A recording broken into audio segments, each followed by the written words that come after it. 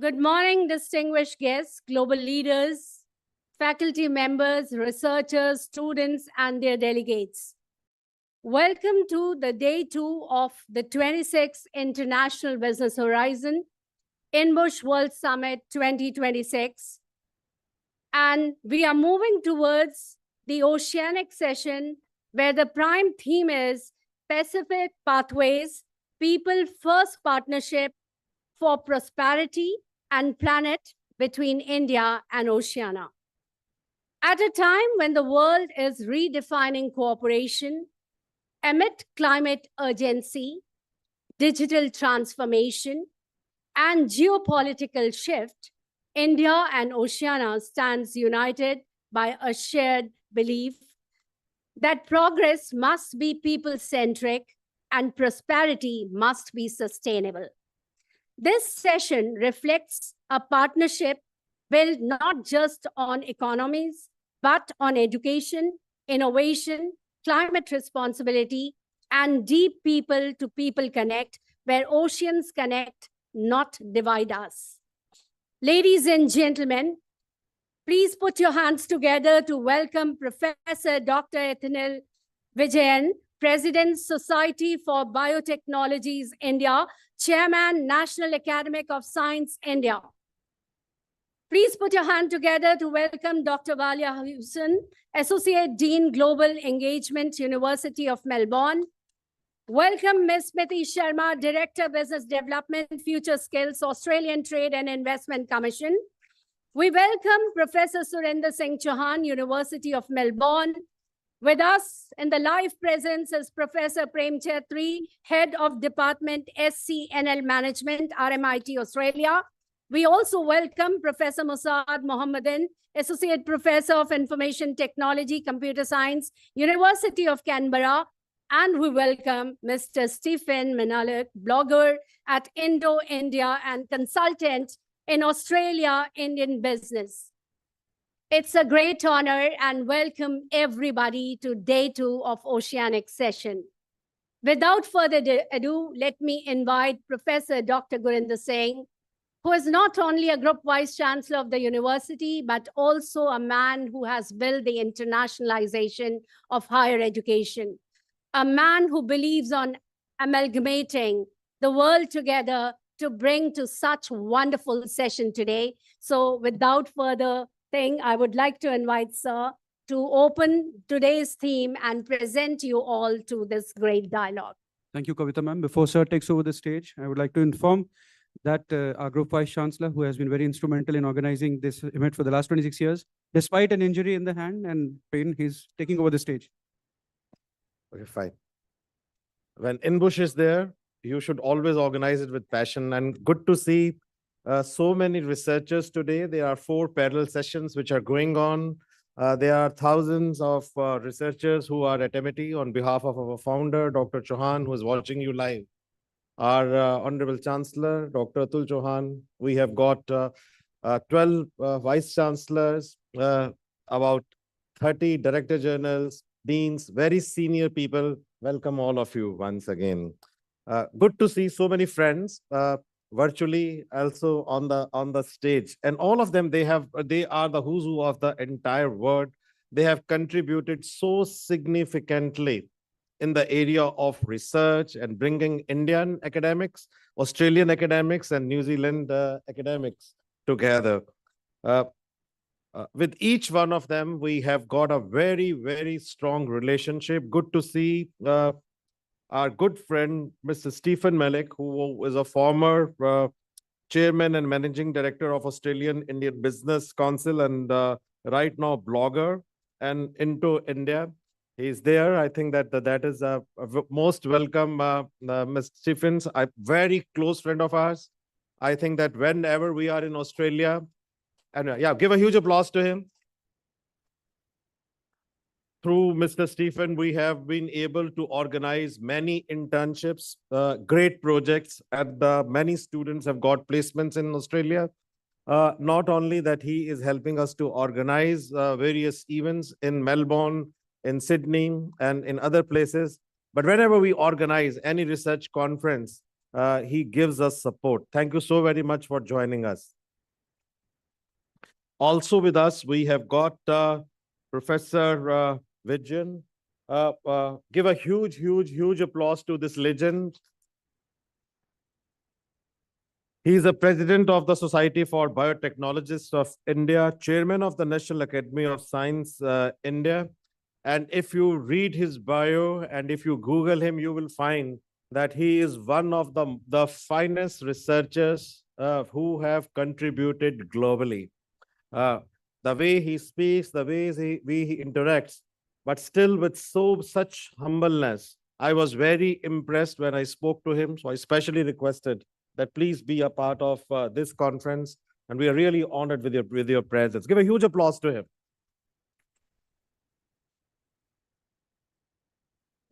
Dr. Willa Hostin, who is representing us from the University of Melbourne.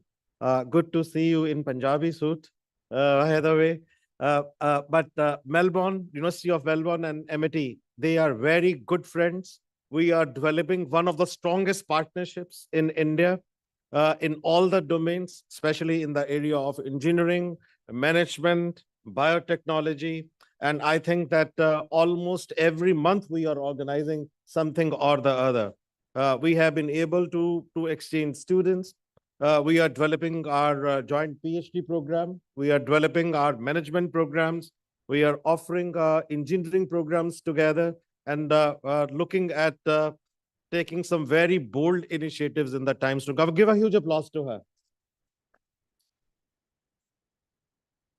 We have with us Professor Masood, again, a very close friend of ours who has always been supporting MIT. I met him long years back when he was at the University of Sydney, and then we became very good friends, representing University of Canberra. Last year, in the month of November, we organized a very big conference in Australia, and Professor Masood played a important role becoming a chair. Give a huge applause to him. He's joining us virtually.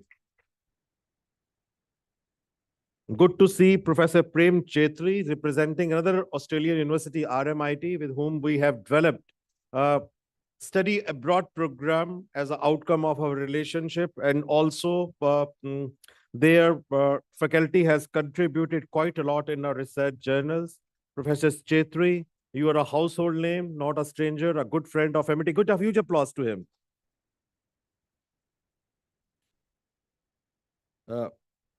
Ms. Samriti Sharma, if we are having good relationship with Australian universities, if we are taking lot of initiatives on that part of the world, it is because of the Australia.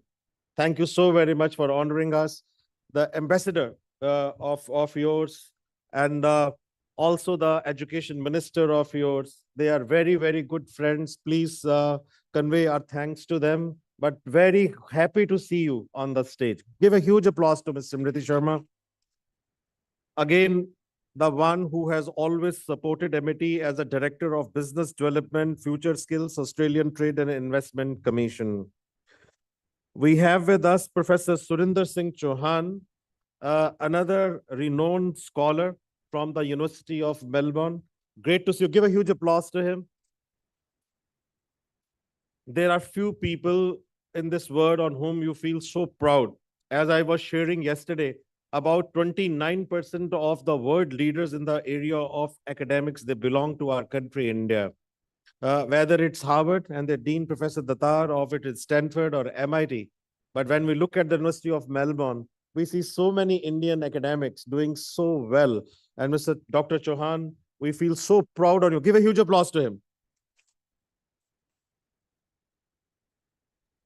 I think world is changing very fast.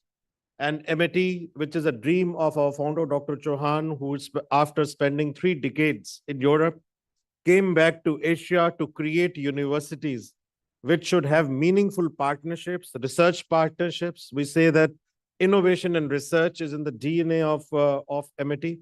And that is the reason that from the last 26 years, we are organizing this research conference, which sees large number of academia and also hundreds of companies coming together. This year, we have been focusing on AI, data science, and a new branch, which is gaming, is being launched through this conference. But good to see interdisciplinary research taking place. People from the different walks of the life, they are supporting it. Springer is supporting, Taylor and Francis is supporting. Large number of IEEE scholars are supporting it. Case Center UK is supporting it. Students from across the globe taking part in hackathon. The first part is being held in here. Second part is going to be in UK in the month of May. And the final are going to be in the New Jersey, where IBM, Princeton, and FDU, they are sponsoring it. We feel so proud that with our partners like University of Melbourne, RMIT, Canberra, and from the New Zealand, the University of Auckland, they have been instrumental not only in helping us, but also supporting us for our research initiatives. Equally proud that University of Monash, with whom we have got a partnership, they had sent us more than 300 students last year under the New Colombo plan. And this year, we are expecting large number of students from University of Melbourne and from other Australian universities to be a part of our ecosystem. Similarly, every year, more than 1,000 students from MIT, they go to Australia. And we are developing a program with the University of Melbourne, where the winter school, large number of students, they are going this year participating. And then in November, in the summer school, good number of students are participating. And students, you will be very happy to know that the winter school, which University of Melbourne is offering, it is free of cost. Even your airfare is included. Give a huge applause to University of Melbourne. And this is the #1 university of Australia. So all those who are interested, there's a very rigorous process through which my office is working day and night. Ayushi and Sheetal, they as a student ambassadors, they are collecting the applications. So I think that the word is changing, and we are trying to focus on Australia, trying to build that kind of partnership. We also see large number of Australian universities coming to India and offering their programs. Good luck to them. But I think that the focus of MIT is going to be to create meaningful partnerships, strong partnerships, research-based partnerships, where we are able to give campus experience, where we are able to provide great labs to the students, where we are trying to integrate whatever we do with the industry. For example, with the University of Melbourne, we are creating a co-op model, which we are discussing with Professor Ashok Kumar, where the 1 year the students will be spending in the industry. So maybe the 2 years here, 2 years in Australia, but 1 year in the industry in Australia and in India. Similarly, creating immersion programs where the students, they should participate and work with the industry. So these are some bold steps we are taking. Also, extremely thankful to our sponsors, Acer and TOEFL people and their teams who are here to support this event. Equally very proud that Microsoft, IBM, they are coming forward. And yesterday we saw ONGC coming and helping us, and HCL coming forward and saying that we will be able to offer not only the placements and internships, but also the research projects to the students. So about 185 research projects are being created through INBUSH. Thank you, industry. Thank you, everyone, for supporting it. It was such a pleasure to welcome you all.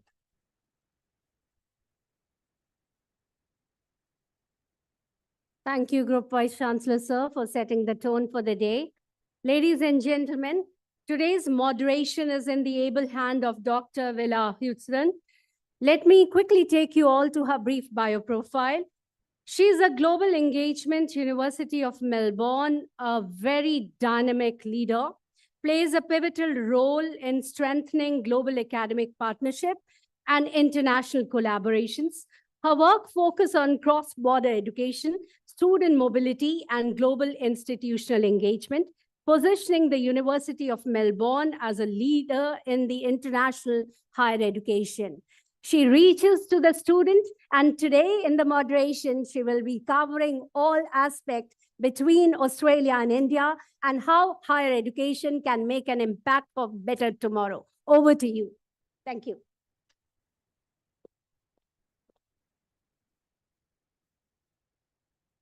Hey, thank you very much for that very generous introduction, and to you all for being present here today. My esteemed colleagues, it's my great honour to moderate the panel today with my colleagues here in the room and online. I do have a lot of questions to ask you and to share with our audience today. But before I do that, I'd like to just introduce a little bit about what we'll be talking about today. So today we're really going to be focusing on the mutual and bilateral engagement here across India with Australia, New Zealand, and the broader Oceania region. We're going to talk about that through the lens of education, research, but we're really going to be thinking about the future and sustainability and environmental impact. And as we said, how we can all play a role in generating those individuals through our education and research programs and our industry partnerships that will make the biggest difference that the planet needs in terms of sustainability. So I'm going to ask my colleagues to share their insights and their reflections to a number of questions on that. But if I could just take a moment to share some thoughts from the perspective of the University of Melbourne. It's truly a great honour to be one of the representatives of our university here today. For us, the theme of people, purpose and partnerships resonates really strongly. The University of Melbourne is committed to working in India in a partnership model. So our engagement in India is with partners. We do have our Melbourne Delhi Global Centre, but otherwise, whether it's educational research, we're actually doing that embedded deeply in a close people-to-people relationship with our partners here, especially, as Sir mentioned, our strong relationship with Amity University. And we're doing that, thank you. Thank you. We believe that rich, authentic partnership together will lead to the biggest outcome. So we're committed to that model for our engagement. We do that with joint PhD programs, dual degrees, our BSc blended program, which is a program with the several state universities. And through partnering, we think we can create the greatest shared sense of purpose for what is needed here in India, but also for what is needed across the globe. And that value commitment for us around working in partnership, not coming in on our own, is the way that we will continue to operate here in India. So for us, this conference couldn't be more strongly aligned with our value and our relationship. So it is such a pleasure to be here to moderate. I will come back and share more about Melbourne later and our partnership with Amity University, but I'd really like to hear from my colleagues on the panel. And one of the things I think we're all watching, particularly this week in Delhi, is the massive change in skills and innovation. And the focus on India in AI being a lever for that is truly inspiring. So I wanted to ask each of my colleagues to really share their reflections on what they see in a kind of crystal ball gazing, future thinking way. Where are those emerging skills headed? What are the opportunities for us to innovate and develop those skills in our research and education and industry partnerships that will generate those young individuals who are going to make the difference, which will be our biggest mark. So perhaps I could just pass along our panel to share their reflections on that. Would you like to add any comments to that, sir? Thank you.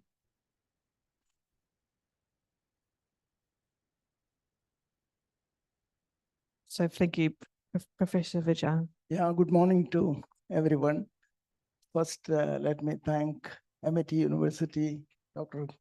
Gurinder Singh, for inviting me to this August wonderful conference in INBUSH.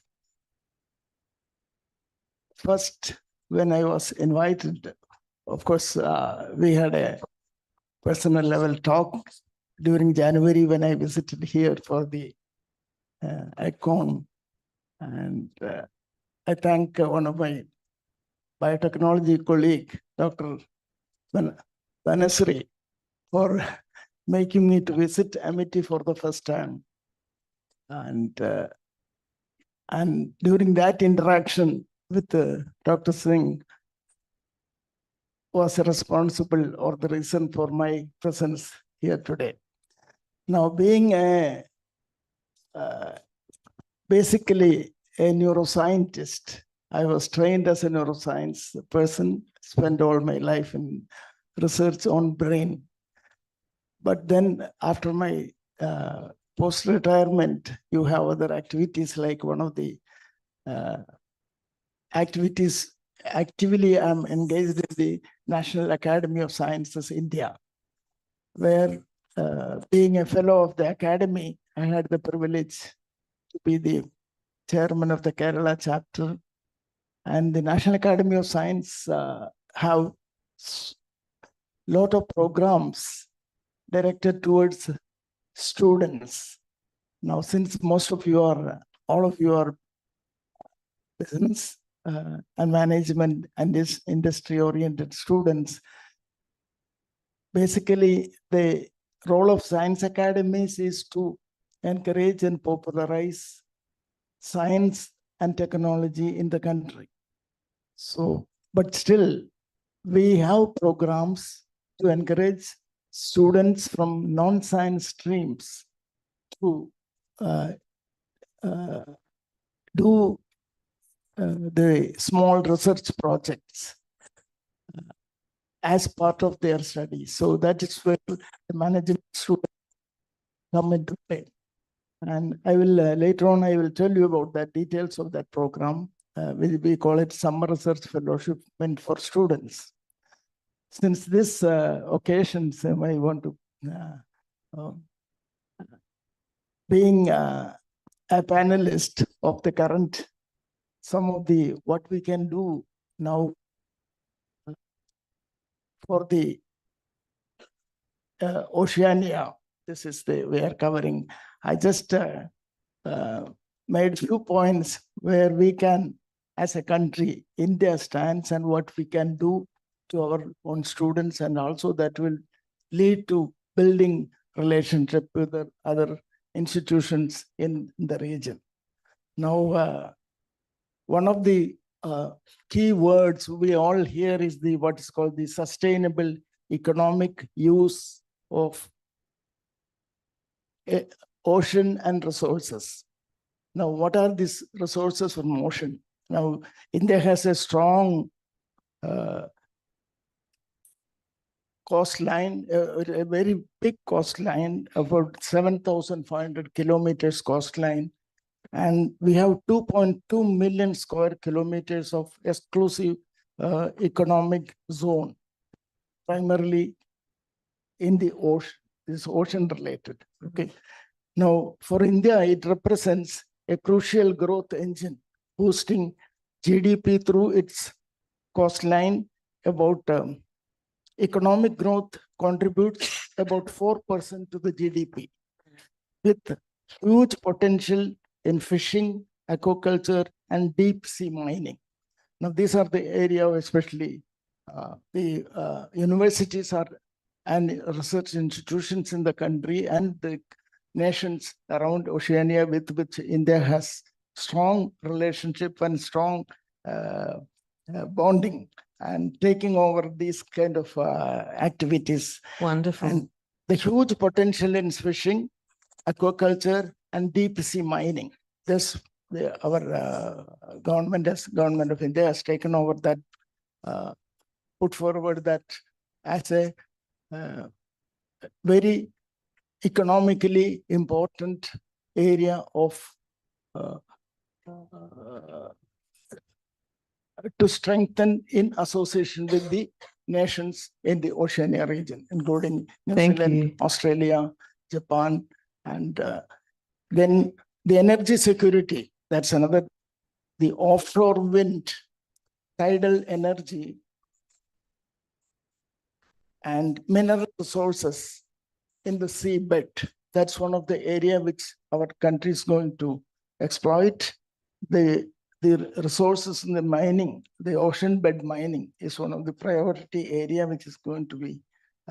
So the students will have an opportunity to take over and gain the advantage of the new initiatives, the innovative initiatives in deep sea mining, because all nations are going to be engaged in deep sea ocean mining to extract the minerals, the important minerals, and we have a wealth of minerals in the ocean bed. And then trade, over 80% of the global trade is wide free. So that means you have strategic location.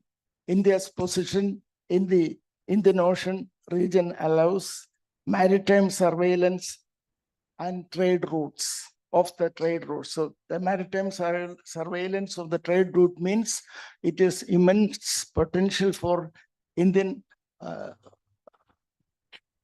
young generation of India to get involved in the surveillance programs and security programs in these trade routes. Okay. That's amazing. Thank you, Professor Vijayan. That's So- wonderful. Okay, I I can think come for a back. different perspective, Yeah. we might just get some of the other panels and we'll come back. Just for a very different perspective, add to those big picture industry changes. I wonder, Ms. Smriti, would you add your views or the views of Austrade to the kind of emerging skills in the future and innovation gaps? Thank you. Is that clear? You can hear me. Yes. So good morning, and thank you, first of all, for having me here, Dr. Singh, and thank you for the warm welcome. So you're asking me about the skills to harness this. Yeah, the sort of future Support this- opportunities. Where are the emerging skills students could be thinking about? Yeah. Absolutely. So, given the pace of change in what we're expecting in terms of the jobs of the future and how dynamic the future looks, I think that the skills that come to mind are those around critical thinking, ethical reasoning, thinking creatively, challenging the norm, and learning, unlearning, relearning. I think those are all the skills that'll support students and learners with adapting to a future that is driven by AI or driven by quantum or whatever these emerging technologies look like. A lot of what we don't even, haven't even wrapped our heads around at the moment. But those are the soft skills that we really. Oh, is that better? So yeah, I think, and I would just, there's a quote by an American businessman and a futurist dating back to about 50 years ago, where he talked about how, I think the quote exactly was, the illiterate of the future is not one that cannot read or write, but one that cannot learn, unlearn, and relearn. And that really underpins, I think, the skills of the future. Wow, I really liked the differences in the answers there. Really amazing insights into the future of the industry opportunities around what the resources are and what might be needed. And then really thinking about your skills, particularly to you as students in the room, the soft skills we might call them, but they're not soft at all. They're essential. So thank you for that. I'd love to hear from our colleagues online. Professor Chetri, would you share your insights if that's possible? Yeah, thank you very much. Can you hear me? We can. Yeah, we can. Okay, thank you. Great to be here today, and thank you very much for the opportunity. India, in a very precarious situation, given the size and the scale that had to handle. What we have seen over the last 25, 30 years, that India has been the backbone in terms of providing the low-level IT services to the West and Western economies. I think it is time for India to move on to tackle some of high-tech AI kind of skill sets that are now required to compete with other nations. Not to forget that the challenges that we have in India are quite enormous and varied.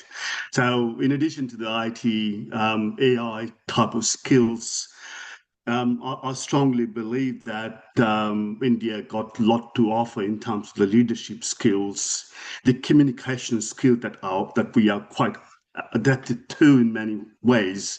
One of the key assets for the Indians is their entrepreneurship skills.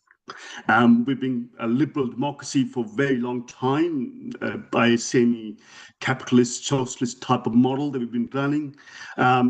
We got liberalized, privatized in the 90s, and we are really progressing well in that kind of space. So there's significant opportunity for us to grow and obtain those skills and be able to sell it to the rest of the world. So business, entrepreneurship, those kind of skills, India is really gifted. And I think there's a scope for us to expand internationally into various export-import types of opportunities. AI going to be replacing a lot of existing jobs. I can see the enormous opportunities as well as threat to existing medium to low level IT skill sets. That need to be, I think we need to provide clarity in terms of where our graduates going to get jobs. Are we training them to that high order cognitive skills that are really required nowadays to build AI systems that we have seen in many countries, including China? And that is going to be a challenge. At the same time, be able to value skills that we have largely overlooked, especially in trades, vocational education. I think we need to really balance it out and really give greater emphasis on those sorts of skills that are largely overlooked. So I'll stop here. I'll come back to it later. Thank you very much. Back to you. Thank you. Let's stay online and hear from Mr. Stephen Malinak on the same question, if that's okay. Do you have any insights and thoughts you'd like to add? Well, thank you very much, and I trust that you can all hear me. Yes, we can. Thank you. Okay, good. Look, I'd just like to firstly acknowledge my good friend, Professor Dr. Gurinder Singh, one of the great visionaries of global education, and Dr. Chauhan, and the Amity Group, who I regard as good friends. I've spoken to the students of Amity in Delhi, as well as in Melbourne, and I hope some of those students might be here today. You never know. If you are, it's good to see you again. I had a book published in 2010, and it was unusual because it was published in India, and it was called Soft Skills for a Flat World. Wow. I think the world was easier to define then than it is now. As we sit on the edge of the impact of artificial intelligence, do we know really what we're going to need? I do know one thing we're going to need. We allowed big tech to bring in social media, the various formats, with hardly any impact in terms of people first. And that's why I love the theme of your event, because people in Oceania, people in Australia, people in India have all had their lives impacted by social media. And we didn't think about how to make people first. So big tech did whatever it wanted to. Are we going to do that again with artificial intelligence? I sincerely hope not, and I hope your conference moves us forward on this important question of people first, which I define, what occurs to me when I use those words, people first, the safety to live a productive life, the ability to be heard, the ability to be involved, to play a role in social and economic and business change. And none of this can happen unless our great universities, our businesses, and our governments can somehow find a way to work together to take a people-first approach to artificial intelligence. Thank you so much. Thank you. Very provocative and inspiring words. Thank you. Yes, I agree. I think that does deserve a round of applause. Thank you. I'm going to head over to you, Associate Professor Chauhan, to hear your perspectives. Thank you very much. And I'm also very grateful, Professor Gurinder, for this opportunity. And I feel especially privileged because 20 years ago, I was one of you sitting in the similar room and entrusted to do something and to the industry, which is very close to my heart. And I'm also very happy with the theme of the conference, because one of the challenge, which is globally common shared challenge, is how are we going to feed this growing human population? And I'm going to take a step back. That a lot of the skills that are required is actually driven by the challenges the world is facing today. And therefore, doesn't matter what you are studying today, I guarantee that 80% of you directly or indirectly will be contributing to agri-food sector. And we have a big challenge today how we are going to produce more to feed that growing human population. And you guys, that's why I'm telling to the students, you will have that responsibility, because as someone said, it's not a business as usual. It's not going to be easy. And therefore, we will need different sets of skills.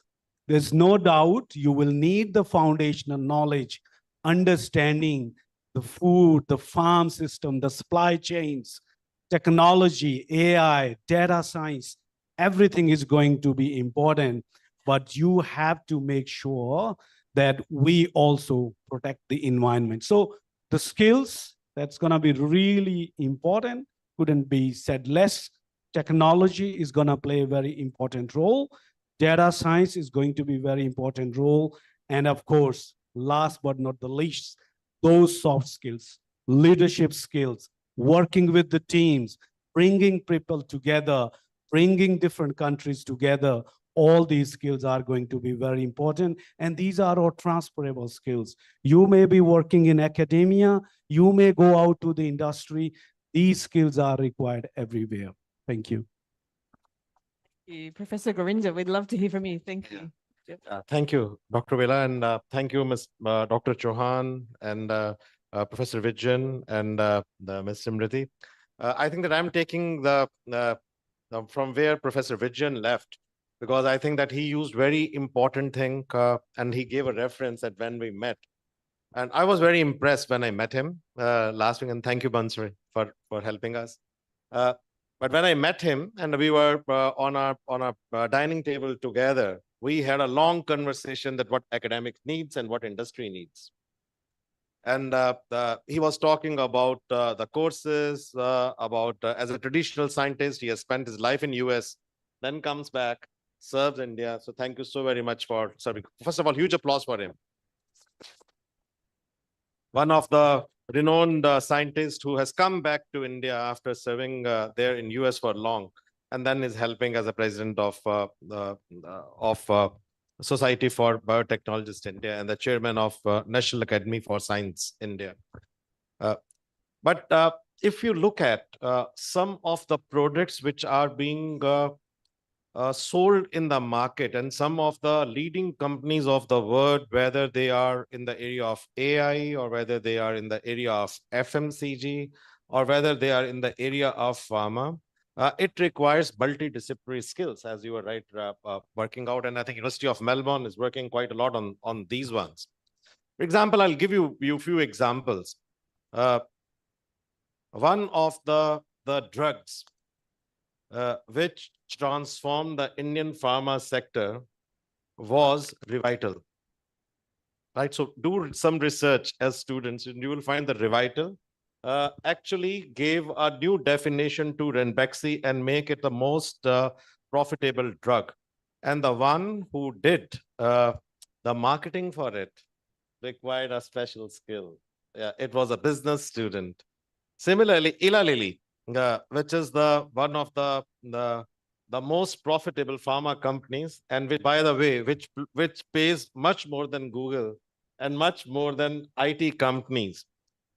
They have discovered a new drug in 2025 known as Monjaro. Now, this is a drug which is not only controlling your diabetes, but is controlling your weight. It has brought a revolution in the entire world. And just do some research that who did market research and help this drug to become so popular.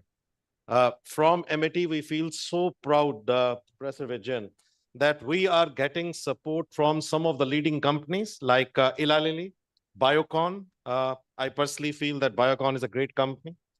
Indian-based company, which is now having a lot of interest in United States, in Australia, in New Zealand, in agri products. They're doing a lot of research.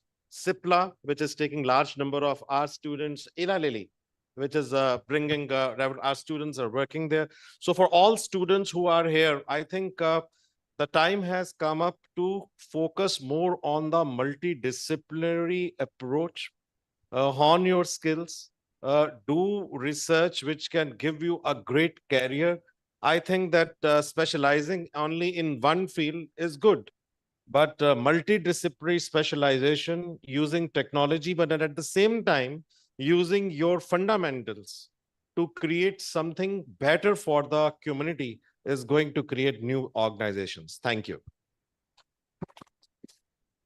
Very inspiring words and some research there for you to take offline and work on. I'm really interested now to hear from our panelists around how can we get India-Oceania partnerships to really do that deep dive work into the climate and other big global challenges that we've talking about. So let's move more into the how to and what does that look like. And I'd be really keen for you to start, please, Professor Vijan. Thank you. Yes, climate and kind of a bit about the how to, particularly in a partnership. Thank you. Now, again, I will come back to what is called I think it's okay. It's okay. Yeah. Yeah. I'll just come back to what I left. The developing sustainable communities. That's very important. And the students of management, architecture, engineers, scientists, society, the politicians or the local government, they're all involved in developing a sustainable community. What do you mean by that? We often hear that they reduce fossil fuel, water consumption, and greenhouse gas emissions. This is what we have been hearing for almost a decade. It's very important. But how to achieve this? Now, all of us from the society has to get involved, and there is by the involvement of AI technology, the solar energy technology, and the commitment by all the people involved, we can develop the community by the simple way is it's already been done in some community. Treat and reduce wastewater from toilets and gray water from drains released from washing machines. Now, recycled water which go towards gardening and irrigation. This will cut demand for potable water by 70%. Now, this, if individual, not in terms of individual homes, what is now is because the involvement of all sections of the society together, if we can develop the community as a whole, you can save.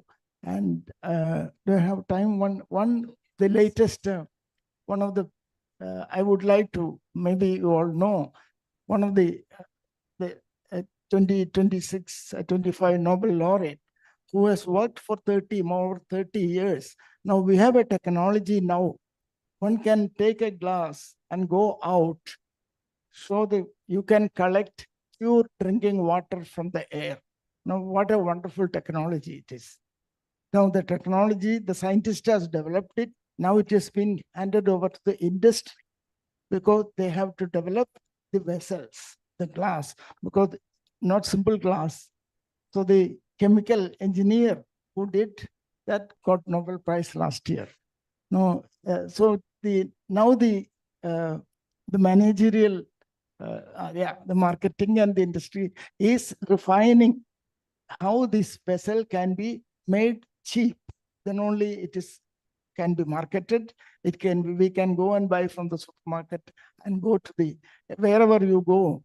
That is one of the greatest revolutionary discovery made and which is recognized by the award of Nobel Prize for 3 people. 2 people are involved in this, one University of Berkeley. And I have a slide, maybe I'll show you later how this, but it's what a boon it is to have this drinking water anywhere. You don't have to carry the water bottles. So in the next, this is what we call disruptive technologies. Now, in the next 5 to 10 years, you are going to have this in your hand.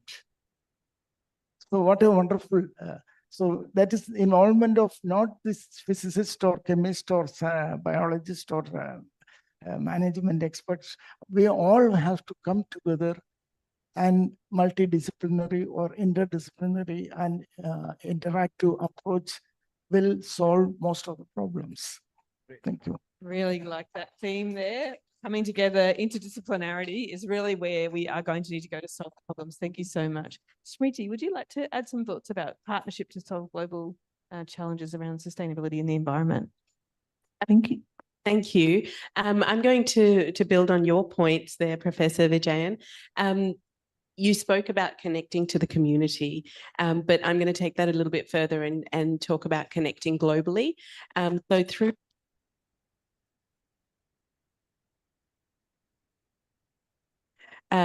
So through partnerships that we've already highlighted between Amity and international universities, partnerships between Australia and India, particularly, there really are so many opportunities for students to connect globally, whether it's through your traditional higher education programs, whether it's through vocational education and training programs, or through research.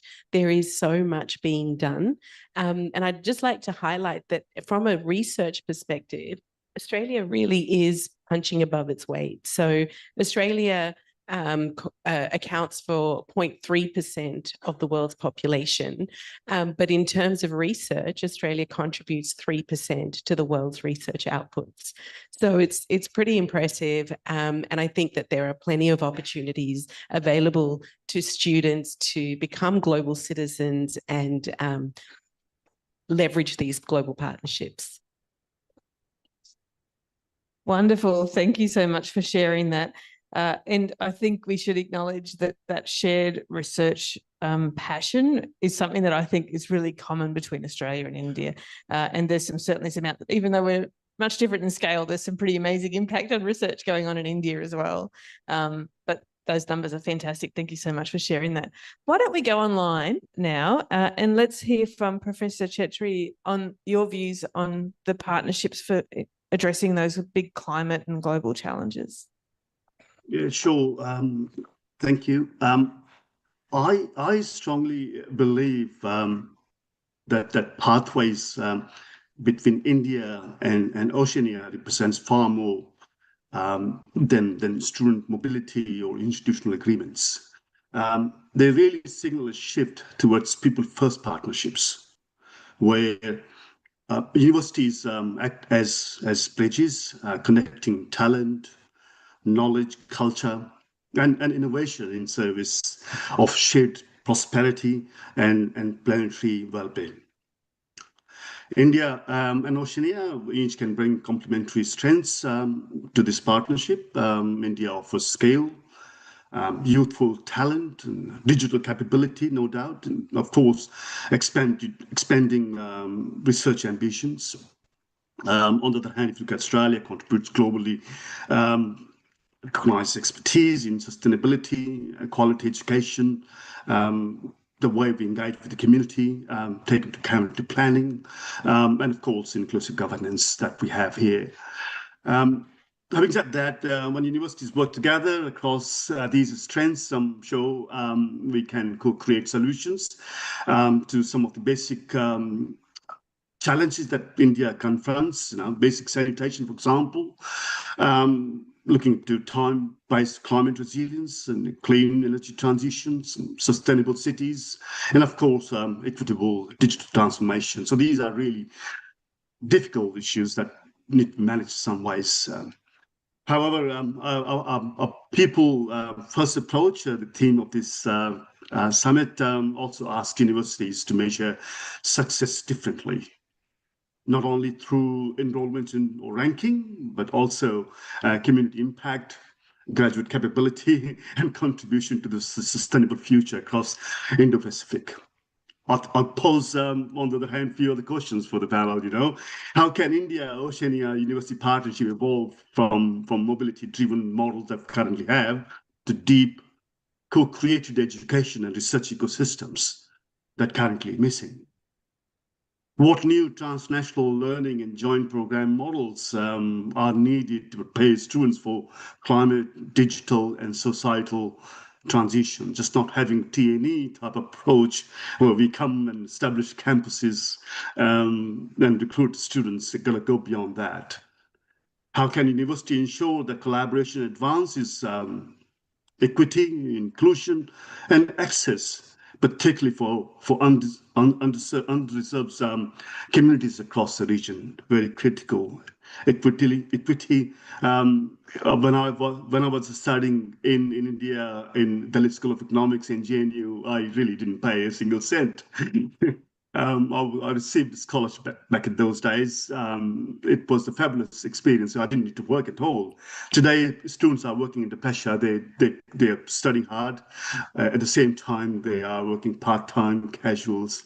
They have very different type of challenges in educating themselves. So ultimately, how should university define prosperity and responsibility in shaping the next generation of Indo-Pacific leaders? I think we have huge responsibility as a university, as a stakeholder in it.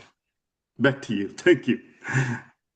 Thank you so much. I couldn't agree more with thinking about what we reward and what we measure and what is real impact and that people first approach. Let's stay online and hear from Mr. Stephen Menelak on the same topic, please, around partnerships to address global climate challenges. Thank you very much. I'm delighted with some of the work that comes out of organisations like Australia-India Institute, Centre for Australia-India Relations, and AsiaLink Business. And it's only yesterday that AsiaLink Business released the findings of a survey of industry, and it's industry that I can speak best for. They surveyed 370 Australian businesses about the future, and artificial intelligence, of course, ranks as the top growth opportunity in Asia for 2026. This is according to business leaders. China returns to the top position for Australia as the most attractive market, but Japan and India are the next behind China and not very far behind. Competition from local and global partners peers is seen as changing the way everyone operates, and consumer demand and the growth of the Indian digital economy are major opportunity drivers. So you can see that certainly Australian businesses are seeing the relationship with India as offering enormous opportunities. And I think a big factor in that, in our success in that, would be our ability to talk to each other. I think Professor Dr. Gurinder Singh is an example of this, that by traveling the world and talking to people, it's amazing what outcomes you can achieve. And I think the more we do that, the more students do that, the more faculty does it, the more business does it, the better off the outcomes will be.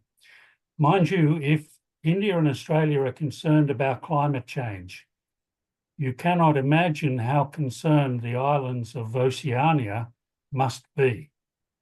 And I don't know how we address that, but I hope that you, the people in that room, will have some answers for them, because they must be feeling very uncertain right now. Thank you. And thank you for ending on that note. It is really something at the forefront of the partnership engagement at the University of Melbourne. We have an Oceania Institute, and actually most of the work is focused, our lens on that, those really challenged communities and islands. I'll hand over to you, Associate Professor Chauhan, to tell us about your views on India-Oceania partnerships with that lens to climate challenges. Thanks, Vila. And actually, I'm going to pick up where Stephen mentioned Australia-India Institute. So that's a perfect example of partnership being built between India and Australia. And I'm going to throw it to you, Professor Gurinder Singh, that climate change is another shared challenge. And I'm a bit of an optimist. When I see a challenge, I see opportunities. So there are great opportunities for us to build partnership, to develop the strategies how to tackle climate change. Maybe Do we need a, structured strategic Australia, India, or maybe India, Oceania Institute for climate resilience, for example, climate smart agriculture? There is a lot we still need to understand, but we can actually benefit from these partnerships. As Stephen mentioned, if you need to know the first-hand bad experiences of climate change, go and visit Samoa, Tonga, Fiji, those island countries. So they are dealing with it already. Australia can offer, as Smriti mentioned, there's a lot of research that we are actually doing in the space of how can we reduce the impact that agriculture emissions, for example, are having on climate change. And as Dr. Chetri mentioned, India has huge potential to deliver low-cost technology. Now imagine combining that island's experience, Australian research knowledge, and Indian technology, putting them together under one roof, maybe at, I don't know, Amity University or somewhere in Delhi. That would be fantastic. Drive the research. So research partnerships are going to be keen. And then to that, build research training. That's the opportunity, train the next generation of scientists through that collaboration. And I think my colleague Stephen mentioned that if we can't deliver benefit to the communities, there's no fun of, there is no point of doing that research. So within that research partnership, along with training, we must build translation. I think that's really important. And sitting in Uttar Pradesh, one of the biggest agriculture state, close to Noida, a tech sector, we see lots of opportunities there. Thank you. Thank you. Thank you for making us focus on the opportunities and the positive benefits. Over to you, Professor Singh. Thank you, Professor Chauhan, for reminding us that MIT and University of Melbourne, as well as other universities who are present here, we need to work on the climate change and on sustainability.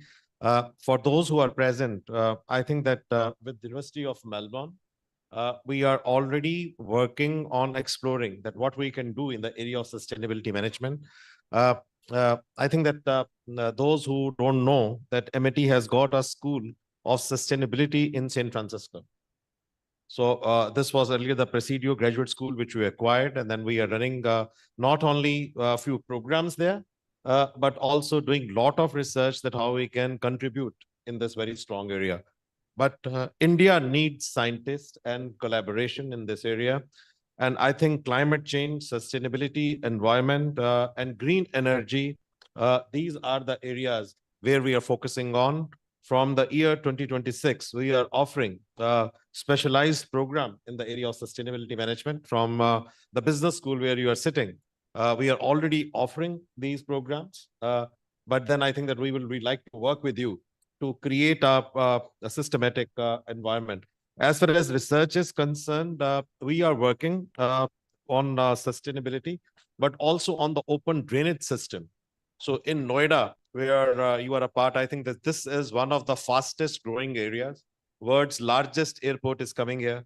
But one of the common problems we see is that when we did some research with some of the biotechnologists who are sitting here, along with some of our social scientists, I can see who are sitting, and we did a lot of work on that. We saw that cancer patients are on rise in Noida. It's an industrial town, and there are open drains. So there is a proposal which we have written to the Noida authority that how to cover these drains and will it affect the rising cancer patients.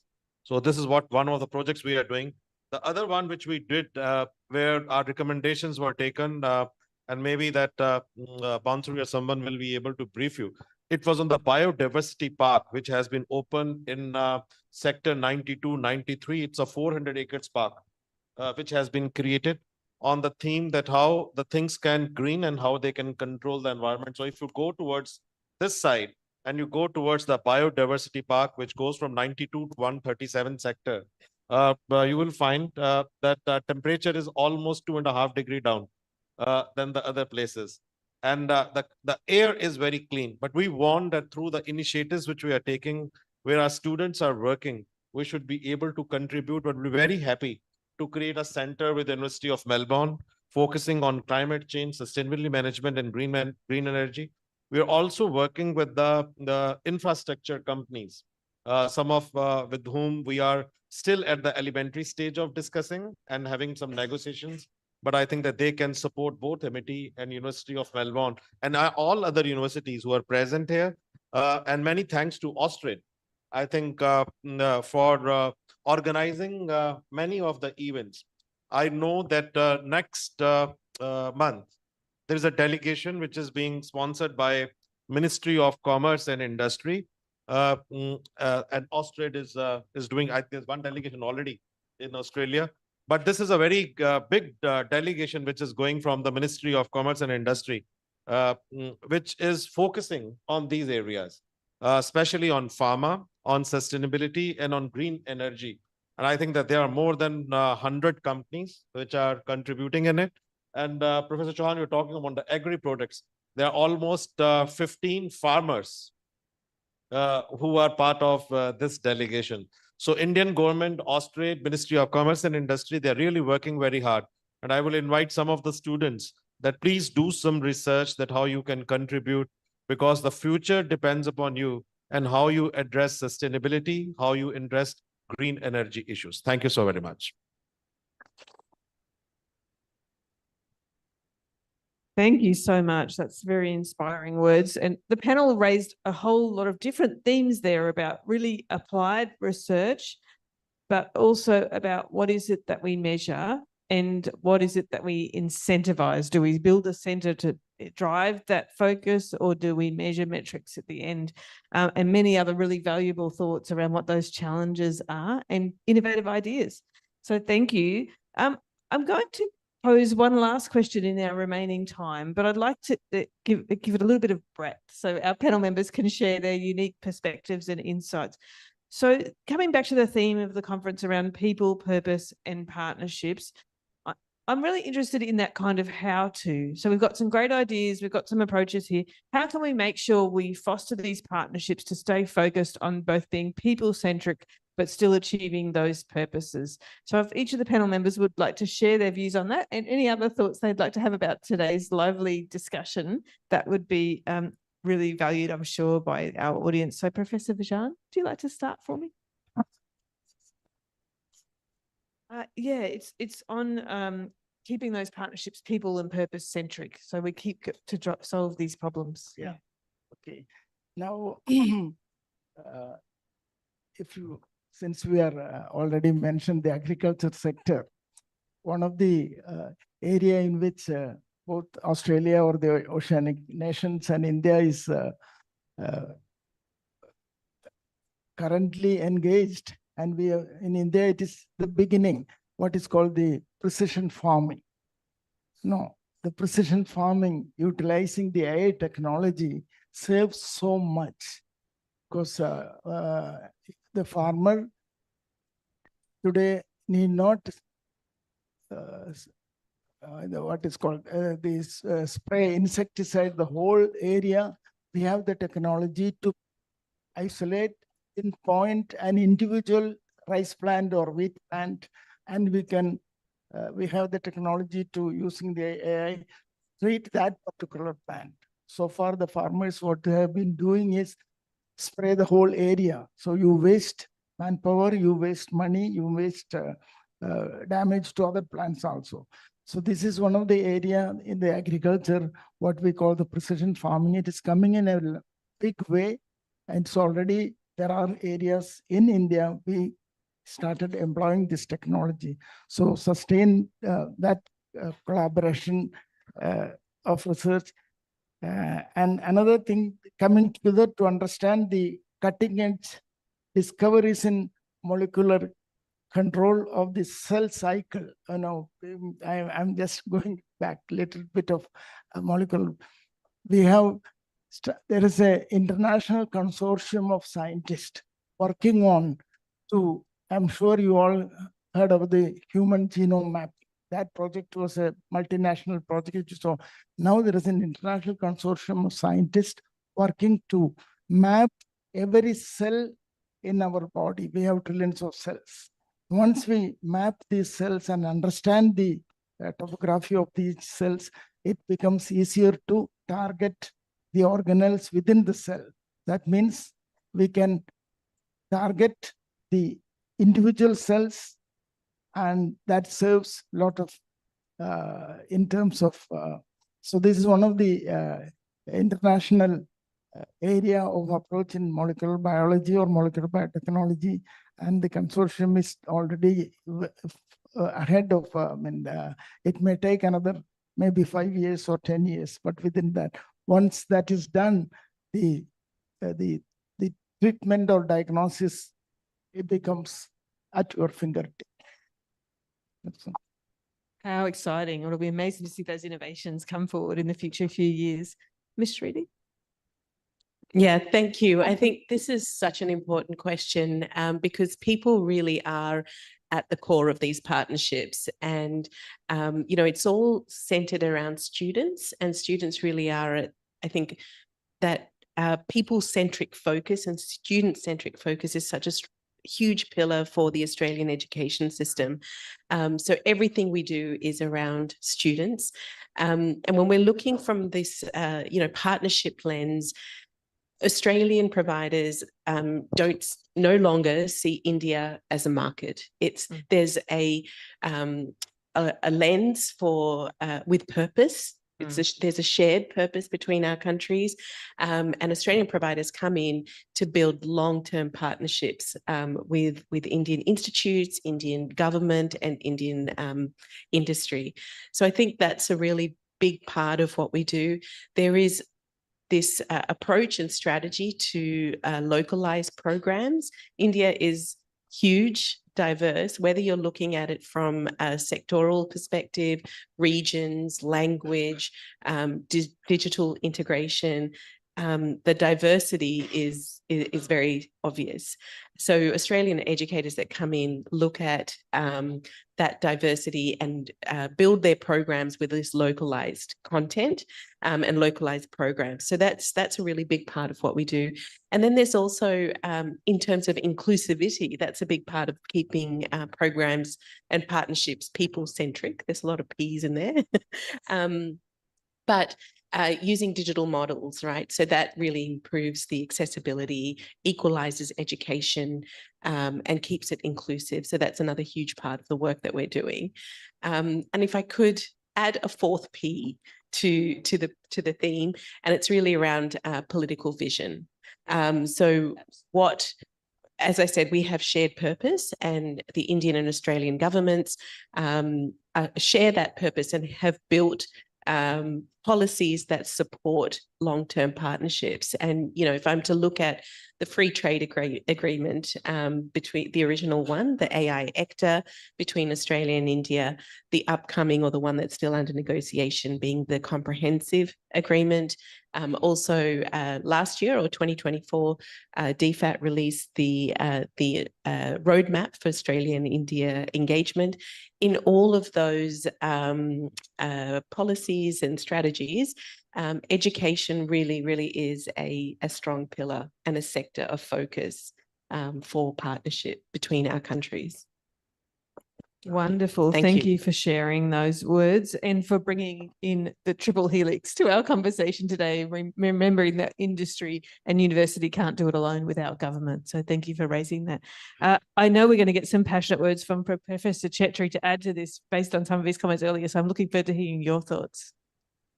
Thank you again. Really exciting debate here. If we're really wanting to shift and focus on people-first partnership, I think we need to have a paradigm shift. Now, as I said earlier, the university is going to act as a bridge, is connecting talent, knowledge, culture, innovation in services, and going towards a shared prosperity and planetary well-being. We need to change law assumptions. And starting from, I strongly believe, universities are not simply positioned to impart skills. It's not simply a place for skill production. It's beyond that.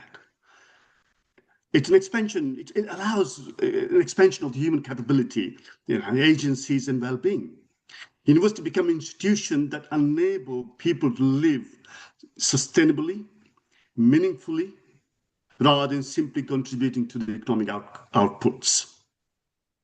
People-first educational exchange functions as a form of long-term diplomacy, building trust, shared norms, and regional stability through knowledge networks rather than geopolitics alone. And we've seen so much turbulence in relationship between India, UK, US, Canada, Australia. There's been always a significant amount of trouble that occurred over the last 5 years. Prosperity, of course, must be shared, not concentrated, especially for vulnerable and underprivileged communities largely across India and, of course, in Oceania. University hold a duty to prepare future generation, not only for employment, but for planetary survival and stewardship. What we are trying to do, especially in the last 10, 20 years, we are becoming a hub for people getting employment, which is problematic in many ways. Good citizenship is something that we need to really cherish as a part of the learning at universities. And the narratives reaffirm, in my opinion, higher education. We have civic mission that goes beyond ranking, revenues, and competition, particularly for developing countries, emerging economies. Policy must support joint degrees, which we already have in many places, shared research platforms, micro-credentials, and hybrid learning models, not just targeting student recruitment. Even today, simple getting a license from SPSS and AMOS, this enormous amount of money students need to pay. Institutions nowadays decline to pay for some of the software that essential for anyone to take cutting-edge research. We have to buy the data. Who's going to purchase the data for someone who have difficulty, economic hardships? We're not talking about all of that. The scholarships are diminishing, digital learning infrastructure quite weak, and regional hubs we need to establish in India, which really help ensure collaboration benefits diverse range of learners, not only elites. And finally, in my opinion, effective pathways required alignment among universities, industry, and government agencies, which have already been highlighted quite clearly, supported by long-term funding and regulatory recognition of transnational education, which is nowadays on great debate. So thank you very much. Back to you. Thank you. Thank you for a very wide-ranging set of thoughts there for us to really mull on. Thank you so much. Stephen. Thank you. It's very stimulating, and I love that learn, unlearn, and learn again.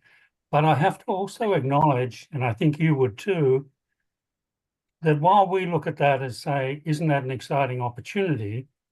For someone else, that might be a fearful prospect. For someone else, that may be a cause of great anxiety. And I'm thinking particularly of young people. You know, in an era of climate change, of tech change, of a new relationship with India, of involving Oceania in the future, we have to make sure we're looking after the young people who are going to be the future of tomorrow. And I think the little I know about global anxiety, if anxiety was a virus, we would have declared it a pandemic by now. Yeah. But you know what we're doing? Young people are suffering in silence. It's partly, I know, because the numbers are so great, you could never provide counselling for all of them.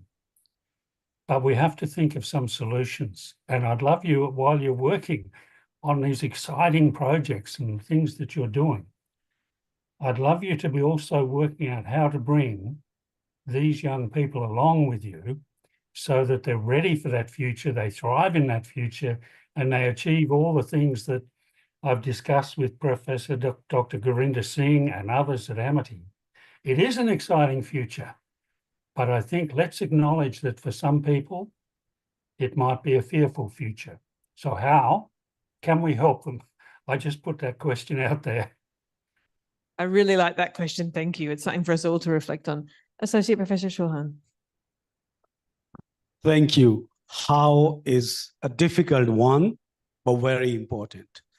And again, this theme, putting people first, I think if I can put it in a simple line, how I would say bottom-up approach. Whether it is designing a new research project, designing a new course curriculum, we need to start at the bottom. So co-designing, co-developing. And I'll be honest with you that I worked in India, then I worked in the United States for some time, and now in Australia for the last 5 years.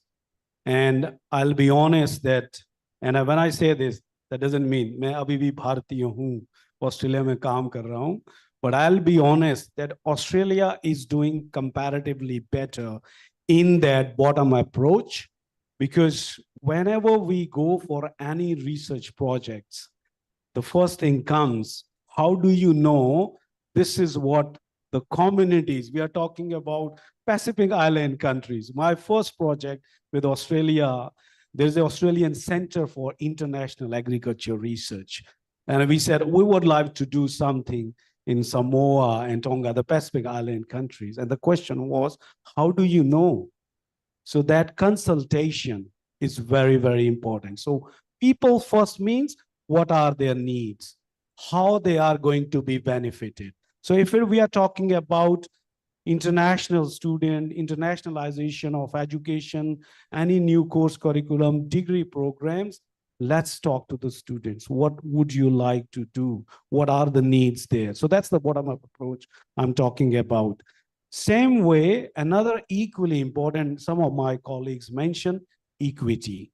When we are, so people talk about scholarships, I would say we have to do one more thing, make sure that those scholarships are accessible, because not every student can afford to go to Australia. I'll be honest with you.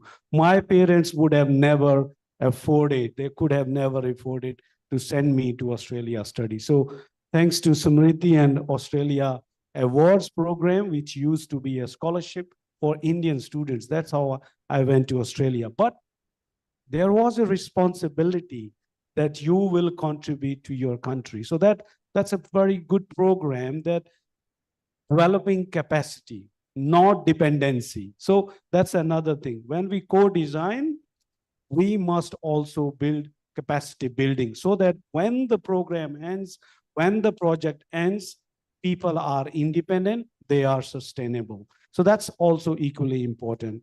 And then co-delivery of that program, co-evaluation of program is very, very important. What has happened in the past is that if we are not putting people at first, if we were not designing those research projects by keeping in what was actually required, those projects, they can deliver the outputs, but not the real outcomes and the benefits that the people or the communities need today. So I would say bottom-up approach. Thank you. Wonderful. Thank you. Professor Dr. Gurinder. I fully agree with Professor Chauhan and my very good friend, the Professor Stephen Malik. And I'll give you two examples and of a successful projects, which actually will tell you that how people first are important. I don't know that how many of you know about the name called Professor Bean. You know, yeah. He was and Professor Chetri, he was your Vice Chancellor and the President. So Martin Bean, a very good friend of mine, who was the president at RMIT, but before that, he was also the president of one of the largest universities of UK, which is Open University of UK. And before that, he was with the Laureate Group, working with one of our very good friend, Chris. So why I'm telling you that Martin was an amazing person, by the way, not a PhD. And I think one of the very few academics who have not done PhD. but became the president of one of the highest paid people in Australia. He created a company called Future Learn. The Future Learn company was based on the expectations of the students. So one thing which was great in Martin was that he used to speak to the students directly. And he used to find out that what they want. And most of the programs which he created through Future Learn, by the way, it became the unicorn and then he sold it to someone. But this is a company which has created the waves. So connecting with the people is very important. I feel that if you're connected with the masses, if you are connected with the people, what they really need, and you are able to create that, this helps. Professor Chetri, who's sitting here, is a product of Delhi University, and he knows me that what we were used to be at DU. By the way, he's junior to us, but then we had a very good time at DU when we were together. Professor Chetri, you know that what we have at MIT, we have been able to do is looking at the expectations of the students. So we created, look, we always wanted, Professor Stephen, you remember that me, you, Martin, many of our professors, we sat together that if Indian academics have to be relevant, then what we need to create. I still feel that short duration programs and exposure to students is very, very, very important. So we thought that rather than creating initially a campus or a university in Australia, our chancellor gave an idea that let's focus more on the short duration programs. So we started creating short duration programs. Today, we are sending more than 1,000 students to Australia, but on the study abroad program. So they go to different universities, they sit together, and believe me that through the projects which students are developing, we have been able to create many meaningful partnerships. For example, our partnership with you, with the University of Melbourne, it's more student-centric because the kind of areas, and they're educating us. I can see many of our professors, Dr. Garima is sitting there, who is more an ambassador of Australia than of India, Dr. Navleen, Dr. Shweta, quite a few people. Pallavi is here, who is looking at the study abroad. Pratiman is looking at study abroad. Pratik, who is our ambassador of Australia. So many people are involved now with the Australian operations. Why? Because we started focusing on students first, people first. And the students who went there, they became the success story. I'll give you the other Australian company, which became a success story. I don't know how many of you are fond of tea, but there's a company called T2. Yeah, very famous in Australia. If you do some research, you will find that T2 was founded and co-founded, and I feel so proud by my student.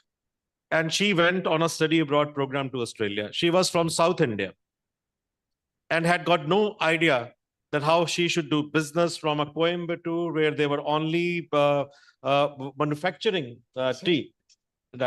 And tea. She was not very sure, but when she went to Australia, she said, well, they take a lot of tea and it has to be with flavor. So she co-founded this company, and then for 6 years, she was branding it. And then someone from Australia helped in branding. But this girl from South India, she founded this company. It has got branches in Australia. If you go to Melbourne, just behind Hayat, you will find the first store. And I feel so happy that I was our first customer to purchase a product. And then she opened another store at the second study abroad destination, which was Berber College. So if you go to the underground station, you will find that she opened another store. Then she opened another store in New York. So what we and now, and she made a good valuation and she sold the company and earned good money out of it. She's very well settled now in Coimbatore back. But what I'm telling you is that people first, sometime a small idea of these youngsters, everyone takes tea, but she thought that tea can be a bit different. She created more than 100 flavors. So now that tea is being used as one of the most priced gifting item. So if you look at kettles and then cups, then the tea, and sometimes you feel so good that a youngster who is 22-year-old went there on a small program, but created something. Same is the story of Martin, who went from UK all the way to Australia, saw an opportunity and created a unicorn. So opportunities are great. And I think that the people need to be focused first. And second, most important thing is that the important word which we use was the partnership. I think partnership is very important. So you as youngsters, and especially young researchers who are sitting here, I will again say that multidisciplinary approach and interdisciplinary approach is very, very important. I know that whether it's pharma or it's AI or it's data, if you collaborate with people, amazing things can happen. Amazing things can happen. There is a other company which works quite a lot on the human talent. And this was again based in Australia, but then got a huge support in US. So what I would say is that for the students who are sitting here, please look at that how you can collaborate. Look at the short programs. The world is changing very fast, but you will sit in a room or you will sit in a classroom, you will never gain out of it. You need to go out of the classroom. You need to travel. You need to go to various universities. You need to go to the various countries to see that how they think and how we can contribute. And believe me, if you will start doing it, you will become a success story. And that's the reason that we kept a topic that where we should focus on the people first, but also partnership through prosperity and prosperity through partnerships. Thank you very much. Thank you, Professor Dr. Gurinder. Very inspiring words. I think it remains to me to challengingly try to add a small wrap up to that really comprehensive wrap up of our discussion. And before we thank our esteemed panel members, look, it's been my honour to moderate the panel and hear such a diverse range of really important views.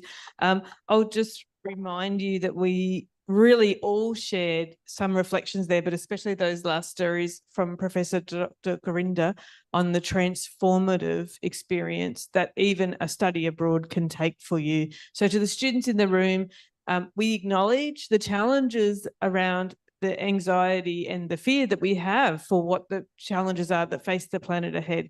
But I concur with my colleagues who also said there are opportunities. So we encourage you to embrace those opportunities, take your values and hold them true to you. And for all of us, our values around the shared deep partnerships that all of our institutions and as individuals have to education, to research, to working to influence industry and government at a relational level is really where we feel the biggest impact lies. So don't get blinded by metrics. You will see metrics for your performance throughout your life. Hold on to your values.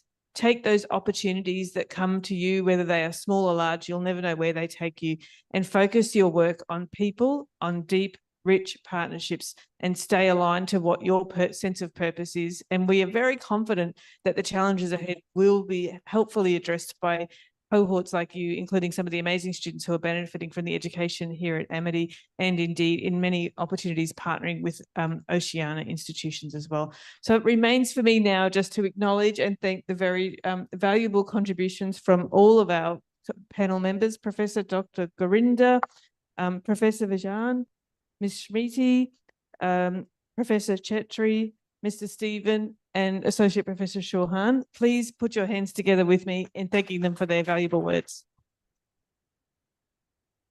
And huge applause for Dr. Villa Hodgson, who is from the University of Melbourne and our very close partner. Huge applause for our moderator. So keep applauding for such brilliant people and such brilliant partnership. And I'm sure that today the students who are live here and are watching us would take great insight and will take up this people and partnership forward to bridge the gap between India and Australia. Ladies and gentlemen, now the time has come to request all the dignitaries to kindly step forward for the award ceremony.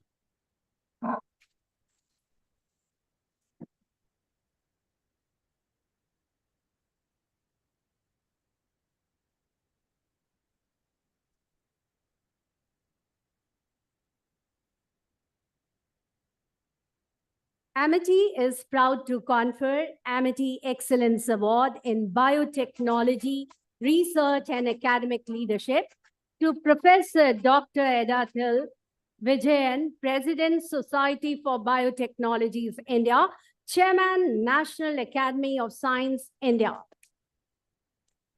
Thank you so much, sir, for your valuable insight and your work that is highly praiseworthy. Amity is proud to confer Amity Excellence Award for Global Academic Leadership and Inclusion Innovation to Dr. Villa Hussain, Associate Dean, Global Engagement, University of Melbourne. And thank you for being such a brilliant moderator to bring such beautiful synergy of thoughts.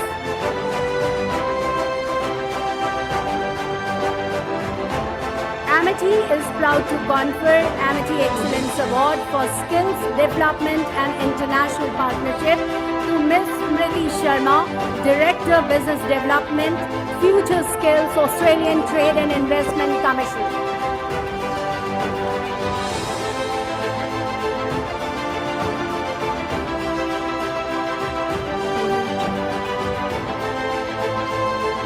Thank you, Ms. Smriti, for sharing your valuable thoughts on skills, which is the need of an hour.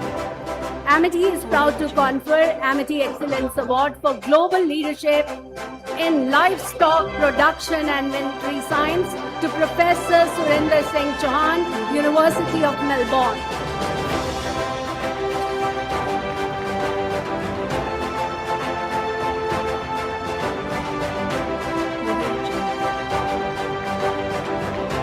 Amity is proud to confer Amity Global Research Excellence Award to Professor Prem Chetri, Head of Department SCNL Management, RMIT, Australia.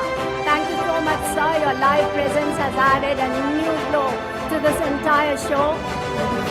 And we look forward to welcome you in Amity very soon.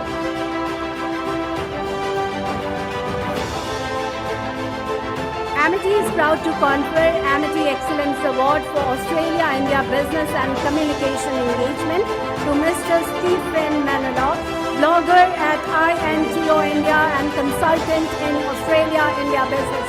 Thank you so much, sir.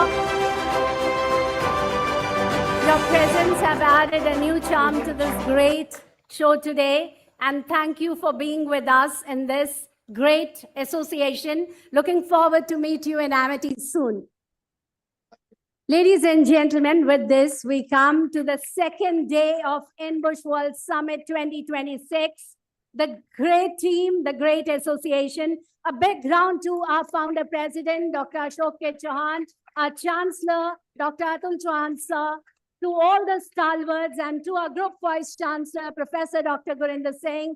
To bring such luminaries on dais is not easy. And to this wonderful student audience, faculty members, IAD, GVC office, everybody at Amity to make this show happen. It's nothing without you. Thank you, everyone.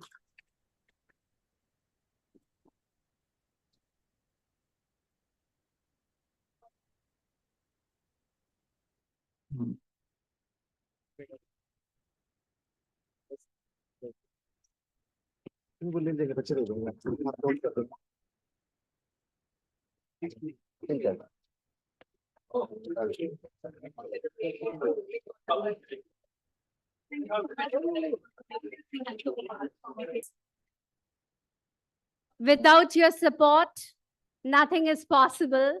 And your smile, your shine makes everything bright. And I mean it. It is not just a session of a classroom. It's a session of lifelong experience. Today, in the women's session, the theme is powering progress through women. And you're going to witness the women who come from diverse structure. And today they are going to talk to you how they have progressed and powered themselves in this world. I am giving you a great insight that every year this session goes outstanding. And today you can see the placards of the dignitaries on the dais. They cover a very inclusive and diverse field together. When they are going to talk to you, you will find that what is the role of women in the world and how women can play a pivotal role in the contribution to society. So stay tuned. Keep your mobile phone on silent mode because that's a very formal decorum. As the student of any business school, academia and industry interaction is very, very important. So you will be finding this interaction turning up to a beautiful, meaningful outcome to you. I also welcome Dr. Christina Sembok, who has joined us live. Welcome you to this women's session. And very shortly, we will be starting it formally. So welcome, and you will be witnessing all spectra of women coming and talking today. And it is going to be a great show. So everybody put your mobile phone on silent mode. And I take the privilege on behalf of all my faculty members and my students to represent each one of you today in this great session. Meanwhile, put your mobile phone on silent mode. Have a pen and paper to jot down the most important informations that you are going to treat and treasure in your life. Thank you, everyone.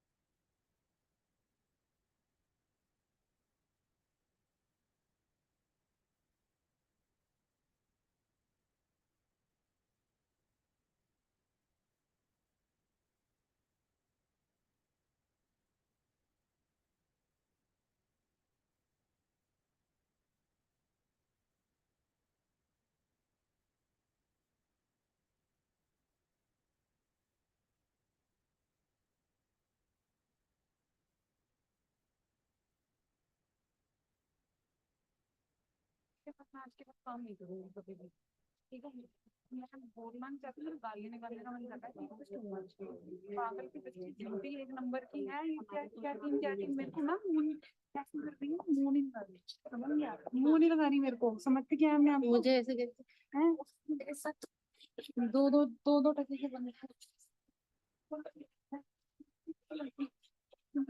ये इसके नाम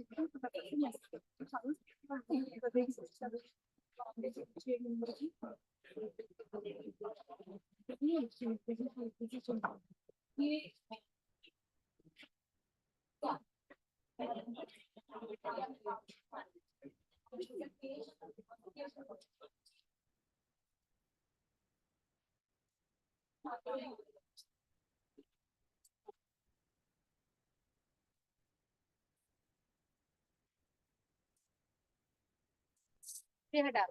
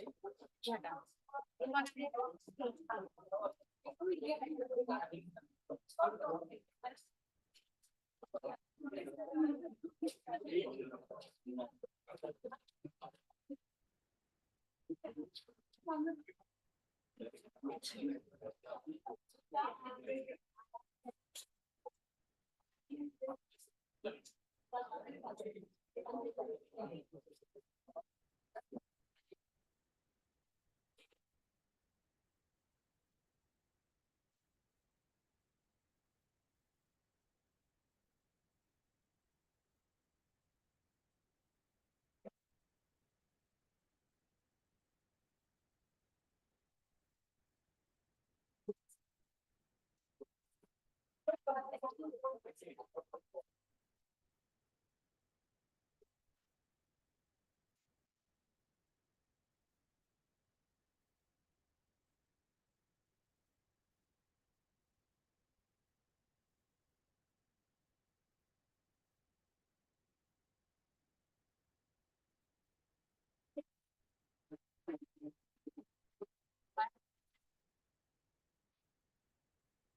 afternoon, everybody.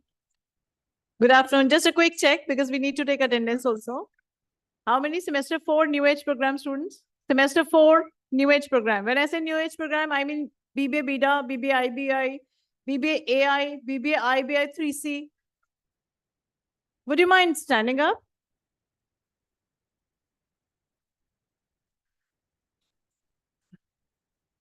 I repeat, new age program semester 4.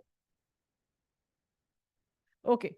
1, 2, 3, 4, 5, 6, 7, 8, 9, 10, 11, 12, 13. Ma'am आप एक बार photo click कर देंगे कितने बच्चे हैं आपके पास? Thank you so much. New now semester 4 BBIB. Semester 4 BBIB.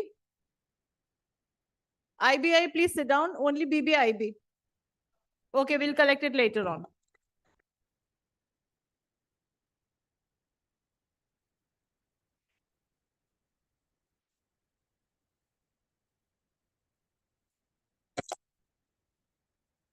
Hi. Please come in. Thank you. Very good afternoon, ladies and gentlemen. Welcome to the day 2, second session, women's session of INBUSH World Summit 2026. Our guests have arrived. It's a big day.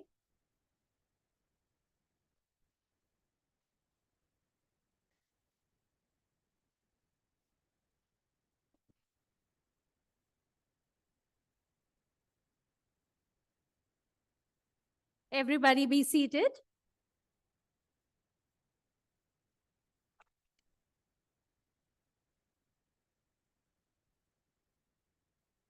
Ladies and gentlemen, please put your hands together to welcome Ms. Subrashta, author and public intellectual founder of Arthashastra Group.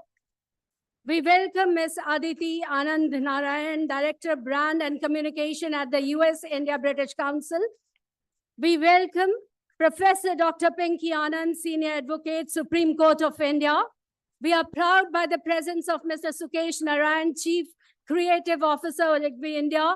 We are proud by the presence of Ms. Krishna Hazarika, Senior CSR Professional, Oil India Limited and international badminton player. We are proud by the presence of Ms. Archana Kapoor, Senior Commander, Boeing 787. We are proud by the presence of Ms. Priyanka Gulati, Partner Grant Thornton. We are proud by the presence of Ms. Ankita Singh, CEO and Director of Egmind Tech IT Group. We are proud by the online presence of Dr. Christina Sembuk, Director MBA Programs, Birmingham Business School, University of Birmingham. Ladies and gentlemen, welcome to the session that does not just celebrate women. It recognizes women as a driving force of global progress. Today at INBUSH World Summit 2026, we gather to honor leadership that blends strength with sensitivity, ambition with balance, and success with well-being. The women's session stands as a powerful reminder that when women lead with purpose, societies transform. When women thrive, economics endure. And when women participate fully, the future becomes fairer, stronger, and smarter. This is a space where voices matter, experience inspire, and leadership evolves. A space that acknowledges that true power lies not just in authority, but in resilience, empathy, and the courage to lead change.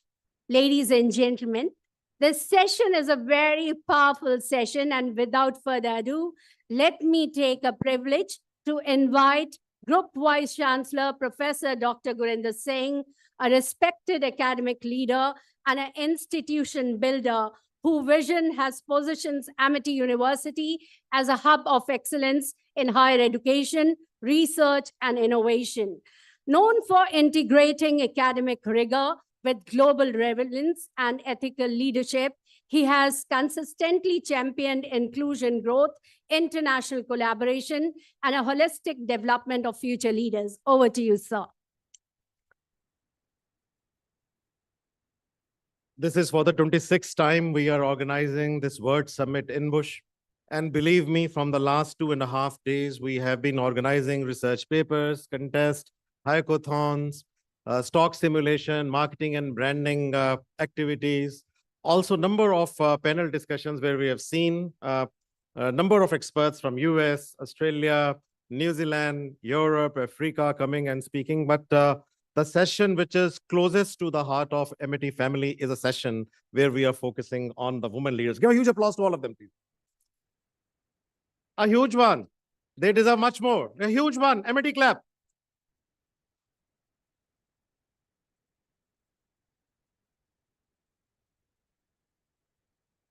While I was coming here, I just Googled some figures which I am sharing with you. Till class 10th and 12th in India, females, if you look at their results, it is always that they have topped their examinations. So 94% of the girls in the last 10 years have topped class 10th and class 12th. So only 6% of the boys, they have been able to top 10th and 12th. But interestingly, if we look at that, how many reach at the top, the figures, and these are the global figures, not in India. The recent reports say that only 8 to 10% of the CEOs, which are known globally, Fortune 500 companies, only 8% CEOs, they are females. So 92% are not able to reach at the top. If you look at the academic results, they are the best ones. But if you look at at the top, when you see the 45, 50, 52, 55, there are only 8% who are able to reach. In India, 6%. Percentage of females as political leaders, academically very bright, but in politics, women hold around only 25% of global parliamentary seats. It's not only Indian average, globally, which includes United States, which includes European countries. So 75%, they don't get ever a political leadership position. Percentage of females running business successfully. Amazing figures. Women represent only 30% of the entrepreneurs globally, not only in India. In India, this is only 14%. Responsibility and working hours, by the way, that who works more, male or female. So it is true that many women, especially traditional societies, often work longer hours. And they say that normally the females work at least 3 hours more than males. And this is again a global average. 3 hours more. But still, when it comes to saying that who is working more, people say that the males are taking lot of stress. And this is a global phenomenon. Abuses faced by women. And this is again global figures which have been quoted by The Guardian. 1 in 3 women in the entire world, not in India. And this is The Guardian I'm quoting. 1 in 3 women experiencing physical or sexual violence during their lifetime. So you can see the 33% of the females, they have experienced some kind of violence. Male and females, what to talk about anything else, but actors, and this is again a global average, it's a well-documented pay gap. Male actors, they get 20%, at least 20% higher than the female actors. And it's again a global average. In India, 35%. So Indian male actors, heroes, they get 35% more than the Indian heroines, though people say there's a lot of craze. Most of the movies, when they get a hit, they say that they are driven by the males. And this is again a data which I'm taking. And they say financial freedom. Interestingly, when it comes to academics, most of the professors who teach finance, including our own institution, we see that the females are dominating. But when it comes to home, there are only 35% of the women who are involved in the financial decisions. When it is about to take that where you are going to invest, who is going to purchase the property, who is going to finally sign the legal papers, and we have got some very prestigious lawyers. I'm sure that she is going to talk about it. So, and then they're saying that by the time any female reaches 18 in India, let's talk about India now. 18 is a very young age. 8 out of 10 women face some kind of abuse, emotional, sexual, physical, trauma faced by women. Women, especially those who have been abused or face inequality, often live through significant psychological and emotional trauma. Mental health issues, which reflect in the next generation, by the time they are 35, it reflects in their behavior. They are violent. So even when they become leader, they are violent leaders. They are authoritative then. They speak in the loud voice, but something has happened with them. Only 3% of the females, interestingly, have ever reported what they have gone through. Only 3%. So others 97%, they don't even speak about it, that what happened with them when they were young. Women in UK Parliament, which is one of the most developed societies. In the United Kingdom, women were not allowed to enter parliament until 1918, when the Representation of the People Act granted voting rights to women over 30. And it wasn't until 1928 that women gained equal voting rights, 1928. United States of America. I don't know that how many of you know that what are the election results and why no female has been able to reach at the top. But the women in the United States were not given the right even to vote. Forget about a leadership position, even to vote till 1920, when the 19th Amendment was passed. We are still feeling that it's an equal word. At MIT, our founder, Dr. Chauhan, who returned to India, to Asia with one vision that we should be able to create a university which should be able to give the equal opportunities to everyone. We told our boys how to become smart, but we also told them how to respect females. In MIT universities, if you look at the ratio, it is 50-50, 51% females, 49% boys. If you look at the leadership, you will find that our founder, Dr. Chauhan, has deliberately decided that the leadership of the universities and of all the MIT schools should be equally divided. If there is a male chancellor, then you will find that Dr. Amita Chauhan, who is our chairperson, is so ably leading all the MIT international schools, MIT education group of schools. Give a huge applause to her.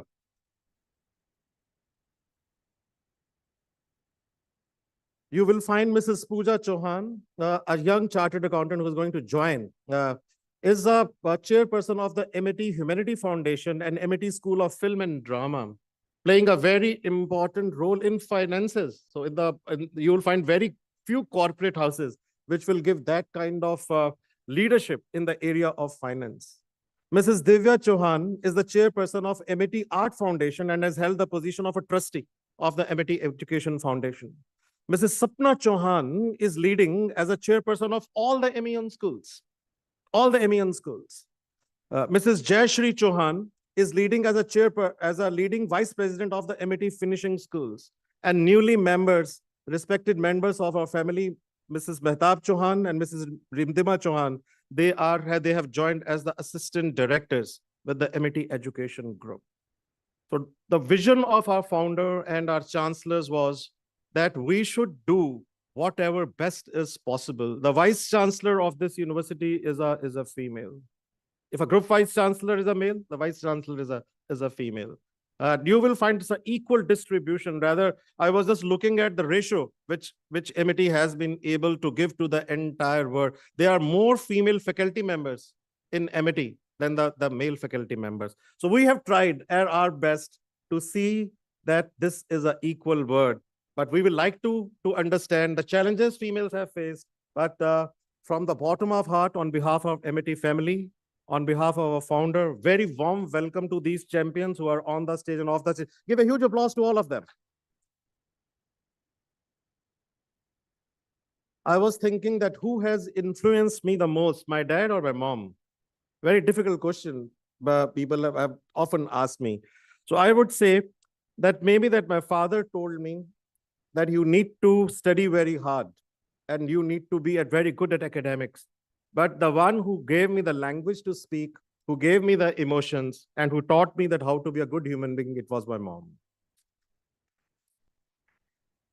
So with those words, we can say that we have got a very high respect for the females, and that it's my privilege to introduce all the leaders who are on the stage today. Very shortly, we will be joined by Mrs. Pooja Chauhan, who is the chairperson of the MIT Humanity Foundation, MIT School of Film and Drama, a topper from the Institute of Chartered Accountants. She's a visionary leader whose work seamlessly blends compassion, creativity, and social responsibility. Through her leadership in humanitarian initiatives and creative education, she has empowered communities, amplified unheard voices, and nurtured socially conscious change makers. She nurtures along under the leadership of our chairperson, Dr. Mrs. Amita Chauhan, Amitasha, which is giving free scholarships to hundreds and thousands of girls who are underprivileged children. Through MIT Humanity Foundation, we do a lot of CSR activities. We do training across the globe. Give a huge applause to her.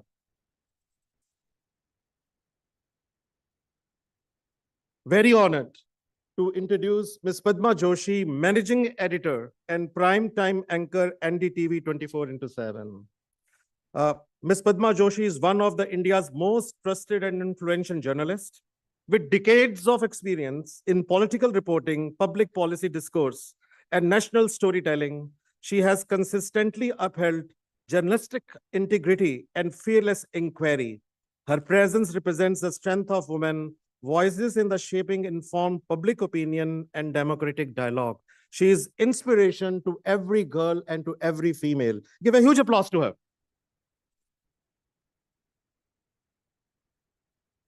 Ms. Subhrashtra, author, public intellectual, founder, and from the Arthashastra Group. Again, a very inspiring personality. The more we speak to her, the more inspiration we get from her side. She is compelling contemporary thinker whose work bridges ancient wisdom with modern leadership, governance, and ethics. As an author and public intellectual, she is known for challenging dominant narratives and inspiring purpose-led leadership. Through Arthashastra Group, she has influenced thought leadership across policy, culture, and global affairs. A fearless leader. Give a huge applause to her. There are some people, you say that this university belongs to them. So I was meeting Professor Dr. Pinky Anand, a very senior advocate whose signatures are in the history of MIT. So I would say that welcome to your own family, MIT University. Give a huge applause to her. Always first one to help to advise a great human being, the one who is one of the most respected legal authorities in India and a leader of leaders. Huge, huge, huge applause for her. A towering figure in the Indian legal fraternity, Professor Dr. Pinky Anand has played a significant role in constitutional law, gender justice, and public interest litigation. Her career reflects intellectual brilliance, ethical advocacy, and unwavering commitment to justice. I was talking to the law students, and so everyone said that if you're calling someone from the legal fraternity, it should be Dr. Pinky Anand. Very honored to have you with us.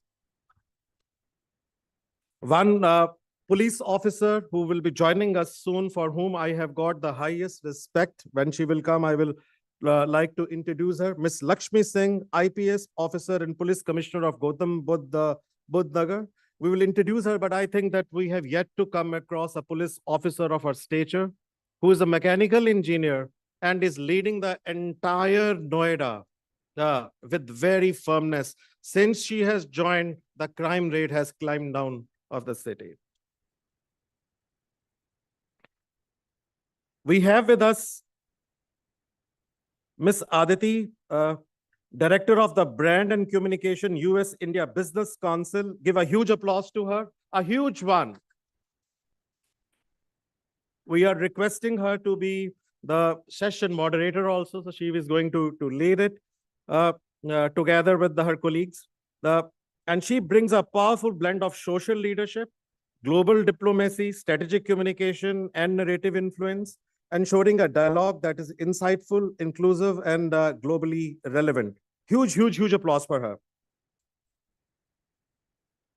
Mr. Suresh Nayak, like an odd man out, he will be, I will be giving you company because otherwise you are all very powerful ladies. But one of the India's most celebrated creative leaders, give a huge applause to him. Ogilvy India is a chief creating officer, the one who has specially flown from Mumbai to hold this discussion, one of the very respected leaders, one of the one person who has given some of the most creative advertisements and creation to the advertisement world. Mr. Nayak has shaped iconic global campaigns rooted in purpose and social relevance. His work demonstrates how creativity can influence culture, consumer behavior, and responsible leadership. Believe me, gentlemen who are here from across all sphere of life, when you will listen to him, you will know that what kind of creative person he is. He hardly speaks in the conferences. On a very special request, he has joined us. Huge applause to him. Ms. Krishna Hazarika, a senior CSR professional, Oil India Limited, and international badminton player, feels so proud we have seen you playing for the country. Ms. Hazarika represents a rare blend of corporate leadership and sporting excellence. Her journey reflects discipline and deep commitment to social impact, both on the field and off the field. Give a huge applause to her.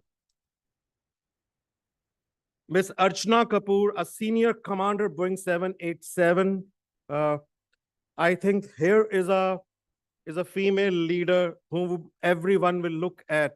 They're the one who is not only a leader, but a person who is a living inspiration for many females who want to grow as you. Give a huge applause to her. A trailblazer in Indian aviation, Ms. Kapoor commands one of the world's most advanced aircraft. She stands as an inspiring symbol of confidence and women's leadership in high responsibility, technology-driven domains on which India feels so proud. Once again, please applaud for her. Ms. Priyanka Gulati, who's a partner at Grant Thornton, in the consulting world, which is dominated by the males. Ms. Gulati, with her deep expertise in advisory, governance, and strategic transformation, is known as an authority and plays a key role in guiding organizations towards sustainable growth and ethical business practices. A huge, huge, huge applause for her. Ms. Ankita, CEO and Director of Megmind Tech IT Group, a dynamic entrepreneur. Ms. Singh is driving digital innovation and technology-led transformation. Her leadership reflects the rise of women entrepreneurs, shaping Indian tech-driven future. We have with us Ms. Sonu Singh, General Manager, Jubilant Foodwork. Give a huge applause to both of them. Ms. Sonu Singh brings strong expertise in large-scale operations, people leadership, and service excellence, contributing to one of India's most influential food service organizations. We're also honored that we have a virtual presence of Dr. Christina Sambok, who is a part of our partnership relationship with Birmingham Business School, University of Birmingham. Give a huge applause to her. MIT and University of Birmingham, they have a strategic partnership and we are doing various T&E models together. But Dr. Sambok is one of the most respected global academic leaders, shaping future businesses, and also a leader through her international education, innovation, and responsible leadership framework, is a leading authority and inspiration for students and for the academic community. Give a huge applause to all of them, please. Thank you very much, and over to the moderator.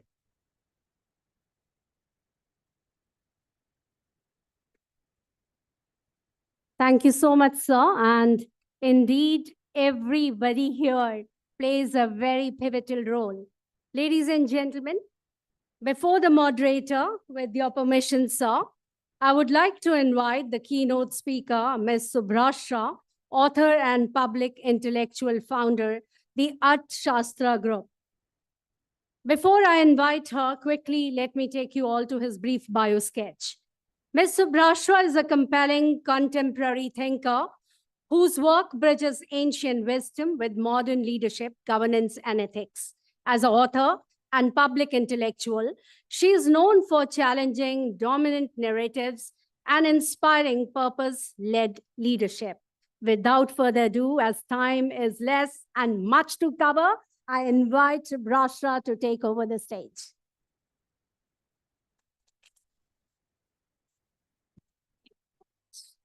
Thank you. Thank you, Amity University, for this honor. Everybody sitting in this room will be out in a couple of months to join the grind that all of us here on the stage are a part of. You all will be looking for jobs. You all will be looking to display your potential out there in the world and make a difference. Which is why I want to address this gathering today very pointedly and lay out to you what the world looks like. We are all products of everybody, all of us on stage here today are all products of the 20th century challenges and wisdom, where there was order, there was some chaos, but you had 10 formula to look at and figure out how would you navigate those challenges. But the world that you are going to enter into is extremely chaotic. We don't know what evolution looks like. We don't know what technology looks like. We don't even know what geopolitics looks like. We don't know what cultural theories are going to look like 5 years, 10 years hence.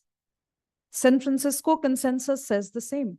We are absolutely in for a world of shocks after shocks. And I don't know how to actually guide any one of you sitting here. I don't think any one of us have any idea what's going on. This is not a grim note. This is not a note where I'm saying everything is chaotic. This is just to say that we are in a moment of churn. And you guys are at the epicenter of it. And remember when women are invited. I'll draw from my personal journey and tell you, as a political consultant, when I head out, I don't want to glorify it as, the first woman consultant, etc., etc. I knew that I was there, sharing space with people who I wouldn't say discriminated against women, but who were not very okay with the idea of women coming in and taking leadership positions. I don't need to give you data. If prior to me, sir has already come and enumerated what the global leadership situation looks like when it comes to women.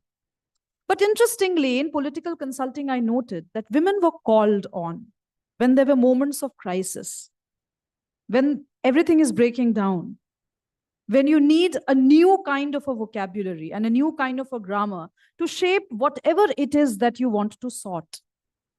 And I think at this point in time, with the world being engulfed with this chaos and these various kinds of shock, we are in for a conversation on gender that the world, academia, theorists, even feminism did not prepare us for.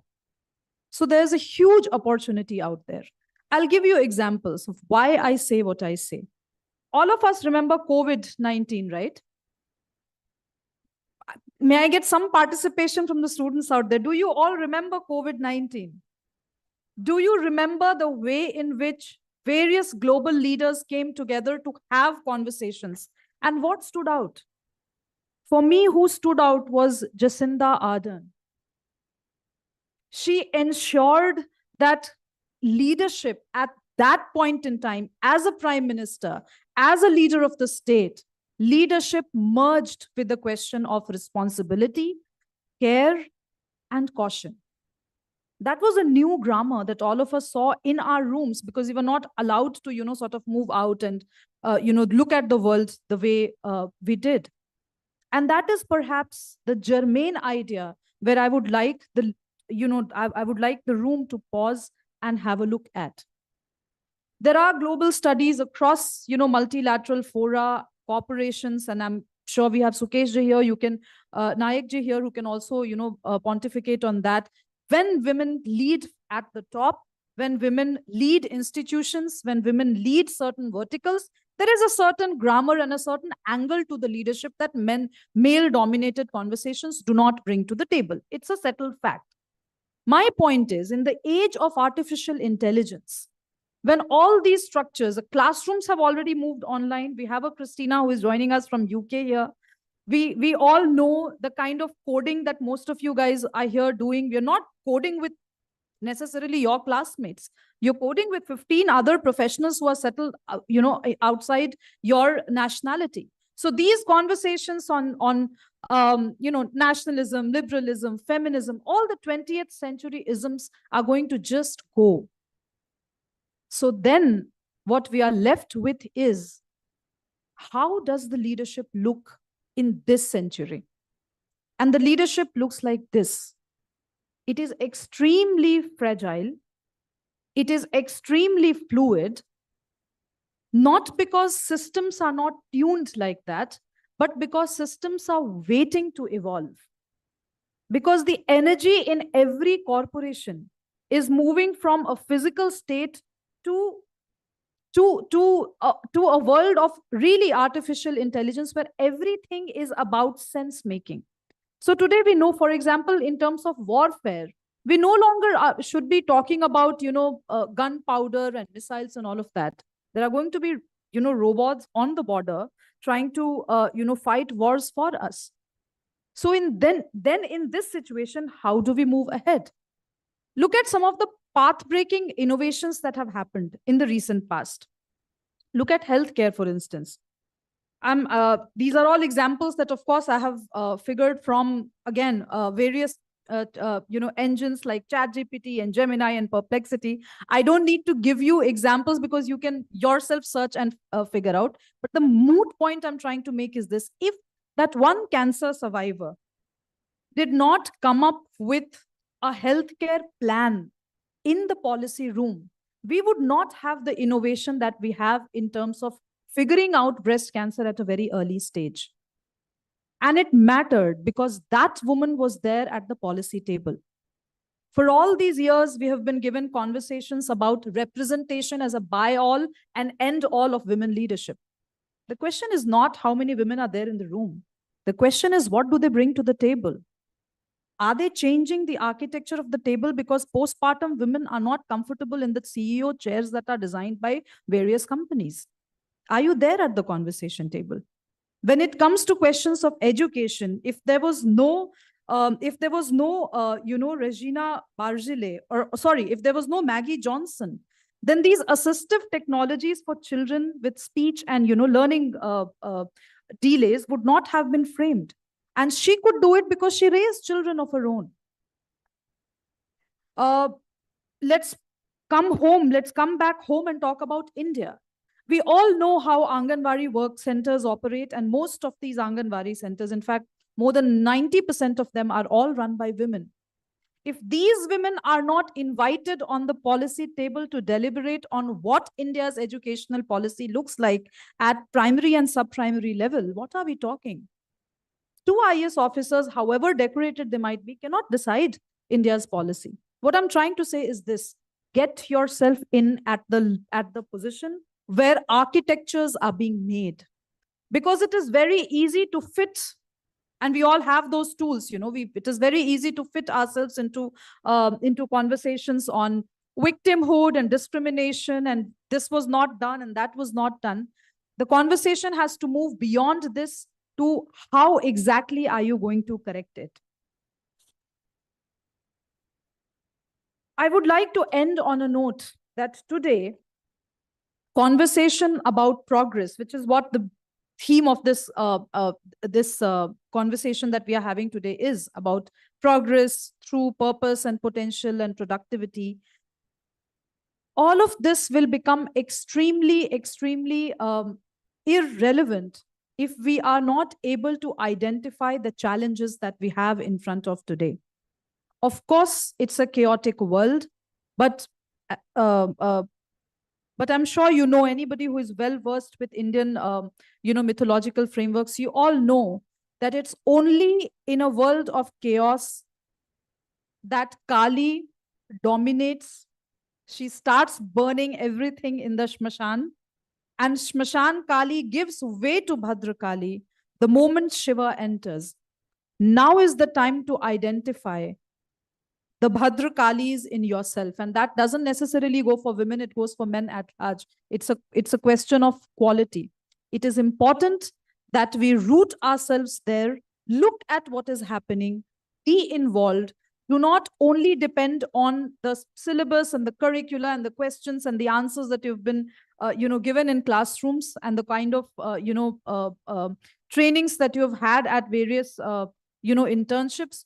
Look out.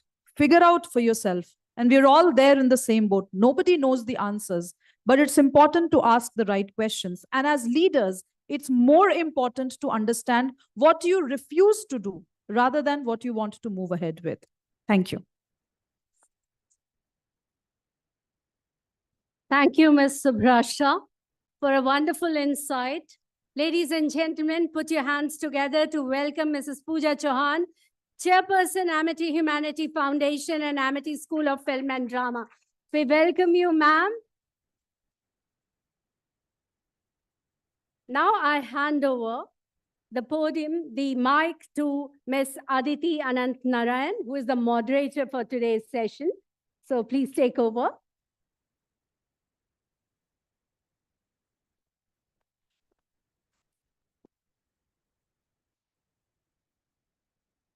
Thank you. Thank you very much. I want to start off by saying thank you to Amity University. It's lovely to be here, especially in the presence of some amazing leaders, women leaders, some who I've known from the past, some who I'm getting to meet today for the very first time. But this brings me to that question that everyone keeps talking about, and I think all the women here, and of course, plus Mr. Sukesh, when we say these women have broken the glass ceiling. Now, that is something that really disturbs me. And I know this has been divided into different panels, but since we have some great leaders sitting here, I would just request anyone and everyone who have answers to please kindly come in. Glass ceilings. Why were these ceilings created? These ceilings were created because there was always a belief that probably women are always going to be caught up with family.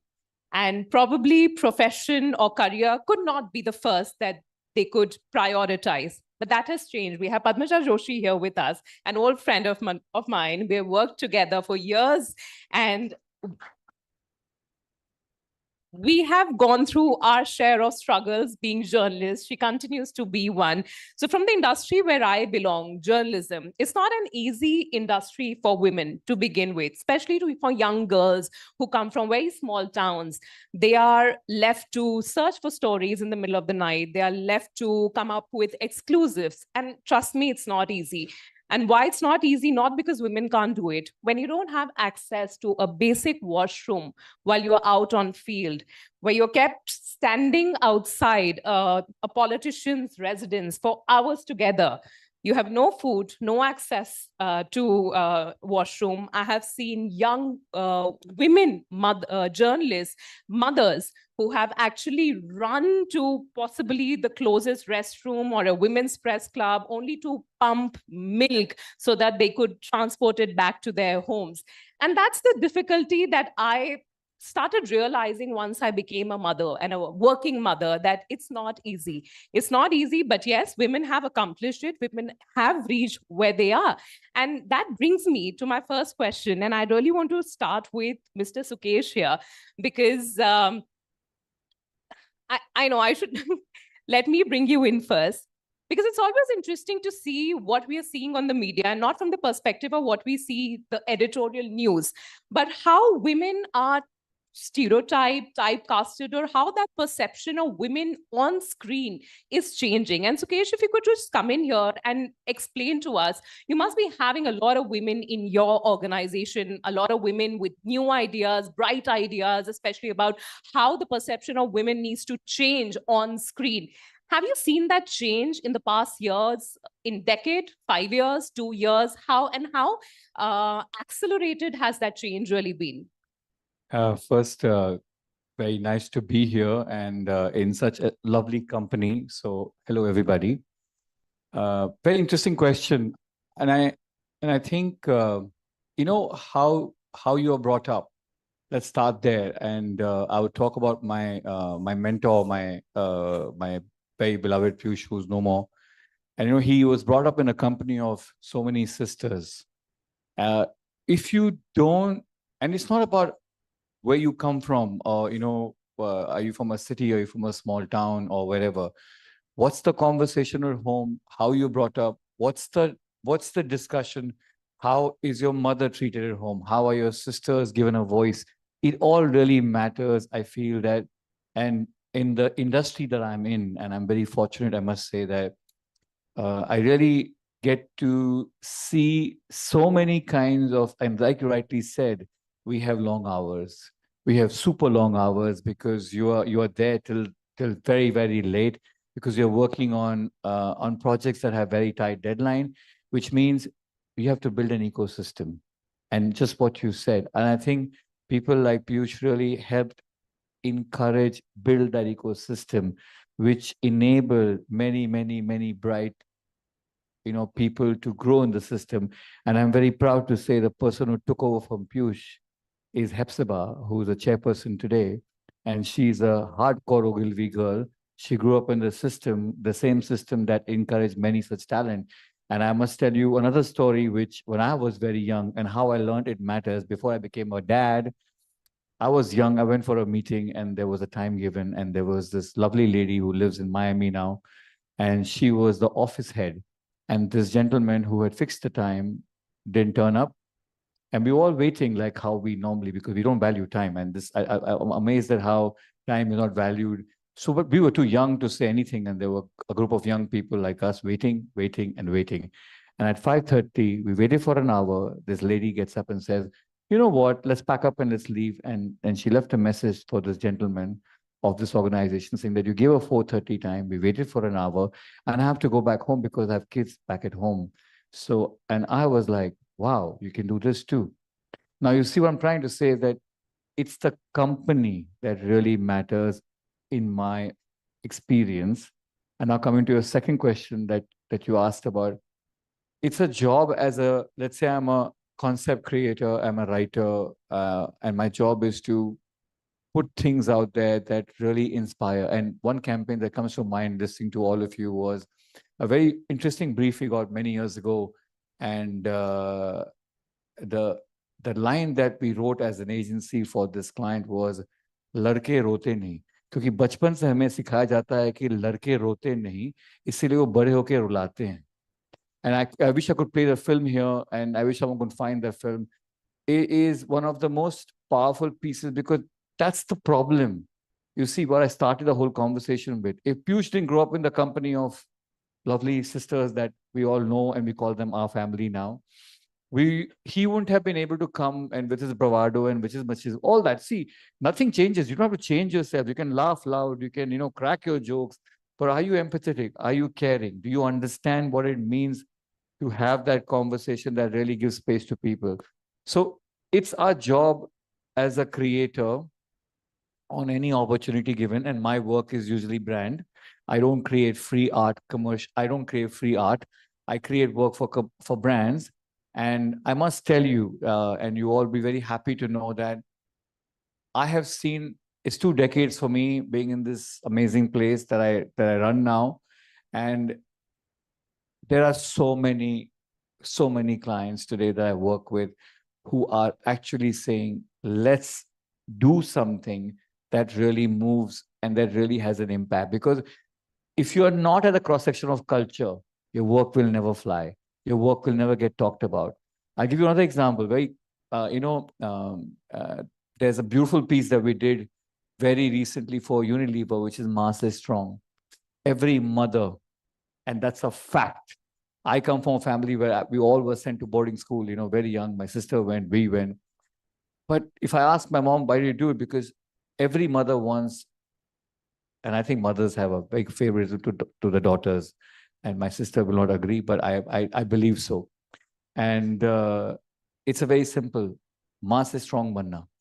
Every mother, whichever strata of society you talk to them, and they want, I've traveled the country, and I'm telling you from south to north, and this particular piece of work is written by a brilliant writer, again, a male, and such sensitive human because he's got, again, his family is his wife and 2 daughters. And if you talk to him, you understand why he wrote this. And if you ever see the piece of work, I wish I could play those work. I didn't know. I mean, I was told how to carry the work and just show you. Work has to inspire. And when that piece came out again, I remember many moms, and again, I get to meet people who are very, in a very senior positions, and, but even they feel the amazing part is even they want their daughters to go ahead of them. So I feel I'll just give you 2 examples of work we have done. Another work that I admire somebody else did, which is, Share the Load. It came from an agency called BBDO. Josie and his boys and team wrote it. And it was so interesting. Why is laundry a woman's business? I agree with you totally. Like, before I became a parent, I wanted to be a equal, I try as much, I did everything. And I'm sure my wife will not agree with me and she will say, you are just like, making it up. But the point is, something as simple as laundering the world of washing and dryers, why can't you do it? Why do you come back from a trip or a holiday and your bag is supposed to be emptied by somebody else? These are very simple things, but they really matter, because if you change these things, and the work that we do hopefully helps, maybe inspire few, because it's the few that will make the difference. That was a very long about answer for your question. No, that's very aptly put. And if I may just say, I really feel laundry should not be anyone's business, not male, not women. I think it's the most difficult task to do on today's age. That also brings me to Dr. Pinky Anand, something that Sukesh mentioned, that sensitivity of men to understand women better. You have, it's not only about how you have reached where you are, but you've also fought for women to make them reach their appropriate justice. Is it sensitivity that all it takes to understand women and to ensure that women become leaders in the future? No. I mean, it is one of the criteria. I'm not saying it isn't at all relevant, but it's not the only issue. And I think this constant thing about sensitization is something that needs to be done across board. Very much true. But I think what is the maximum thing that you can do is 2 things for women, and to make the cause somewhat more apparent. One is access. I think we have to have the access to achieve what we can. And access makes that possible, the potential, the purpose. If we get there, as she was saying, what do you have to say on the table? So if you have access to whatever you have behind you, access to whatever you have ahead of you, so that you can make that position somewhat clear. And I think the second thing is you need space. So what you bring on the table also, in addition, you have the space to give that. So if you have that and added to that recognition that you are giving it, frankly, I think this entire discourse sometimes is a very questionable one. How can women do this, or how can women do this better than men? I don't think this is the debate. I don't think there's a war on. That war was long over. I mean, even UN has recognized the fact that it's a sustainable goal, and we all have realized gender diversity is something that we need to bring on. But I think what is important is that I can do what I can do. Whether it is better, whether it is equal, whether it is possibly 1% lesser is not the criteria. But as a citizen of the world, and we're talking about the global world today as much as India, we have a huge representation. Just let me do what I can do, and I will contribute to all of us. Whether I'm a man or a woman, that should not signify itself. And that's why I learned this also when I was doing a project in Austria years back. I said, don't make it a crisis. The minute you make it a crisis, you make it a challenge. You make it a challenge, then you want to fight. We don't want to fight. We've achieved a lot of our fights with that earlier part of feminist movement, if you like, or gender rivalry. But today, we want really that representation on the table, as I think it's a nice way of terming this entire conference. And thank you for putting it there. But we need that there, and we will have it. And we are having it. The only question is how to improve it. Sensitivity is one of the things, but really sensitization is there. It has to be manifested. One more thing I like what Professor Gurinder Singh said, and that was that where did his process start, or thought process, or sensitivity, let's say? Mother. I think parents, in fact, it's not mother alone, frankly. In my case, I have learned a lot from my mother, but equally much I've got my determination to do what I did because of my father. He took pride in everything that happened and said, you will make it at the top of the world. And that's what kept you going. Somebody to inspire you, somebody to make you ambitious, somebody to say, all right, I respect what you do and I'm happy. And that is sensitivity also, by the way. Sensitivity is not only feeling, but also inspiring and motivational. So I think all we need to do with each other is to make it apparent that yes, there is a position at the top of the place. Yes, glass ceilings are made to break it down, and all those narratives have to be fed down. The narrative has to change, and the narrative has changed. Therefore, talking about women's issues no longer something to be kept in a closed space or something which everybody's activist about.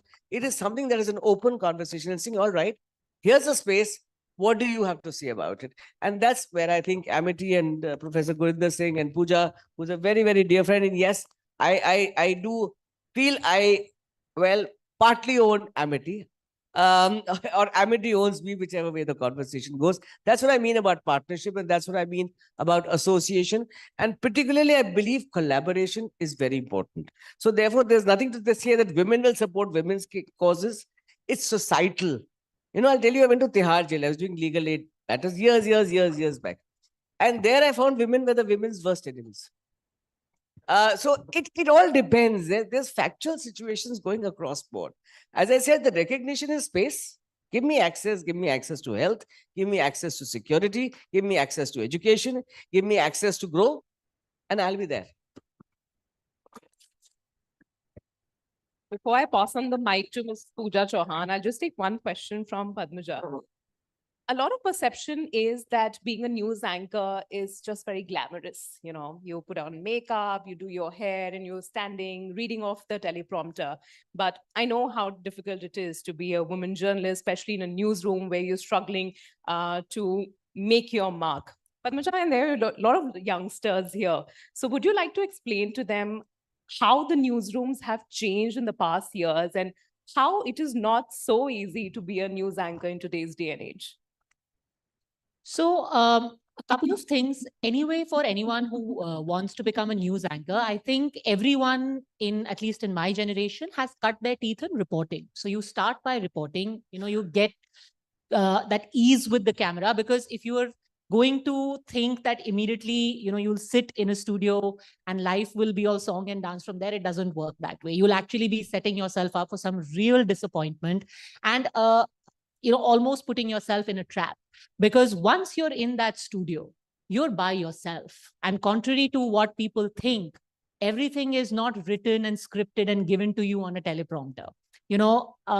And I'm not saying that, this is, you're a victim of some kind. Look, you chose this profession. It comes with a lot of challenges. One moment, like I was just telling somebody the other day, one moment, you could be talking about the intricacies of different communities in Bihar and about, how elections are going to play out. And suddenly a Rafale crashes. And you are expected by the viewer to be able to have a good working knowledge of the Rafale as well, so that you can hold your own for the next 10 minutes. And if you're really unlucky, maybe you have really bad network and nobody is connected for the next 15 minutes. So you have to hold your own in that crisis situation, switching, you're prepared for the last 1 week. You've only been thinking politics. You've only been thinking elections. Things change. Like when the Russian president was in India, we were all set and we had, prepared everything. Our newsroom, we were all geared towards talking about his visit. But that was the day the Indigo meltdown happened. And suddenly we had to switch gears. So mentally, you have to start thinking, whatever your research is, it is individual. It all comes from your own personal reading. Nobody's feeding you these things in real time. So you have to constantly enrich yourself. Sure, you will have your own set of, interests, which will be your core specialization, as it were.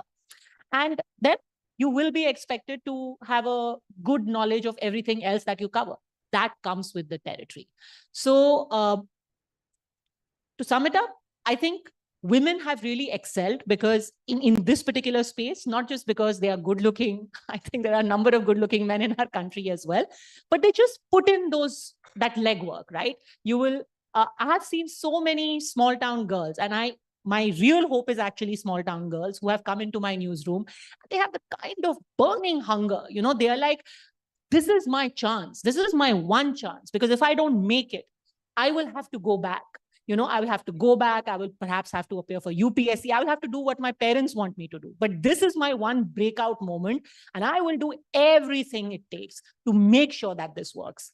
And it's these girls who have really been the lifeblood of our industry.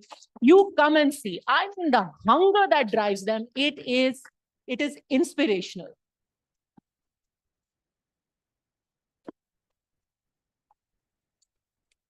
Ladies and gentlemen, we have been joined by Ms. Lakshmi Singh, IPS officer and police commissioner of Gautam Budh Nagar. We welcome you, ma'am, to the women's session. Thank you so much for joining. We know how busy you are. Over to Padmaja. So a couple of things. I think one, you need to have that hunger that drives you. Two, you need to constantly enrich your own, learning.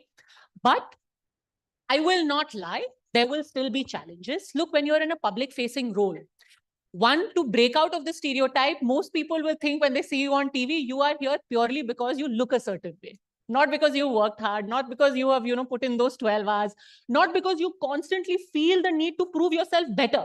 I love what Dr. Pinky Anand said, that, you don't need to think you are at war with men. But I think women just by nature are so harsh on themselves. They'll be like, in order to feel equal to this man, I have to somehow prove that I'm better than him.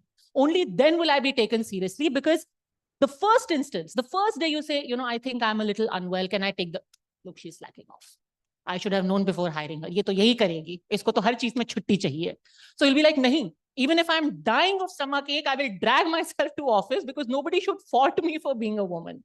So, you have to constantly prove yourself. That still remains. I'm not saying it hasn't changed. It has improved over time. People have seen purely by example. In our newsroom, you will have people who have excelled in what they have done. And they don't think they need to, constantly have to prove themselves. So yes, there have been good examples, but a slight bit of that mindset remains. And my final point is that I don't know whether it is because you're a woman. Sometimes you will be the target of more scrutiny, whether it is on TV or whether it's in your personal life. Every action of yours will be seen as, oh, a woman is doing this, not as an individual. Are you smiling too much? Did you have a bad day at work? Did you not know the answers to every question that was asked of you immediately? A man does it, he will be cut a little bit of slack. A woman does it, see, she's a woman. She's taking it easy. She's slacking off. So these issues remain. But having said all of that, I have to say that in the last 20 years, you will see the room changing from only being faces. Now women are the brains in the newsroom. And that is beginning to show in the way that you're perceived and in the way that news is also done. What is the story picked up? What is the manner in which something is treated? How are people in that office treated? All of that is also tempered because you are there in a room full of men. Now there'll be at least 2 to 3 women as well. And that also changes attitudes, that reflects on attitudes. So I think it's a good welcome change, but keep fighting.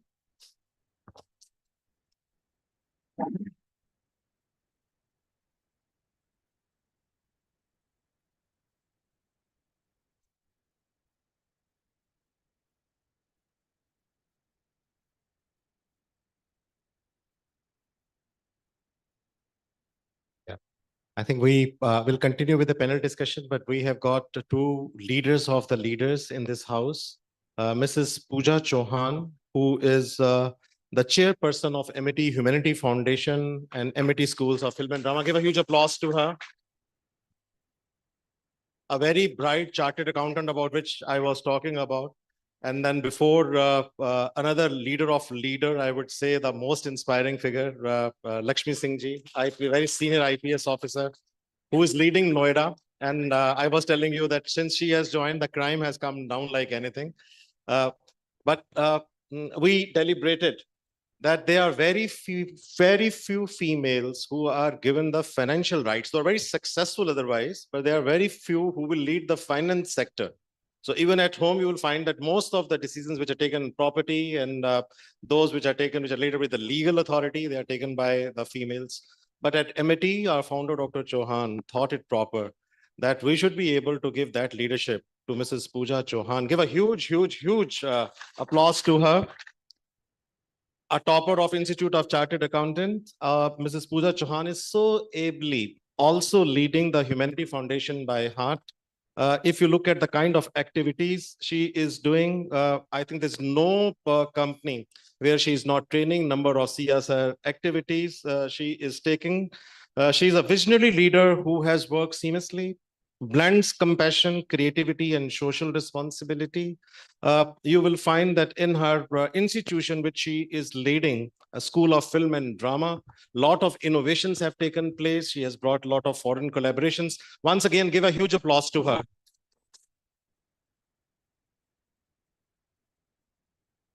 For Shri Lakshmi Singh ji, I don't have words.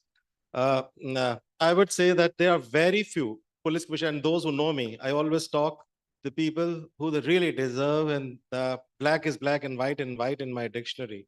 But I have yet to come across a female officer of her caliber. Anyone who moves to her office is always inspired. Give a huge applause to her. And I'll give you a story.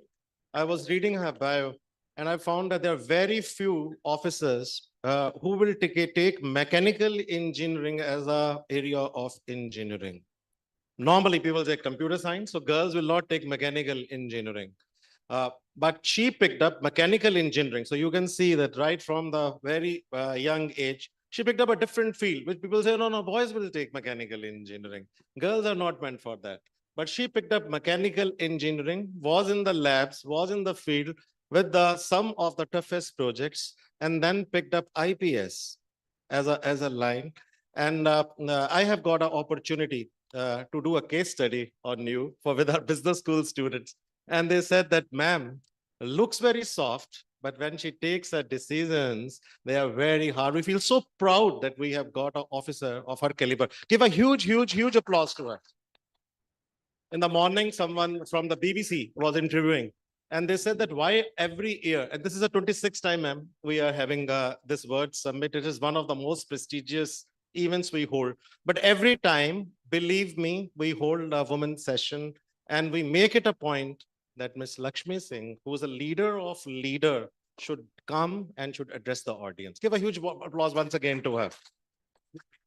A distinguished officer known for her decisive leadership and public trust, Ms. Lakshmi Singh exemplifies courage, discipline, and service.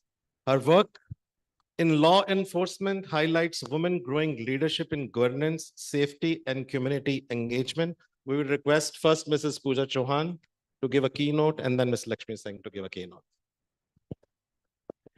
Thank you so much, Dr. Gurinder Singh, for the kind words.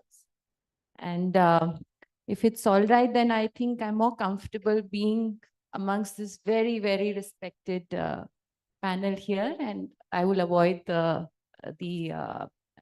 stage over there. And I think a very good afternoon to all our very wise panelists here, to all participants of INBUSH 2026, to our faculty, and most importantly, always for us, our very, very wise and bright students, Amitians. Thank you so much. A big clap for you for being here. We are all here for you because you will script the next India story. Dr. Singh, I want to first congratulate you. I have seen personally that you spend hours on INBUSH 2026. I myself have been coming each year. I compliment you for keeping a women's panel, which is so important. And, you know, curating dear students, first of all, identifying a theme, giving a vision to a conference, curating a panel, getting participants online, offline is not a small thing. It's not an easy feat. And Dr. Gurinder Singh, you've done it remarkably well. over the years, I've seen incremental change in the reach and the impact that the conference has. I think you have many universities across India and internationally who are watching this. I have seen the depth, the kind of panel discussions that you are putting across. So there's been a remarkable growth, and I congratulate you for this, for your leadership for INBUSH 2026. And I think, dear students, to all our guests, of course, that excludes Pinky ji and Lakshmi ji. They are, as they say, more Amitians than outsiders. But to all our guests on and off stage, I think all of us here at Amity are driven by a philosophy coined by our respected founder, Dr. Ashok Chauhan. And that philosophy is of a developed India in the years to come. And this was coined very long back, Dr. Singh, I think somewhere in early 90s. And all of us here at Amity institutions work every day under the able leadership of our Chancellor, Dr. Atul Chauhan, who himself works immensely hard to propagate and take this vision forward. And I think we all believe that if we work hard, have the right ambition and attitude, and keep our values intact, I think we can be a part of this beautiful growth story called Viksit Bharat 2047. And our founder has coined this vision as BHAG, which is B for behavior, A for attitude, A for ambition, H for hard work, and G for God.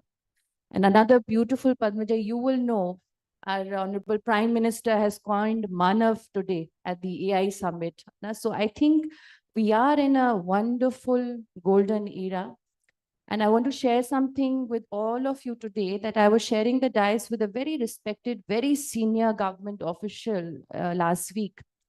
And he told a very, very interesting, data. And I'm sure some data and facts will come over during the course of the day.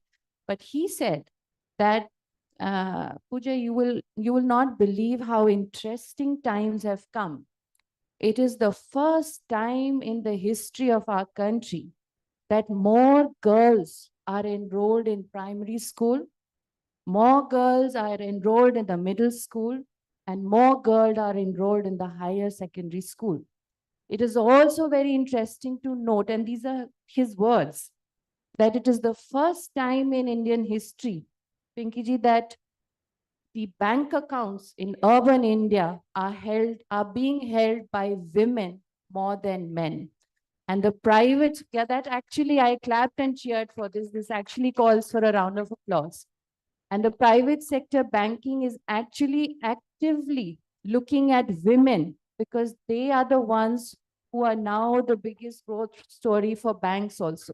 So it is a very interesting time, I would say, as all our panelists have said, that, there are challenges, they will always be. Challenges are not going to go away. But how we are dealing with it. For a fact, we know that for Viksit Bharat 2047, we need to have at least 70% of the women workforce into our economy. That's a big number. So 70%, we are there. We are going to get there. We can see the number of boys and girls.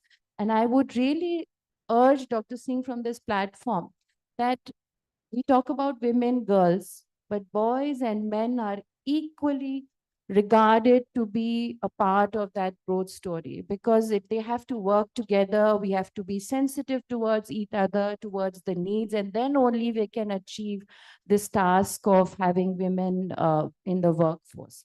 We have known growth stories. We know Lakpati Didis, imagine from villages, as Padmaja just said, that she sees young girls come. So these are village women who have taken up products, become Lakpatis. They are self-help groups. Imagine a country which has a pink rickshaw campaign where women are driving. So I think we are getting there. It's a wonderful time to come. The only thing I would leave all of you with a thought is that how women and girls can now sharpen their intellectual capital. And coming from an academic point of view, educational institutions play a large role in this. how we sharpen the skills that are needed, required for this growth story is what we are going to actively look at. And Dr. Singh, may I maybe as a request that you have such a remarkable conference each year, and maybe after starting from this year, next year, you could come out with maybe a white paper or a policy, which I think we have representatives from all walks of, successful leaders on the stage. We could hand over as an academic institutions, because we need right policies in place. We have a great youth power, youth force to take it forward. And with those words, I want to congratulate Dr. Singh for a very, very remarkable INBUSH 2026. And my gratitude to all the lovely panelists here. Your time is invaluable. I'm sure our students and faculty have learned a lot. I wish you all the very best. And to all of you, dear students, you are the reason we are here. You will script this beautiful story of Viksit Bharat 2047. You are going to take whatever we discuss on the panel forward. And I wish you all the strength and the wisdom for years to come to make this dream and vision a success. So thank you so much for having me here, and all the very best for the next few days. Thank you, Dr.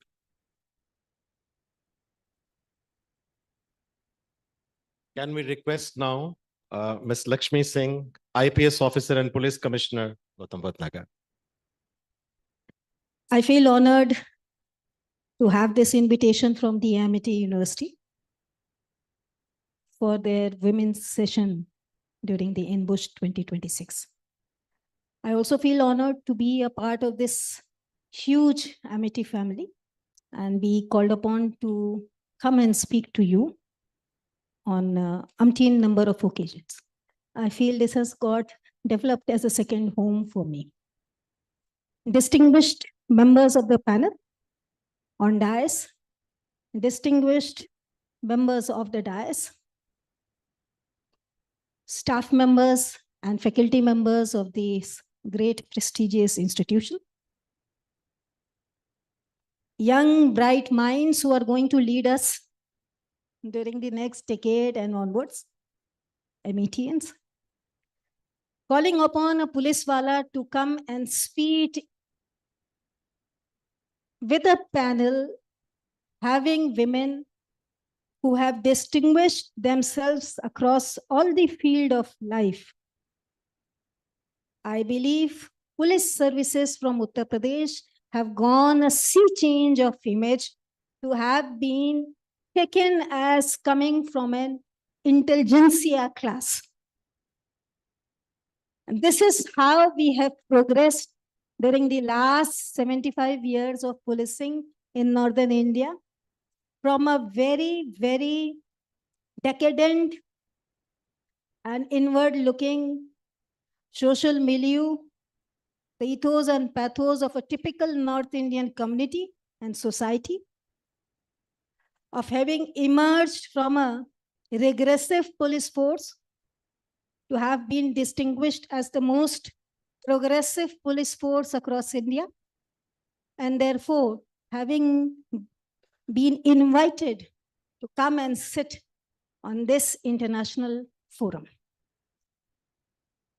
When we talk of equality, when we talk of how women are going to fare in the futuristic model of India, how women leaders are going to emerge from our society to lead, I have 2 or 3 things to say.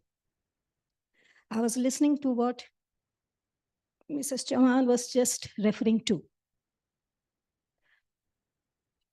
Yes, that is a fact today that most of the primary and secondary school enrollment are for the girl child.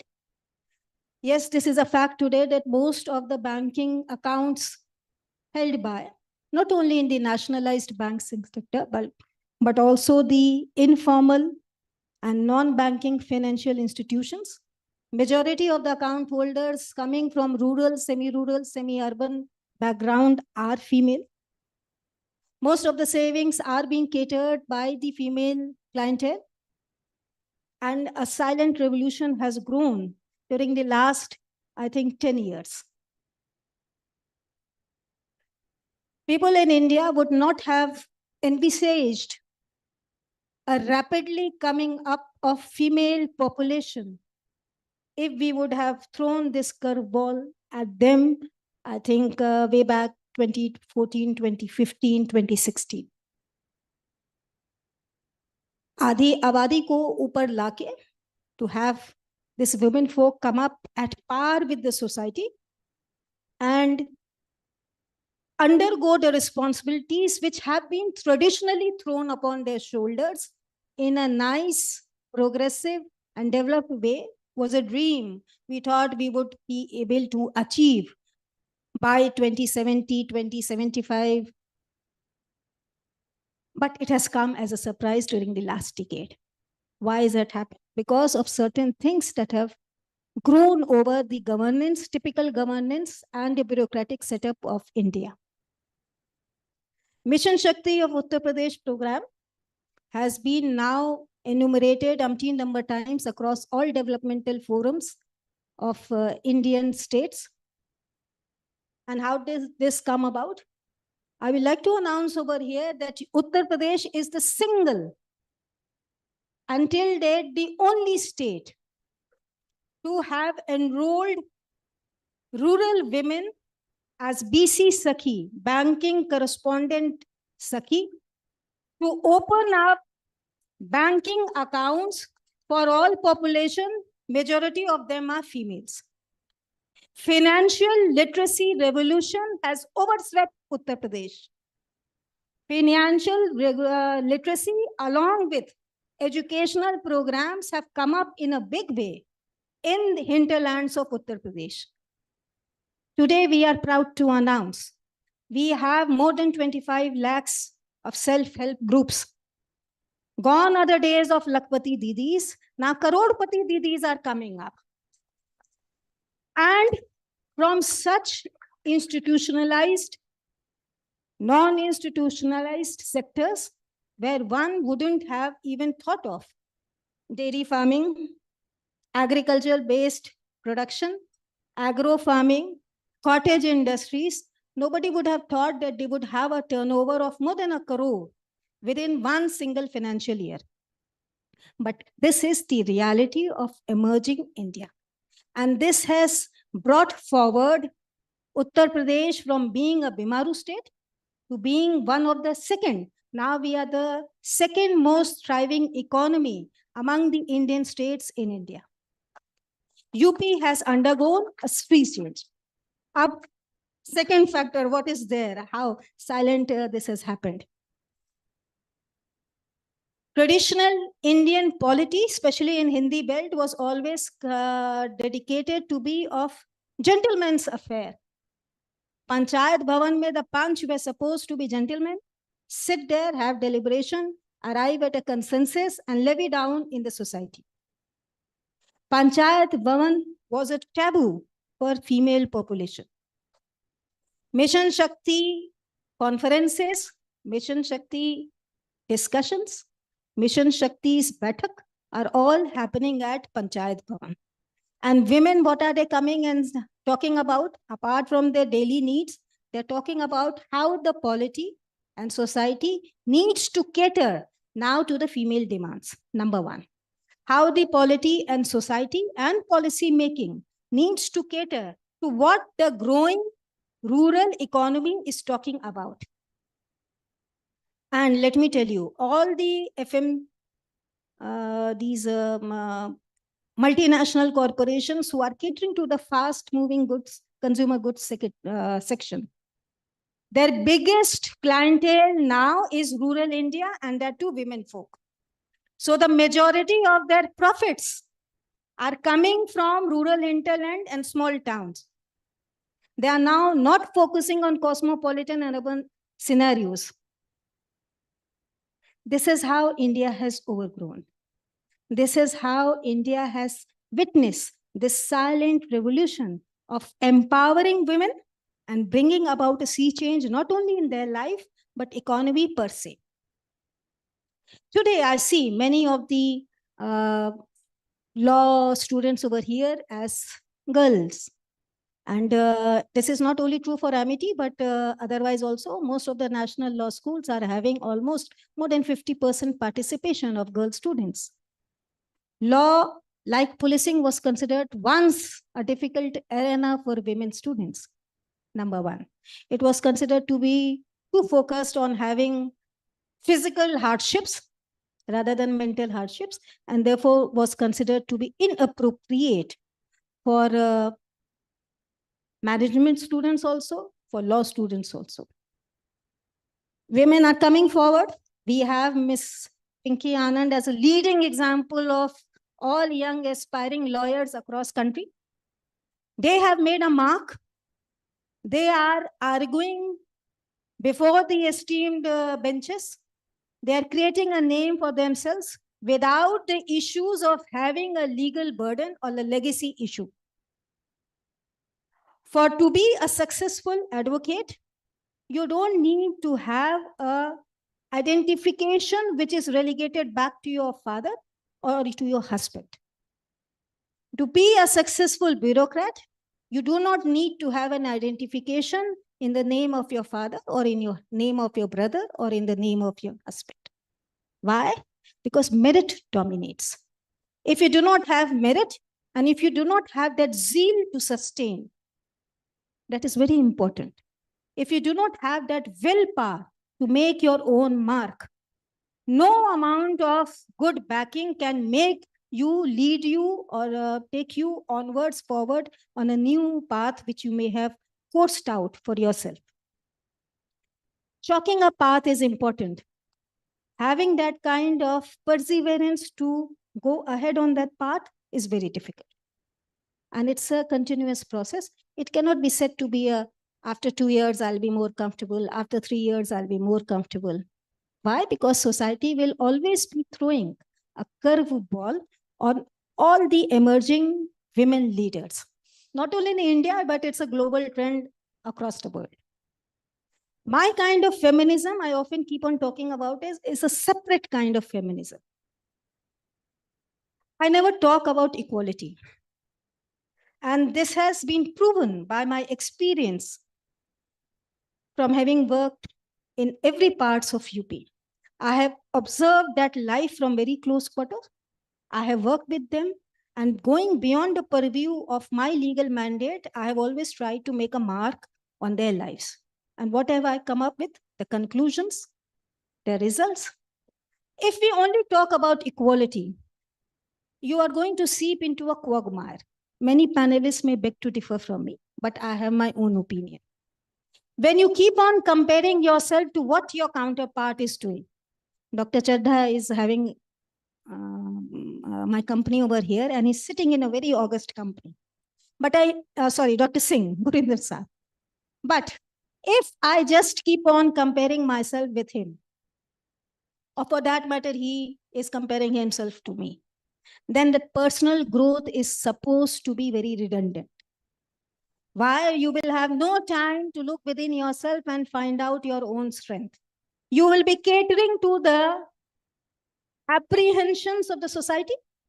You will be catering to a frame which has been evolved or moduled by the society, and you will be made to fit within that module. You will never have your wings hardened to fly out of that module. So what you have to do is that you have to get emancipated. You have to get free. The moment you start declaring yourself free, and the moment you have that kind of aura and zeal to free others, when you talk about how you can lead the women folk from the shackles of bondage, the moment you start talking, something is bound to happen. Because the power of a whisper revolution, somebody says here, then the word is passed on to the next women, and then that word is passed on to the next generation. That is a very powerful medium of bringing about a revolution. If we take the story of Amul, who would have thought sitting in that drought-stricken area, raising a cow or two, women will come together to create history. And why it has been called upon as a remarkable experiment because it changed the narrative of growing economy of India. गेहूं और धान उगाने से देश आगे नहीं बढ़ेगा जब हम विमेन फोक को उनके कंट्रीब्यूशन के लिए पहचान दे देंगे तो देश आगे बढ़ेगा. This is what Amul experiment has taught us. This is what BC Sakhi and the Lakpati Didi experiment has taught us. And this is what we are expecting from you. No matter where you are, just look within yourself. Don't demand equality. When you have respect for yourself, when you are an ace of your profession, that equality will come through. And maybe you will rise above that equal status. This is true for gentlemen also. You need not shy away from the challenges of looking within. The only thing is that the mold which has been cut out for you from this society is a tough one. You also have to adhere to that mold. You are considered to be strong. You cannot have a mental breakdown. You cannot have a physical breakdown. You need to come through, pull through. You have to take the entire legacy of your own generation, your family, your forefathers, your grandchildren on your own shoulder and take them forward. So the pressure for you is also tenfold. But as I said, the check of a character, the test of a character is when you are put under that pressure. So those gentlemen who continue to be a gentleman under the tenfold pressure mounted by the society and family per se are the gentlemen who will be in a position to take this entire generation forward. Those people who lose that gentility, and this is very important, when we talk of equality and when we talk of freedom, we often refuse to acknowledge that gentility. We often refuse to acknowledge the content of that gentleman's behavior. And this gentleman's behavior is something which keeps us apart and marks us as a civilized society. Unfortunately, in today's domain, this is becoming a thing which has been relegated into the background. This is something which cannot be ascertained in monetary value, and therefore it is supposed to be redundant. This is something which cannot be written down in your report card, and therefore it is considered to be flimsy. This is something which cannot be taken down in your percentage appreciation, and therefore it is considered to be unworthy. But wherever you are, please remember one thing. This decorum, this maintenance of decorum, discipline and gentlemanly behavior will set you apart. The moment you walk through the door, your entire corporate entity will recognize you as a gentleman. And therefore, your path to progress cannot be overwritten by obstacles. And the same is true for ladies also. This is what I keep on talking. You please strive to make your own growth. You please strive to see how you can lend a good helping hand to your colleague, your sister, maybe not from your economic background, maybe not from your social background, but the moment you try to reach out to others, you have already started a chain reaction. And the power of chain reaction, if you have watched the movie Oppenheimer, you will be in a position to appreciate the power of chain reaction. India today is in that mindset of having a chain reaction.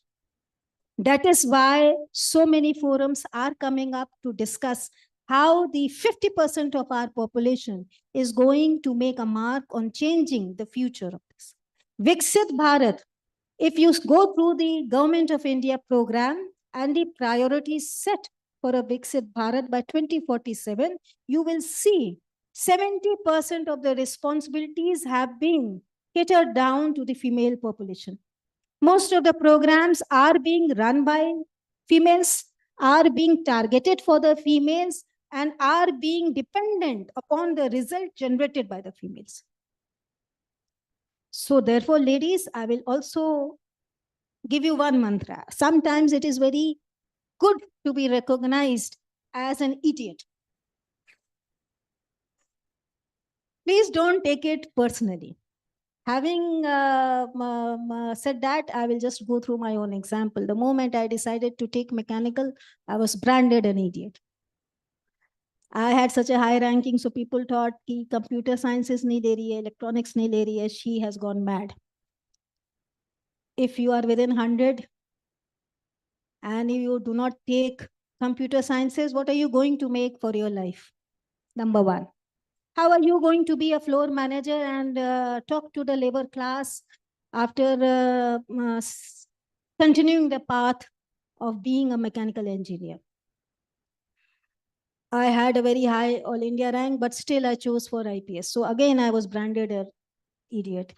Girls at that time were either opting for Indian Administrative Services or Indian Revenue Services. In the female countdown, IPS used to come at 7th or 8th position. So people assumed I must have had a very low rank, therefore I have gotten to IPS. When they looked through my resume and found, acha, iski rank itni hai, so I was again branded an idiot. During my training, I only focused on how to improve myself. I had gone to the academy as a very frail girl child, coming straight from a very protected environment, and the training was very harsh. It was very difficult for me, both physically and mentally. So during the training, I only focused on myself and how I get through, because I wanted to do the best in whatever I choose to do. This was my decision. There was no room for any regret making. There was no room for heaping the blame on others' shoulder. This was my choice, and you get to live with your choice. So the question is, if you do not excel in the field you have chosen for yourself, and if you're not happy with your decision, this is very important. No matter where you are, if you're not happy with your work, you cannot prosper. So all my life, I have been branded an idiot. I take it as a compliment. So ladies, here is your chance to be an idiot, to go forward in your field, appear before the highest court of the country, make a mark for yourself, grow beyond what is expected from you. And that is the challenge you have to place for yourself. If you just cater to what the society and the family is expecting from you, you will be a very good human being. You will be a very good woman. But being good cannot suffice. If we talk of sustainable development, that is a thing of history. 80s and 90s were looking forward to sustainable development. Then came the synergy. We have to build a system where synergy can be created. So 2 plus 2 would make you lead to 5. That was the concept of synergy. Today, we are not talking of synergies.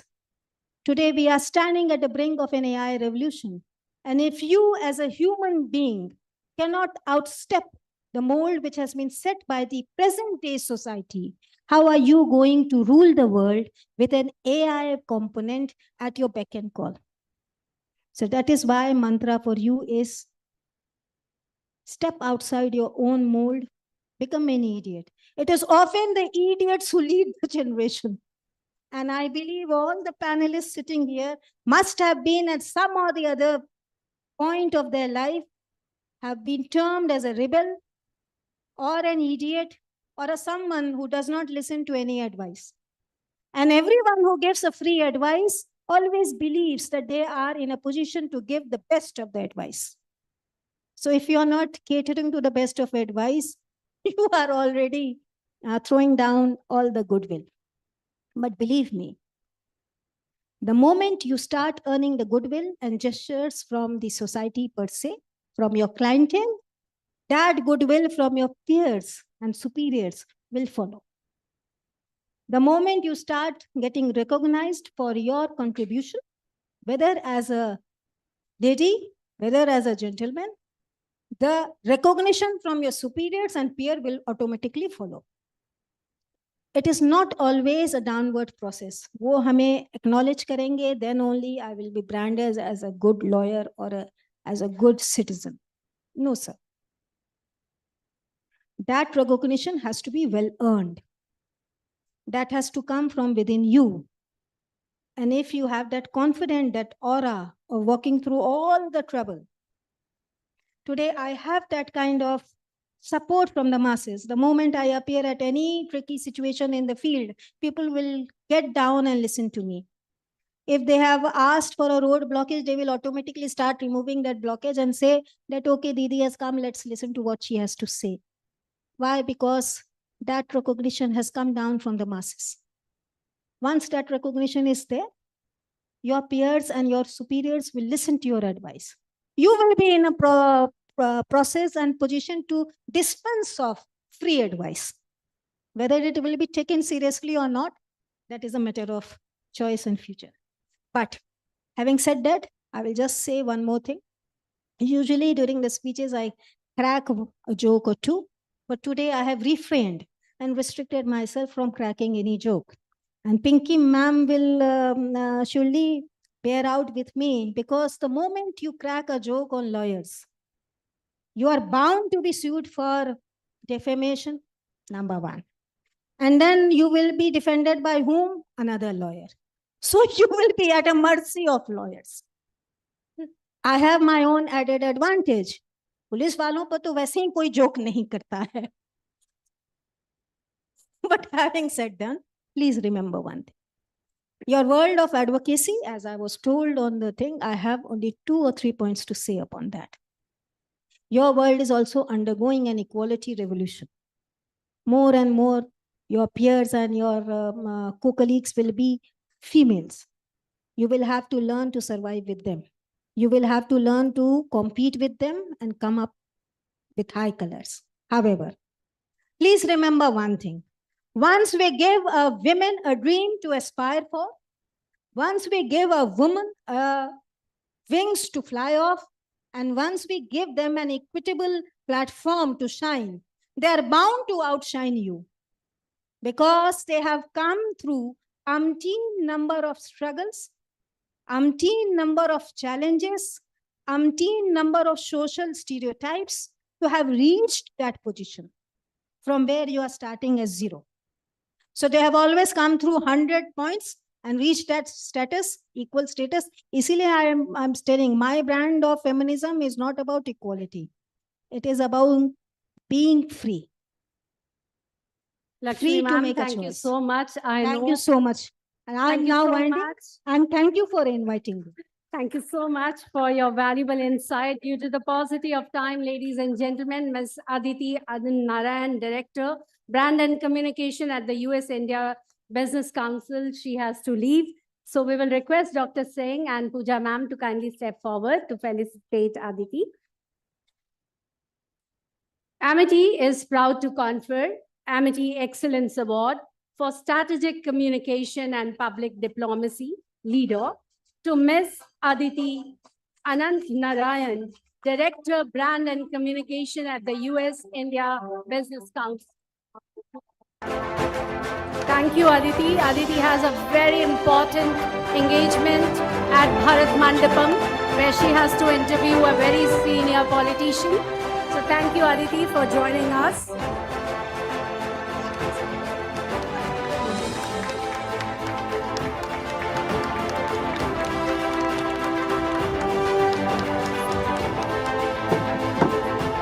I would also request Mr. Sukesh Nayak to kindly step forward. Amity Excellence Award for Creative Visionary of the Year, Advertising and Storytelling. Mr. Sukesh, kindly step forward.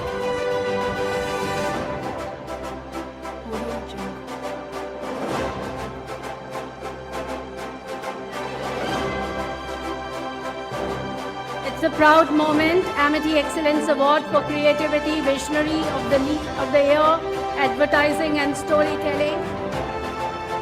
Mr. Sukesh Nayak, Chief Creative Officer, Olympic India.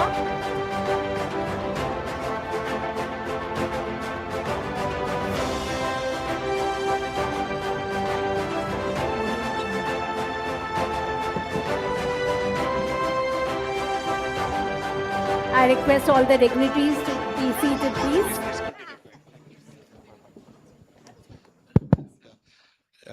Kavita ji, if you permit, I Yeah. think that because she had to go and you had cut short, but all those who are listening, give a huge applause to Ms. Lakshmi Singh. but I think that all of you are very lucky that you are listening to her. You are listening to her. I have visited her office couple of times, and I'll just narrate you. And our institutions are doing a lot of work with the Noida police. But I'll tell you that she's such an inspiring lady that whenever you will go to her with anything which is for the society, she will come up. And she's such an inspiring figure for the female students here that they will like to listen your story, that how you picked up this profession and then how you became so successful. So please continue with your story of success. Through we are open, this is now an open house. If you No, it's I was almost winding up and I was just you have heard me enough, I think. And what I had to say, I have already said. So the house is open. If you have any question for me, if you will like to roast me, you are more than welcome. But before that roasting starts, Lakshmi ji, I just want that quickly somebody came, I think Marut came, and you know how, and this is truly a skill one has to learn from our founder president.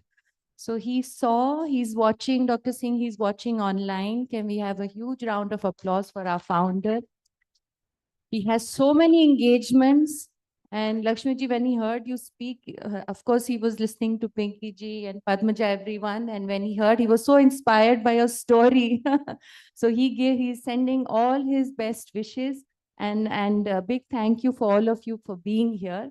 And that was the message I am supposed to read out. So thank you, Lakshmi ji. Our founder is listening to you and it's very inspirational for all of us. Thank you. Just ask her one question, and which is based on my own experience. There was a lady who was living in Noida, and she lost her husband. Yeah, and this is a very recent case. She lost her husband in a road accident, and the RWA came forward and they collected some money and they gave to that lady. And I think it was a very small amount that they were able to do. Someone said that how you lost your husband. And she lost her husband because one BMW, which was running very fast, hit this person. So somehow she was able to reach to her office and the things changed dramatically. So I think that we need such police officers who have got a human heart, who go deep into the things. Give her once again a huge applause to her. A lady which has not only brought a sea change in the entire police force of Noida, but who is so inspiring, that who looks, I was just sitting with someone and they said that she looks like a mom to everyone. That when someone comes, so, and then one of the very senior police officers was there. He said, no, you don't know her. That when she is in office, and if she's, oh, then you will be able to understand that how the entire Noida police works. So give a huge applause once again to her. Extremely thankful to you, extremely thankful to you for the wonderful work you are doing. But please give an inspirational answer that how you, being a female, the image which you carry of a mom, and also an image of a police officer who is a very hard taskmaster, how you have changed the entire perception of the police force, which is always on their toes, and how you have brought down the crime rate in Noida. Over to you.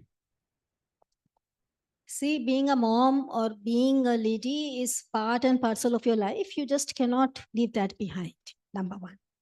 How you are in your personal life should not be guiding what you are in your professional life, and vice versa is also true.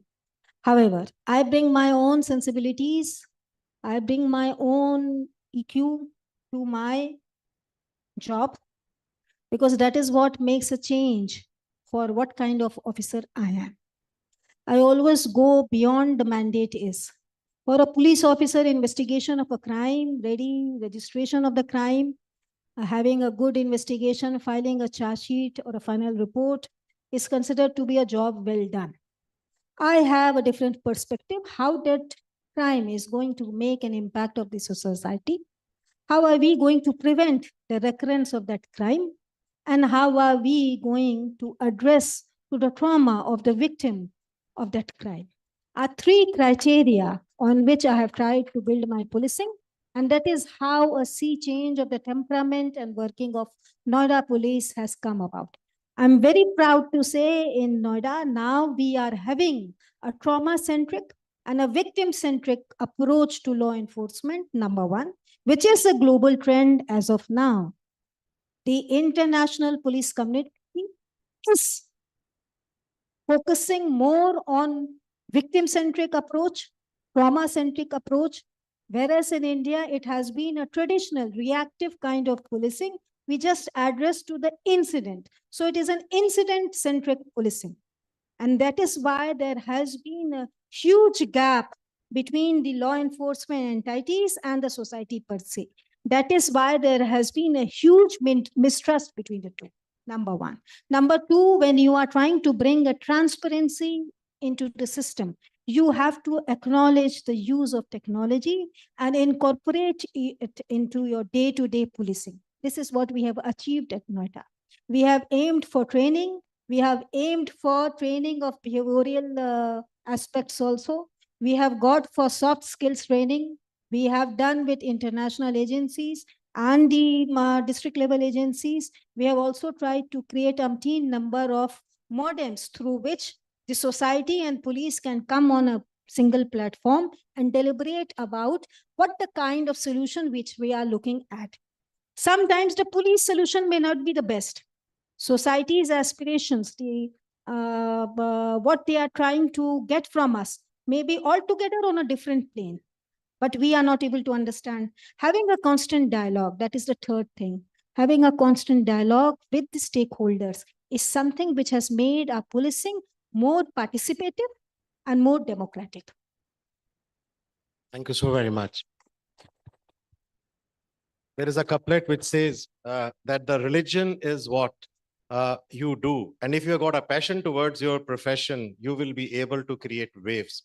And Iqbal says, Kisi bhooke ko khila roti ke ye iman hai tera. So the one who is able to feed someone who is hungry is able to do that. And a police officer who is an honest police officer will always go beyond the facts which are presented and will try to do the justice. It says, Kisi bhooke ko khila roti ke ye iman hai tera. Kisi प्यासे को पिला पानी के ये ईमान है तेरा. किसी दुखिए के दुख दूर करना भी इबादत है. पर आई आग में जलकर मरना भी इबादत है. इबादत है किसी नाशाद को फिर शाद कर देना. इबादत है किसी बर्बाद को आबाद कर देना. For all those who were sitting somewhere and to whom Lakshmi ji has helped, I think the God is there and he is blessing you. Give a huge applause once again to her and for the wonderful work she is doing. We will pass this to the moderator now of the session. We have Ms. Joshi. I think that she is going to moderate the session now. Over to you, ma'am. Okay, I have been anointed the moderator. Thanks for that. But I think we've picked up a few very good points along the way. I would also like to apologize for being delayed because I have been literally been hobbled by a knee injury. So apologies for that. I want to start from here and starting with you, Ms. Singh. You know, I think when we're talking about workplace attitudes, what is the one major change in workplace attitude that you've seen over the last decade or so? Or has it been more accentuated over the last 4 or 5 years? Yes, Padmaja, there is a sea of change. We have been talking a lot on stage. I find organizations are more open to diversity. They have made it very conducive in any organization for women to participate. We have DEI now being core of the organization.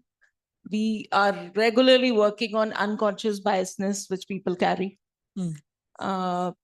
We also have formed, you know, a very informal circles where women can come together and discuss many things related to their home. And, you know, we always do the mentorship or the allyship with them.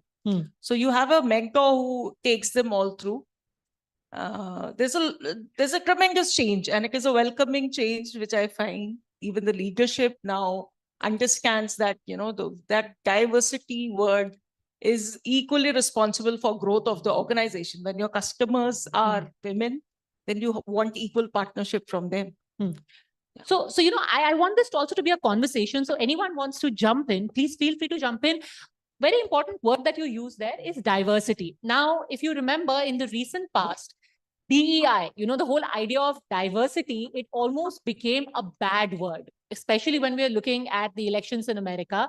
A lot of pushback happened against diversity, and some of it was directed towards women, because obviously women are part of that diversity push. So I want to ask you, Priyanka Gulati, do you think that diversity is really happening in its real sense? Or is it cosmetic? And do you see a lot of pushback happening? Thank you, Padmaja. Firstly, I do know the audience has been sitting here for 2 hours and all of us have been making great points, but just to let you know, the audience has only 9 seconds of focus. So I'm going to make it really quick and short with a little story on diversity to make my point. I was 6-7 years old and sitting on a horse in a marriage procession of my uncle. 6-7-year-old girl who's very excited, sitting on the horse, all decorated. And this old uncle came in and he said, girls can't sit on horses. It's a bad omen. He pushed me, pulled me down the horse. That marriage, I remember, I was crying. I didn't eat food. I was sulky. I went to my grandmother. She looked at me and scolded me. I was like, what kind of a grandmother is that? Now, why is she scolding me? She's like, you have to hold your story. Great. You wanted to be on the horse. Why didn't you hold your uncle or ask for help? Why did you get off that horse, even if he was pulling you down? Years later, I was doing the diversity story. I had HR consulting. I do this for clients. And I converted this little story, which was etched in my mind, into a diversity story of how do I really help or how do I make that difference? And we call it the AIM model. Have that aspiration, A stands for aspiration, to sit on the horse. A lot of times we don't dream enough, right? So have that aspiration to sit on the horse. Secondly, hold that horse or somebody. Intent to stay there. And you will find a lot of challenges, a lot of old uncles, a lot of bad omens, a lot of stories pulling you down. So intent to just stay there, not to pull you back for whatever little small thing that happens and dramatize it. Third is to have that mentor, whether be it a woman, whether be it a man, but have that sponsor or mentor, especially in political worlds, corporates, etc. It's kind of important, and we call it the AIM model. So diversity is such that धूल चेहरे पे है आपकी. Thank you so much, Gurinderjeet, for sharing, and thank you for inviting me. So, and thank you, Pooja, for being here and inviting me again. Thank you so much. But AIM model in terms of having that aspiration, intent, and having a mentor. So धूल चेहरे पे है, आईना साफ करते रह गए. So clean that aina and through the AIM model. The diversity stays with us, not through policies, not through process, not through systems, but it's all within us, and it's that small change within us that makes a difference. Thank you. Thank you, Pooja. Thank you, Priya. And I know we work a lot at the policy level for the government. We work a lot on finance. So congratulations. I'm lovely to see you today, Hannah, and keep doing the fabulous work you're doing. Thank you. Thank you, Pooja. In the workplace, yes, diversity is a mindset, but how do you ensure, Ankita, that it doesn't turn into a him versus her? While you're trying to make workplaces more women-friendly, how do you ensure that it also remains inclusive?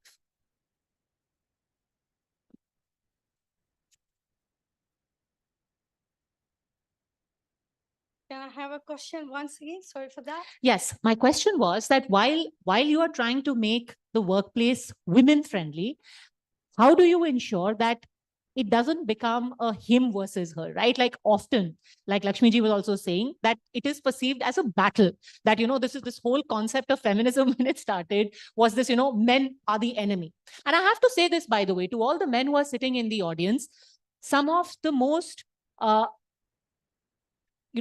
rigid mentors, for want of a better word, some of the most steadfast people who have stood by me in my team have also been men.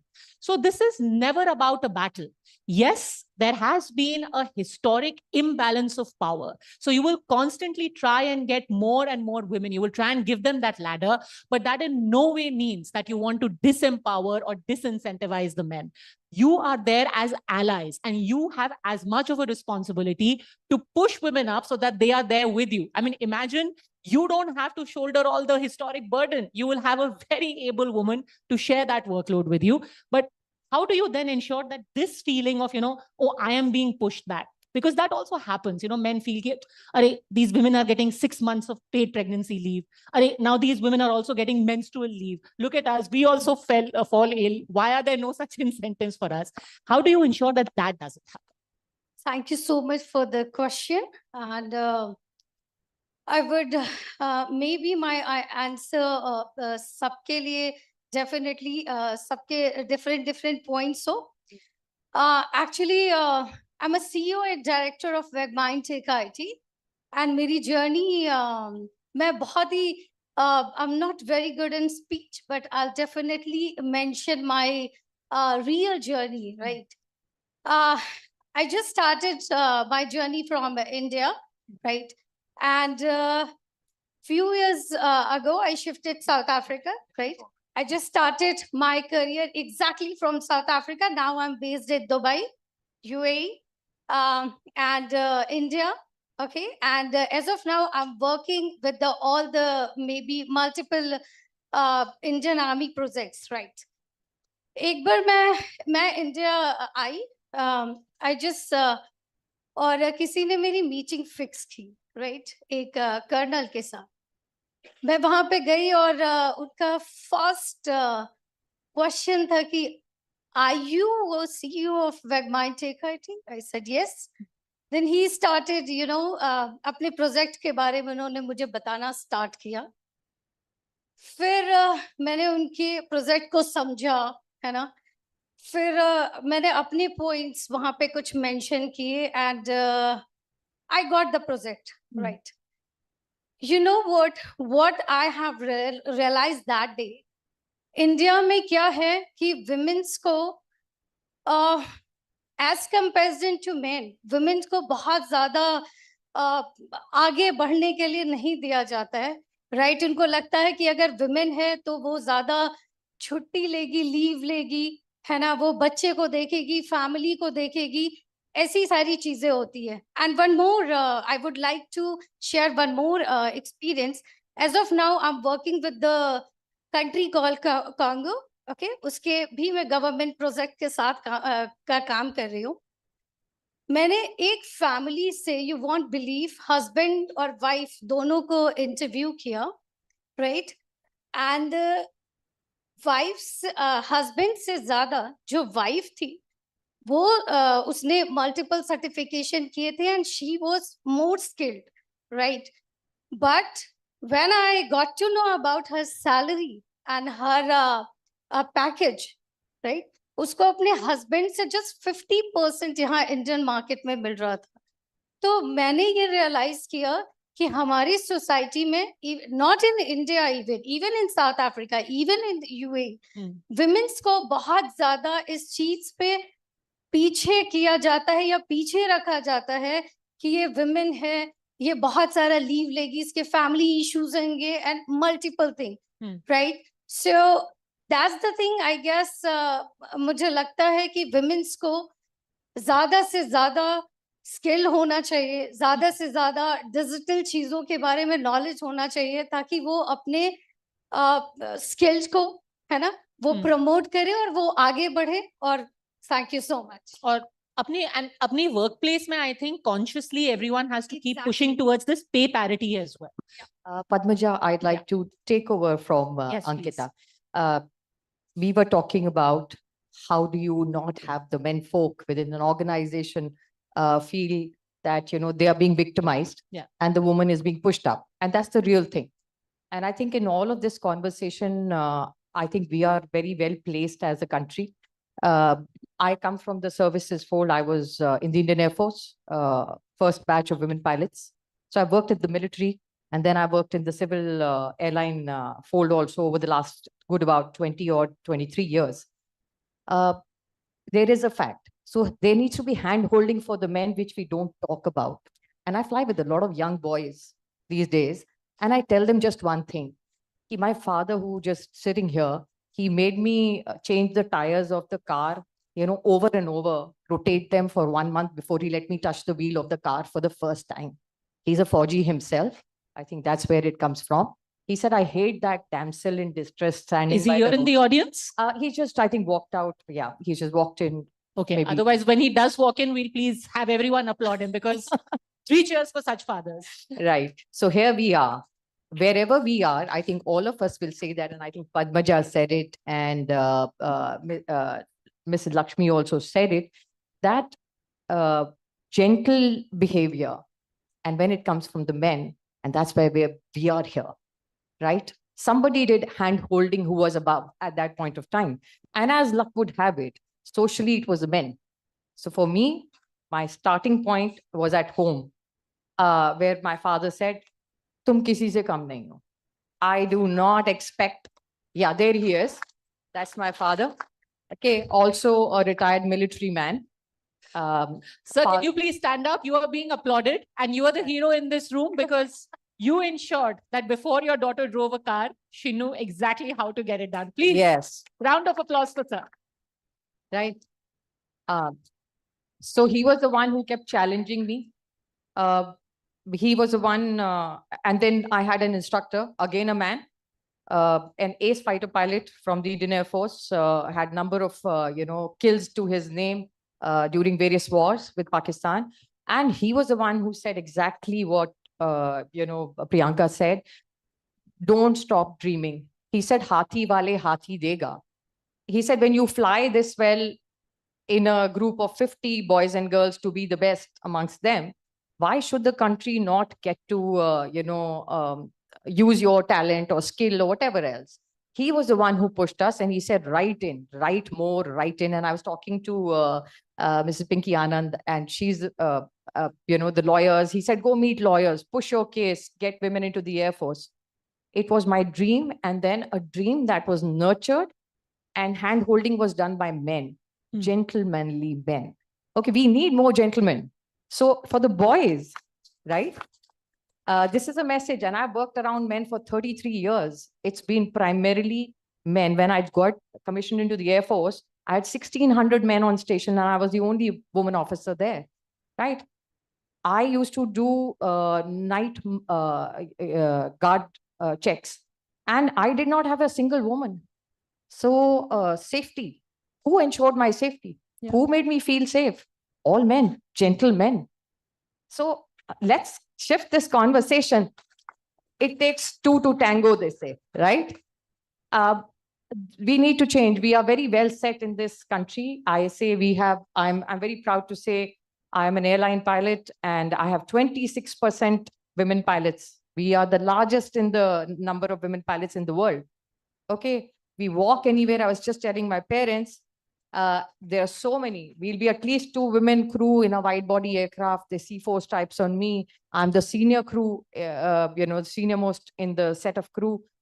And the world over, it has looked as, in amazement. I'm sure Christina is listening to me from Birmingham, and it happens to me in the UK as well. So the shift in conversation is the boys, the gentlemen, okay, never feel that you're getting a raw deal because a woman is being pushed.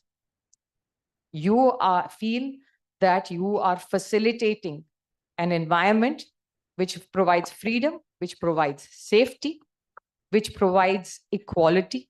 Just one of them, and I agree with Ms. Lakshmi, equality is a conversation that should best be ignored. So the minute you stop comparing what's happening to the guy next to me or the woman, automatically that grievance that, maybe I'm being not, treated well enough, it will go away to start with. We have our strengths and then we have our, weaknesses, each one of us individually, and then maybe subsequently as a gender, as a society, and so on and so forth. So for the men, It's your strength, physical strength. Okay. Utilize that to be gentle. And for the women, I'd say, utilize your mental strength to cut across barriers of this conversation, which exactly what she said, the aim, right? Keep your attitude, shut down the conversation from every end, focus on yourself and be better yourself every single time. Every time you climb up a stair, you will somewhere break every ceiling possible. And I think that's the quality that we deserve. Thank you. I think that is very important to have said, because I think all of us here, I don't know some of the younger women in the room have heard this or not, but when I was growing up, and remember we said earlier that even the smallest mistake you made, if you turned your vehicle left without giving the indicator, some man would drive past and say, woman driver. Always. And there will be men cutting into your lane. They will be driving like they are drunk. But the moment you make one small mistake, and from that lady driver joke to now women commanding airplanes, I think we've come a long way, but we have longer to go. I want to bring in now Dr. Christina Sambrook also. In academia, Dr. Sambrook, what kind of changes in attitudes? Because I think that is the real evolution we need to see and track. What kind of change in mindset and attitudes have you seen? Thank you for inviting me. And I only have a few minutes before I need to leave, unfortunately. I'm trying to postpone the meeting, but I'm not sure I can. I am astonished by the fabulous ideas from your distinguished panel. And I'm so glad that you've invited me. Thank you very much. I will answer your question about academia, but all throughout I made notes with your brilliant ideas, because I have a few hats. One of them is as an educator in leadership positions, but also I'm a global citizen. I was born in Romania, and then with various scholarships, I studied in various places, worked, lived abroad. And then I also have been a leadership consultant for the last 15 years.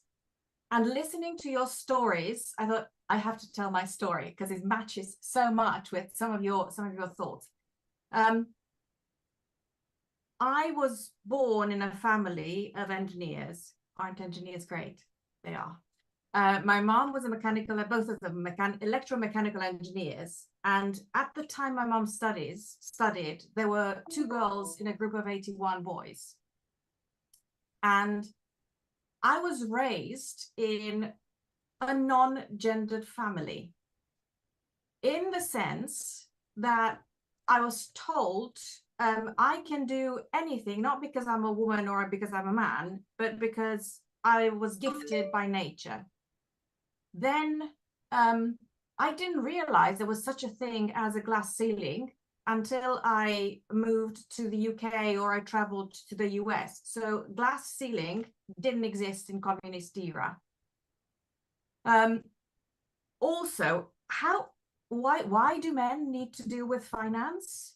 My mom was always proud to say that she was the Minister of Finance in our family, also the Minister of Interior.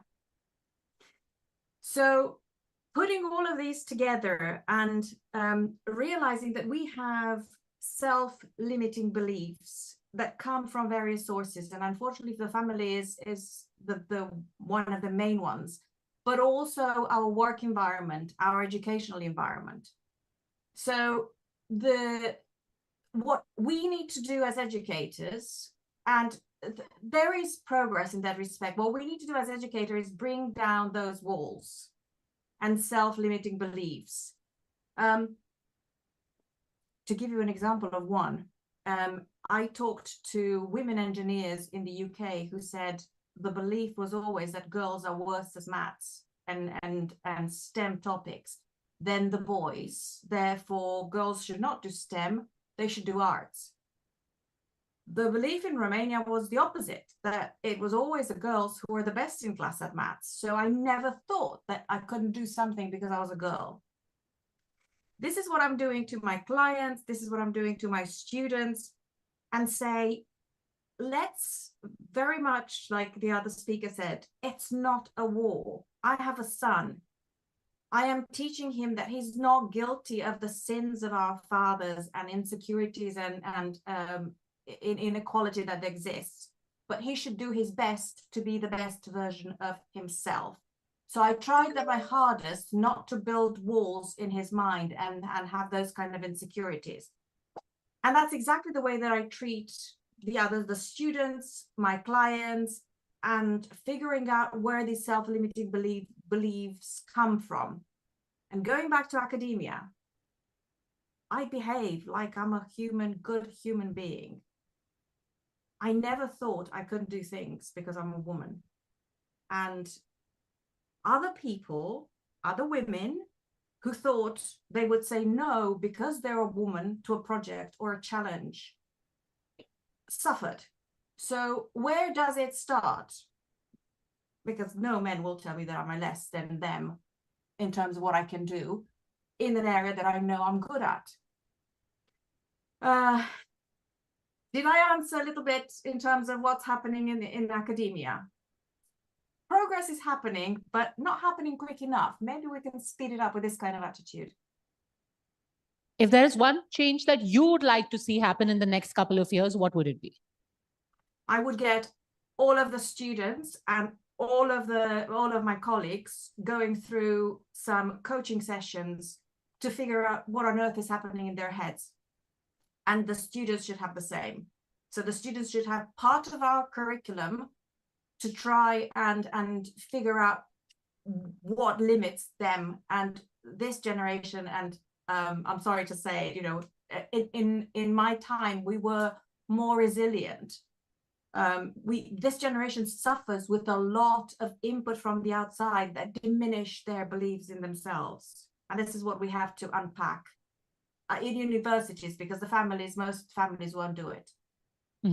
Maybe here's a project for Amity to take up. Have those workshops that the professor spoke about. Thank you, Christina. And due to the paucity of time, Padmaja, I will take steal time from you. So due to the paucity of time, let me request Dr. Singh and Pooja ma'am to kindly step forward to felicitate our guest. Lakshmi ma'am has very urgent appointments, and we know that how important is her role. We would request Lakshmi ma'am to kindly step forward, and Dr. Pinky Anand also to step forward, and Ms. Subhrashra also to join. Amity is proud to confer Amity Excellence Award for Public Safety and Governance to Ms. Lakshmi Singh, IPS Officer and Police Commissioner, Gautam Budh Nagar. It's a proud moment. Thank you so much, ma'am, for sharing your valuable insight. You are such a great motivator.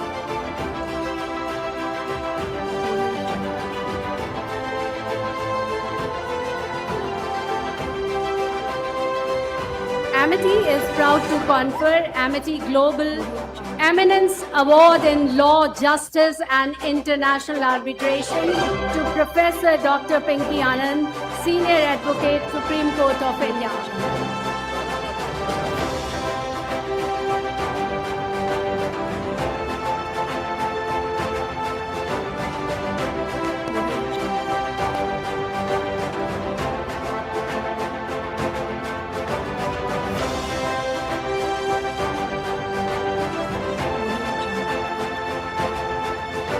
Ladies and gentlemen, for your kind information, this session is going live on YouTube, and if you want any family member of yours need to see this live program, they can join us with the link. I would also like to welcome Dr. D.S. Rana, Chairman, Sri Gangaram Hospital, Padam Shri Awardee, who has joined us and is sitting with us, who is also going to speak in the next session.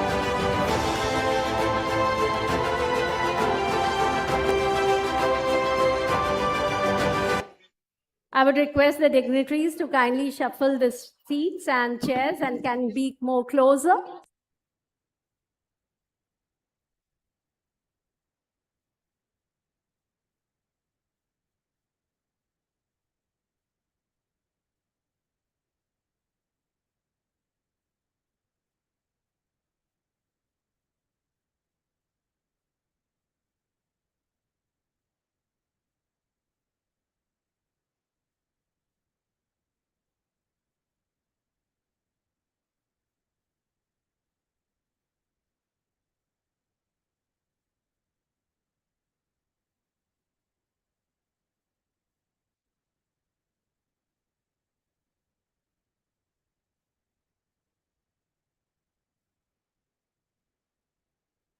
I apologize. I have to leave now, but if I can please request sir to take over from here.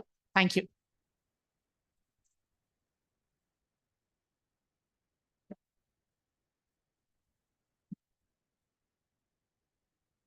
It's a proud moment. I'm requesting again. Ankita, you can also step forward.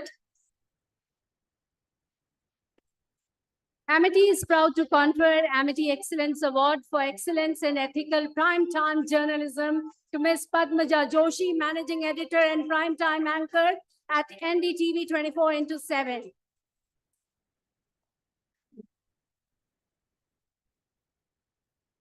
Amity is proud to confer Amity Excellence Award for Visionary Women in Tech and Inclusion and Innovation to Ms. Ankita Singh, CEO and Director of Pegmentine Tech IT Group.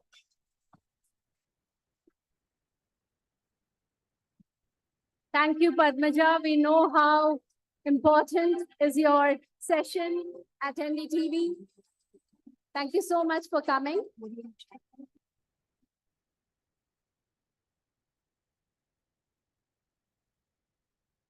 Ladies and gentlemen, we have been asked to inform everybody that this program is also being broadcasted live via Zoom and YouTube. Please request all your friends, folks, colleagues to make sure that they benefit from these erudite discussions. So it's a request to please inform your friends to join on YouTube or Zoom if they have a physical constraint of attending in person. Thank you.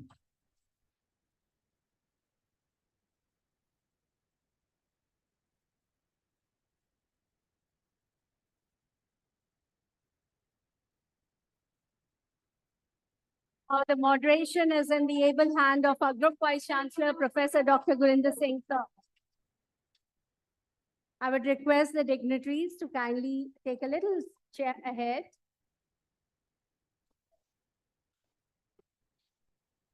Over to Dr. Singh. So I'll give you some statistics, and then I will take from those statistics onwards this discussion. And the statistics are that how to involve and how to create a system and change an ecosystem, because I think that we listened to many of the impressive leaders, and I would say leader of the leaders who spoke to you. We saw journalists, we saw police commissioner, we have seen you speaking, very impressed the way you brought a very positive thoughts. We saw your father, your mentor, and I think that both males and females are equally important.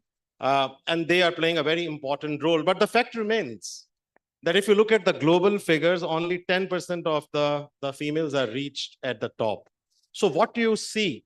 And I will request each one of you to contribute. What you actually see, because I think that what we say in the stages and when we go home, then we need to see that how to actually empower them. That the next generation, our daughters, or when they become the master of their homes, then the society is not unequal. Over to all of you. I think that maybe that all of you, if you can give your brief comments. Yeah, I'll go in first. Thank you so much. And thank you to Amity University for having me here.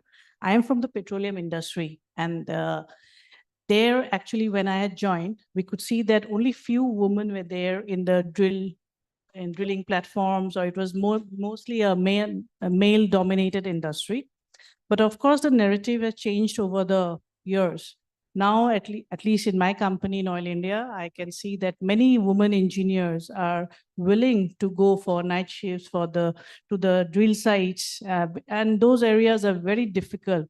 It is very difficult for people sitting in AC rooms out here to understand how exploration in the petroleum industry is done.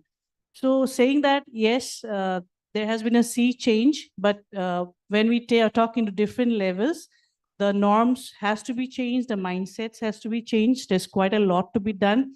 So I had worked with labor in states like Assam, Bengal, and Bihar, which are very difficult areas. And there I could see that when we were doing implementing the CCL, that is the childcare leave, or myself when we take this maternity leaves.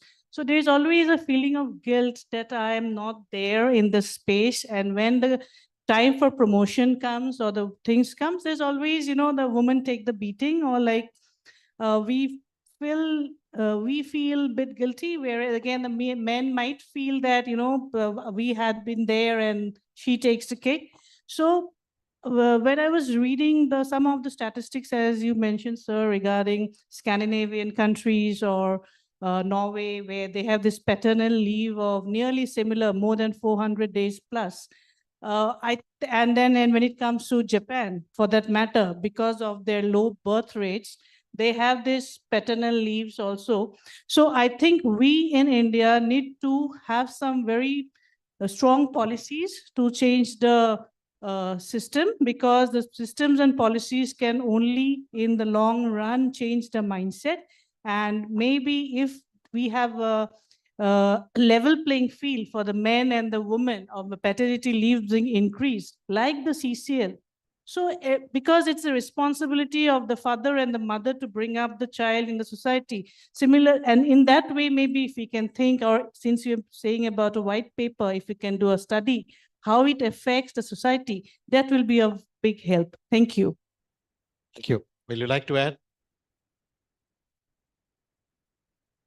Absolutely right in that way, but I feel there is a lot happening already, and just that you need to inculcate the same in the organization. It should go to the core values of the organization. Once that is done, everything will fall in place. And also like I've previously also said, the biasness that we have towards, the unconscious biasness that we carry against diverse groups, that needs to regularly be addressed. That is, that will be helpful. Thank you. Ma'am, to you. I think it's important to have conversations. I think Sonuji already pointed that out. It's important to have conversations and address the real issues. For instance, I can see AI actually revolutionizing the whole space, especially politics, the area in which I operate in. There are no, I mean, the whole idea of these big, massive rallies, etc., they're all going to go effete.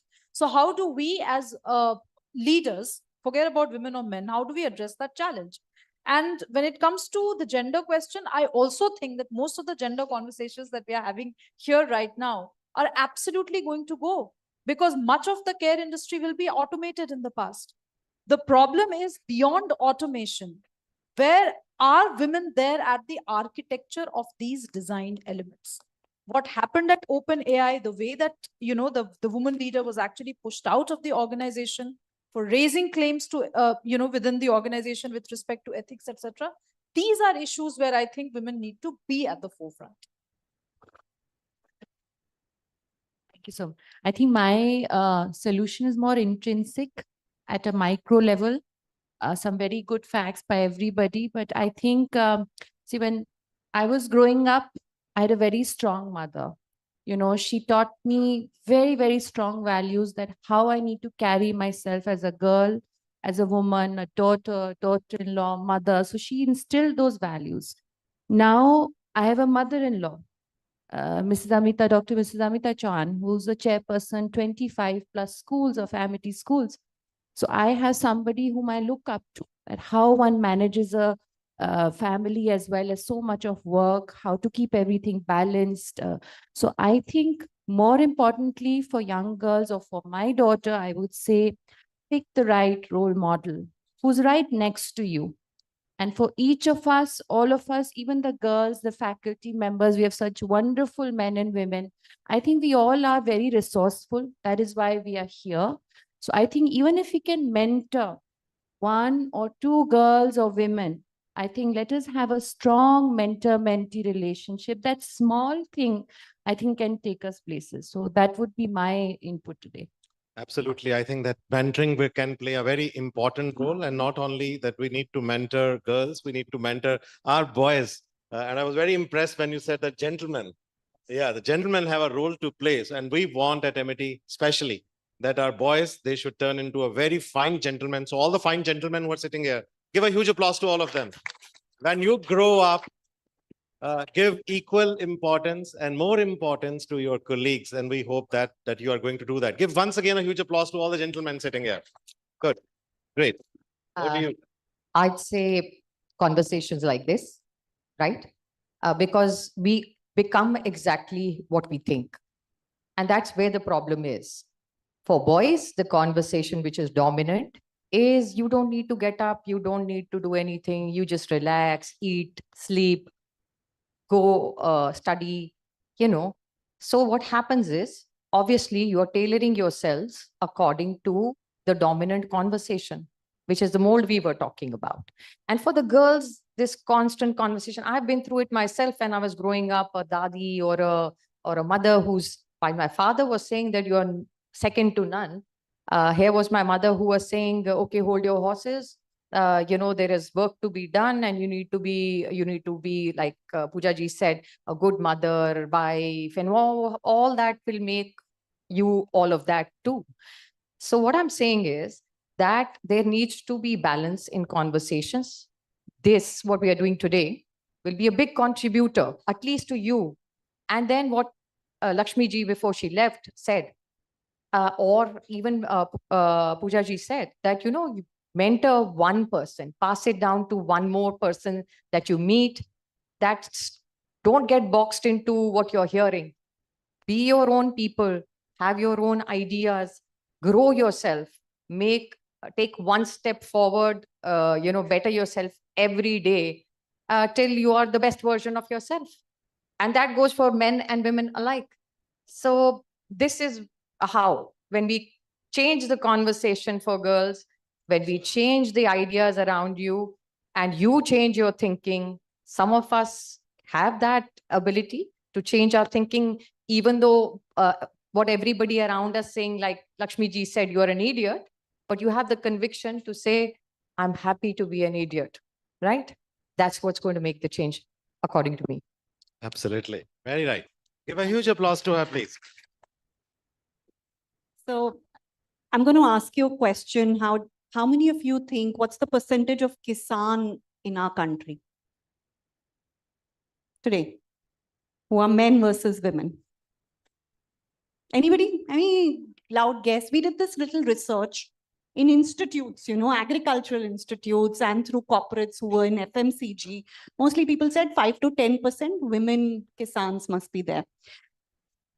We went to schools and asked people to draw a Kisan out. People drew a male Kisan most of the times.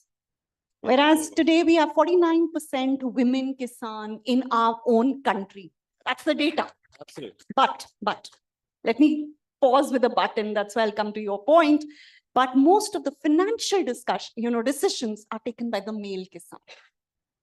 The women are dependent on financial decisions, you know, on that male. And that's why leadership mostly is taken. The definition of leadership is taking decisions, and decisions is all about financial and nowadays more about technology, which is dominated mostly by men. And that's why you see percentages like 90% on the boards, 14% women who are doing well as entrepreneurs. There is only 30% women in C-suites plus in corporates.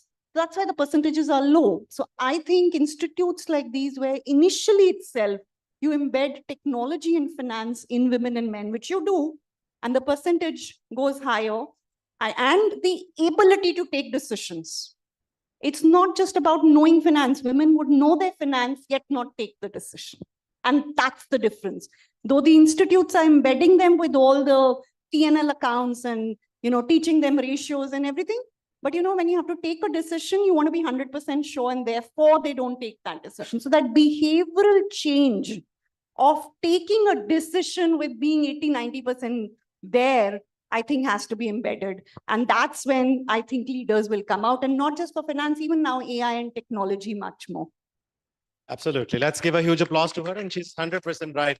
49%, I would say that if you go to rural Punjab, and I keep on going to the villages, you will see that females, they really work very hard, not only at home.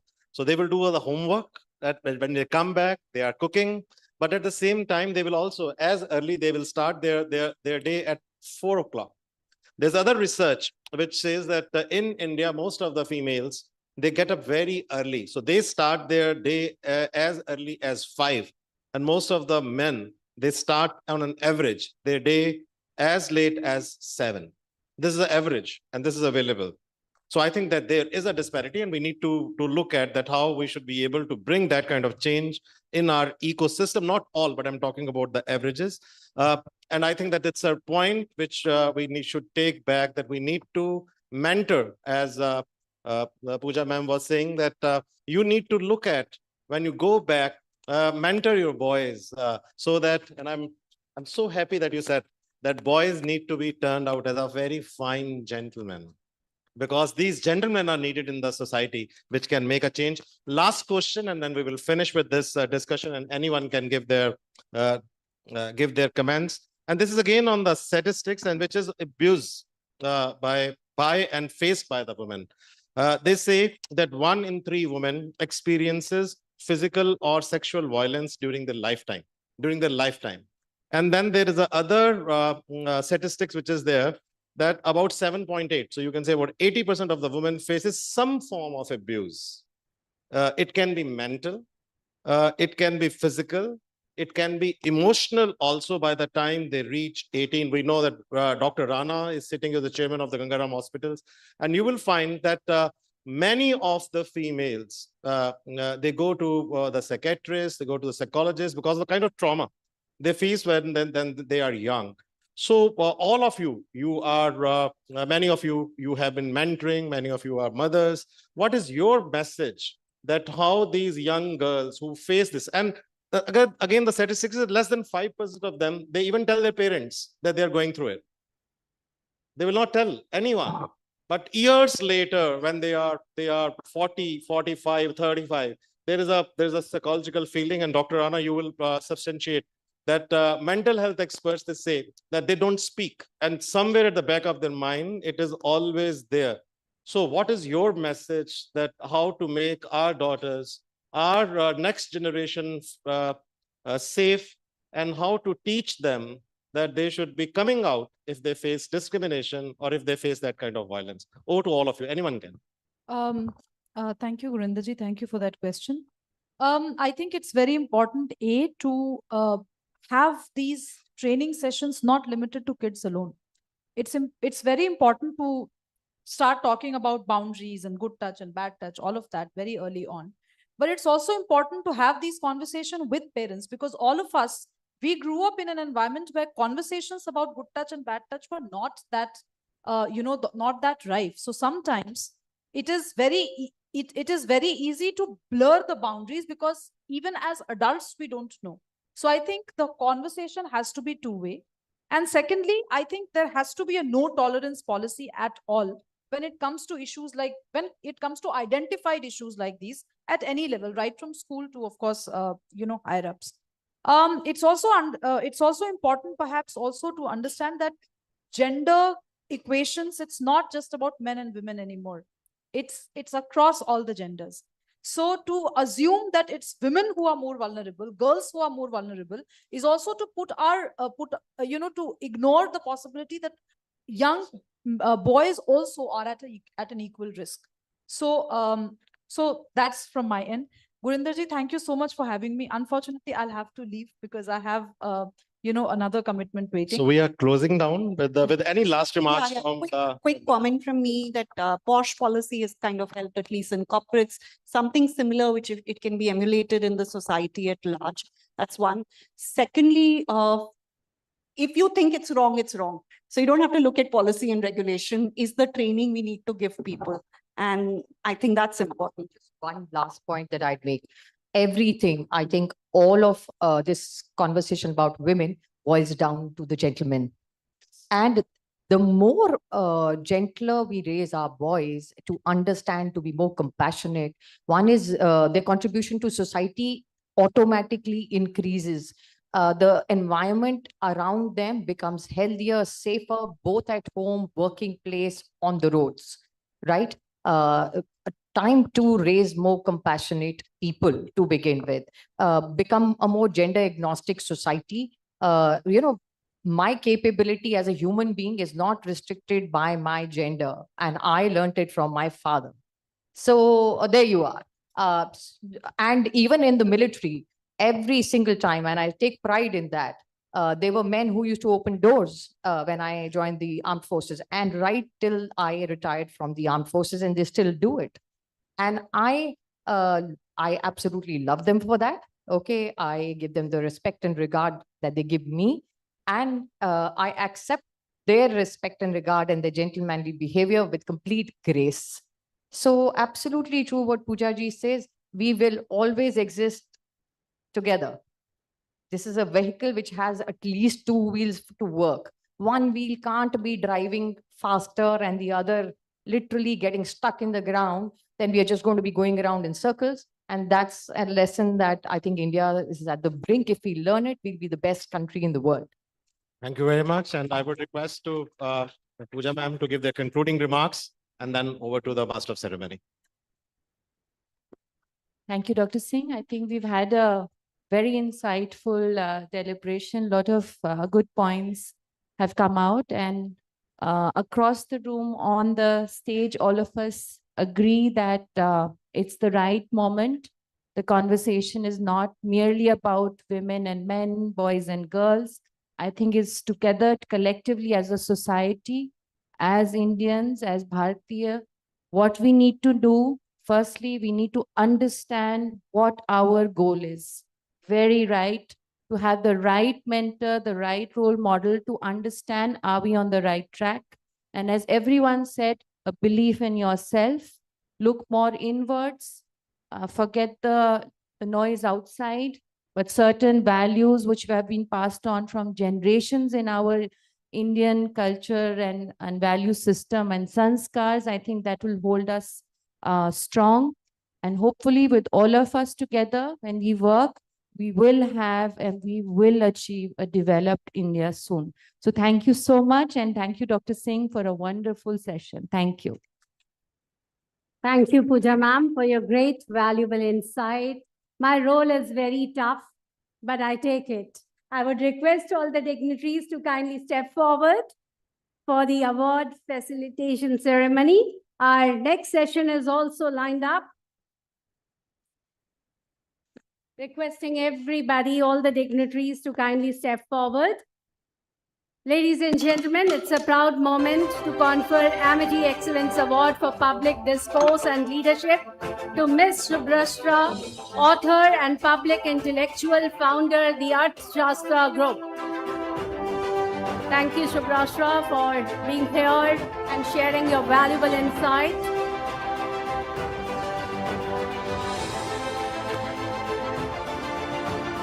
Amity is proud to confer Amity Excellence Award for Sports to Society Changemaker, Ms. Krishna Hazarika, Senior CSR, Professional Oil India Limited, and international badminton player. Thank you so much, ma'am, for joining us. Amity is proud to confer Amity Excellence Award for Sky Pioneer and National Service, Miss Archana Kapoor, Senior Commander, Boeing 787. And cheers to the worthy father who has given such wings to this daughter to fly. Amity is proud to confer Amity Excellence Award for Women Leadership, Consulting and Corporate Governance to Miss Priyanka Gulati, Partner Grant Thornton. A proud father and a big cheers to him too.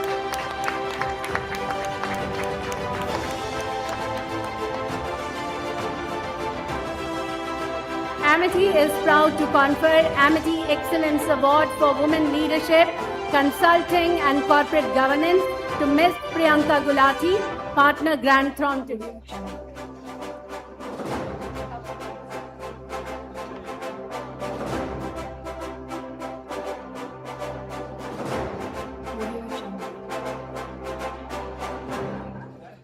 Amity is proud to confer Amity Excellence Award for Operational Excellence and Quick Service Leadership to Ms. Sonu Singh, General Manager, Jubilant Foodworks.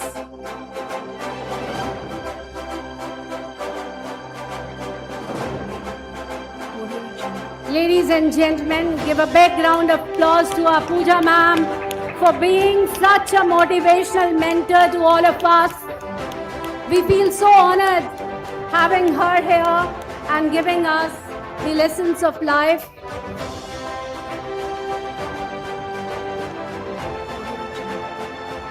So with this, we come to the closure of this women's session of INBUSH Era World Summit 2026, Day 2, second session.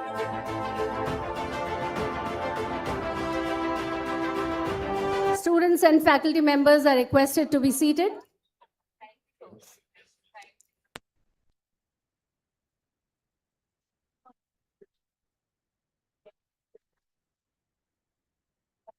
Thank you, everybody, for your valuable time and great insight for making this great saga of INBUSH come together in such a beautiful manner.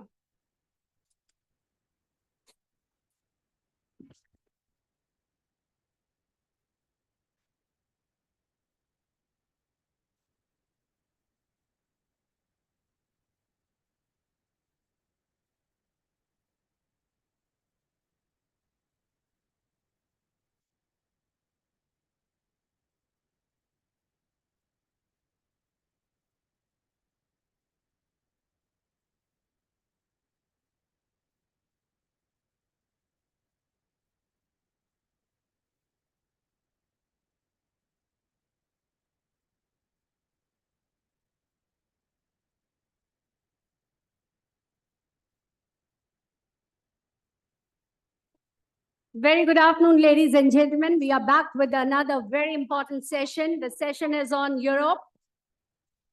The prime theme of this session is forging and forwarding futures, strengthening strategic strategies between India and Europe. I request all the students, faculty members to be seated.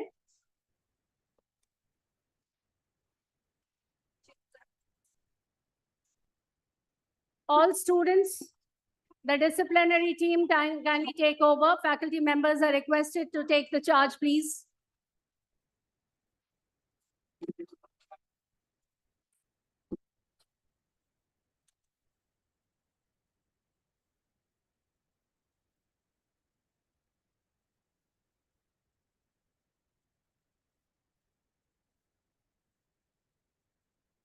Ladies and gentlemen, kindly be seated, please.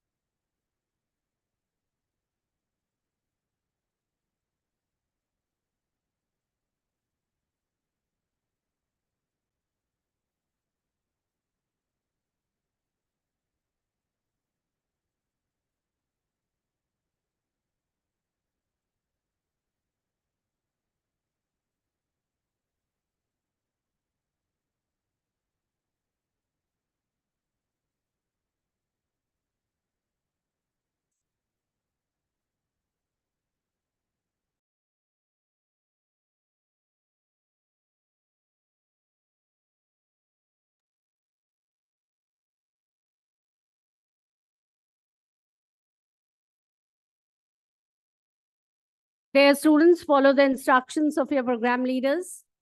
Be seated. We are starting the next session in a short while. The guests have already arrived and people have joined us online too.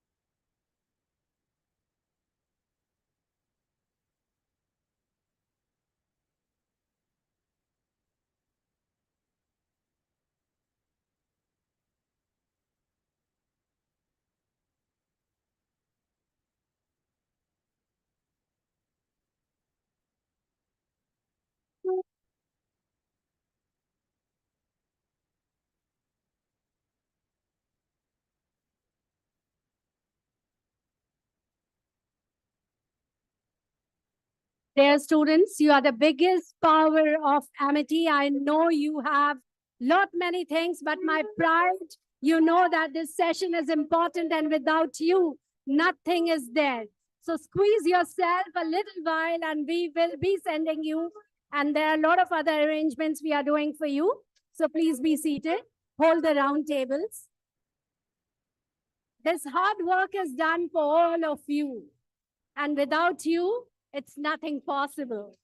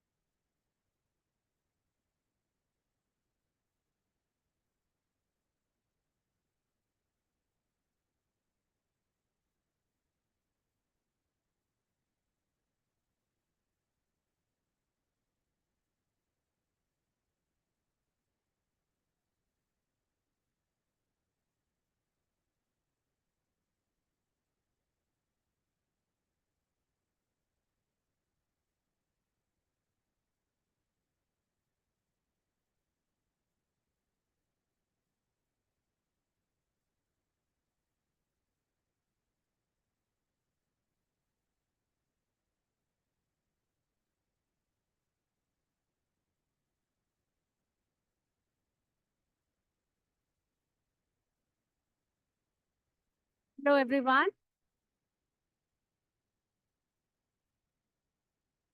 Dear students, we are shortly starting our next session. That is a European session. You're the most valuable asset to us, and your presence is a delight for each one of us.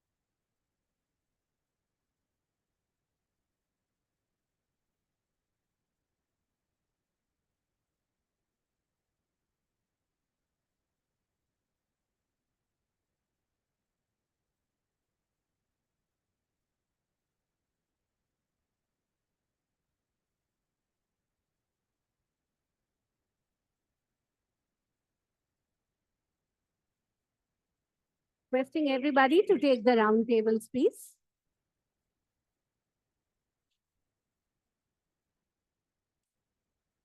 Come at the front of the round tables. From that side, please take the round tables.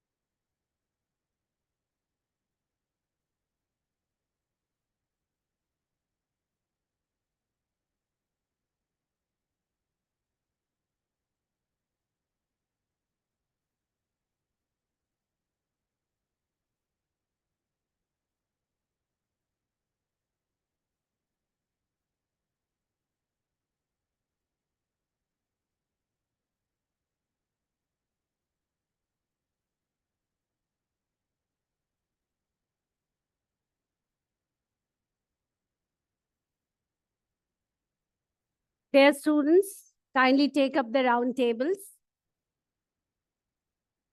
Come forward, everyone, and leave the last chairs.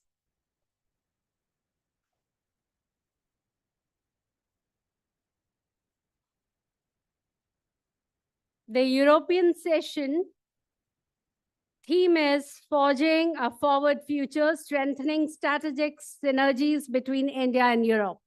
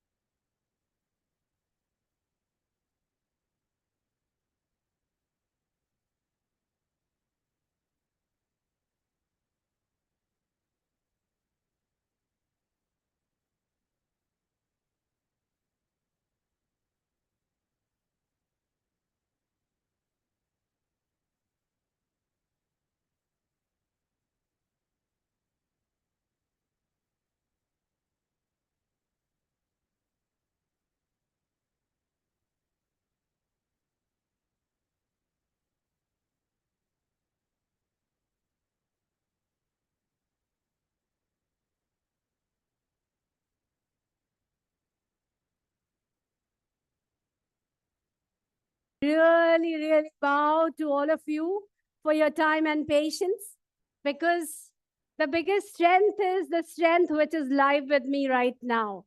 And that is very, very important. And you all are looking very dashing. We have been joined by a lot of guests online and offline. And within a short while, we will be starting this session. The women's session has exceeded its time limit because of very important delegation. And as you know, it's a little lighter note. It's tough to stop a woman while speaking. I think that was something, but we have to draw a line somewhere. And in a short while, we will be starting the session formally. Thank you, everybody, for your time and patience.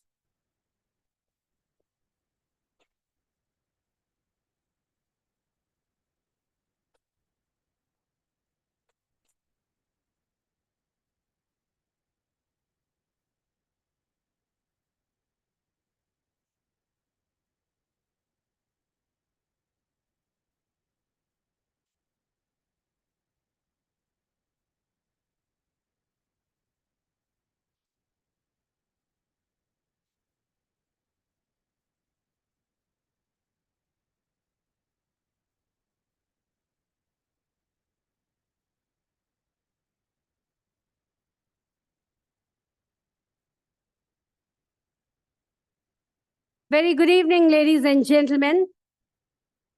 Welcome to the third session of INBUSH World Summit 2026. Keep applauding. A guest have arrived. Mr. Kristen Decker, Head of Foreign Trade Consultancy at WTSH, who has joined us virtually. Dr. D.S. Rana Padam Shri, Chairman Shri Gangaram Hospital. We welcome you, sir. We welcome Ms. Kristen Peckler, Deputy Commissioner, Counselor and Commercial Attaché and Advanced Australian, New Delhi. We welcome Dr. C.A. Vikas S. Chaturvedi, CEO, Valucent Group Investors Founder, Chairman, India Business House. We welcome Mr. Sridhar Subramaniam, Director, IGEP Consultant Private Limited. We welcome Ms. Shraddha Subramaniam, Director at IGEP, Mr. Prasoon Diwan, Founder and CEO. We welcome all the dignitaries who have joined us online. Kindly be seated.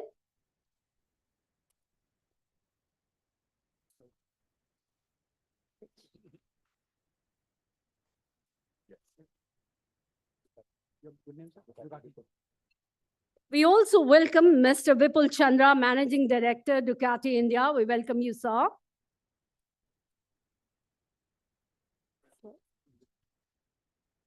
We welcome Mr. Leventi Cardos, Economic and Commercial Counselor at Embassy of Hungary, New Delhi.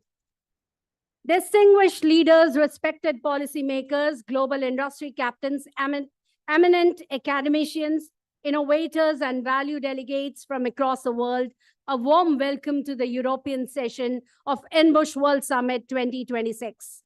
Today's session is not just a conversation between regions, it is a strategic dialogue between two global powerhouses, shaping the future of the world's economy, innovation, and sustainability. Our sub-theme is forging a forward future, strengthening strategic synergies between India and Europe. And I take the honor to invite Group Vice Chancellor, Dr. Gurinder Singh, for his formal address to all of you. Over to you, sir. Thank you so very much. I think Europe is having a very special place in the eyes of every Emetian. As you know, that our founder, Honorable Dr.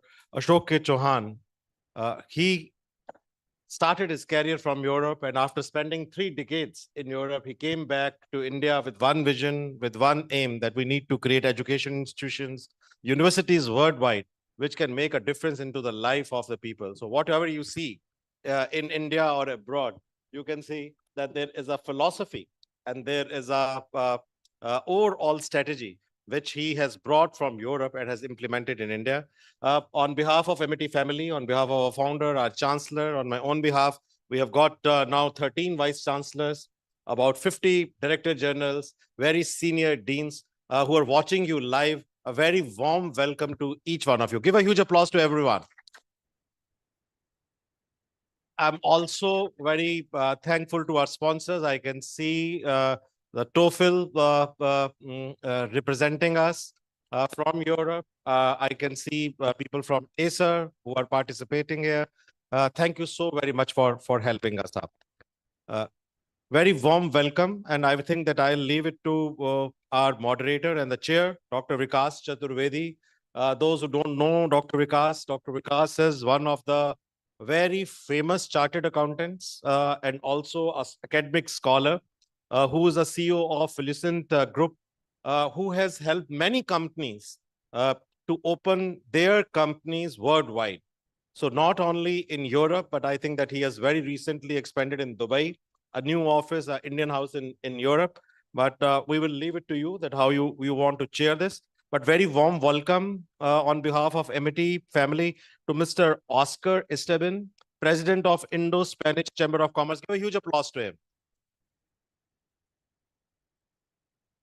To Mr. Vipul Chandra, who's a household name, from the Managing Director of Ducati. We know him as a great industry leader. A lot of students have a desire, and a lot of them, they are doing their internships and projects with you. Give a huge applause to him. Our great friend of MET family, Dr. D.S. Rana, Padam Shri, Chairman of Shri Gangaram Hospitals. And I have very special respect for him. We are meeting after 23 years. Yeah, I think the last time when I met him was that when my son was got a birth at St. Gangaram Hospital. But very honored to have your presence. Our founder has got a special respect for him. Give a huge applause to him. A gentleman who is serving the entire society, a very humble person, and at the same time, a person on whom every Indian should feel proud. Thank you so very much for coming here. Mr. Rutger Bonsal, Managing Director of Brookman Logistics India, Netherlands Business Association. Huge applause for him. Mr. Levente Cardos, Economic and Commercial Counselor of the Embassy of Hungary.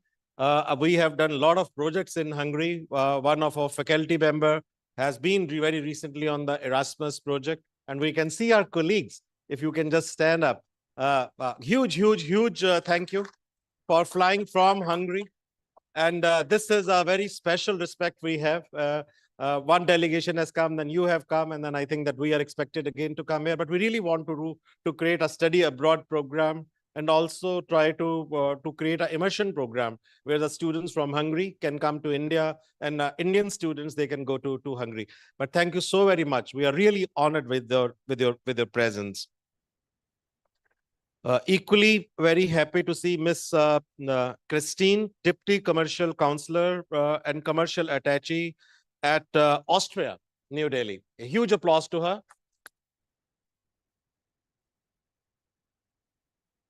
We are very honored, ma'am, that a few of our faculty members, they are again doing Erasmus Plus project with Austria. Looking forward to strengthen our linkages with them. We have got Dr. Astha, if she is here. Yeah, she is here. I think that we say that she is more an ambassador of Europe than MIT. Most of the time, she is working on the Erasmus Plus project. Thank you, Dr. Astha, for joining us.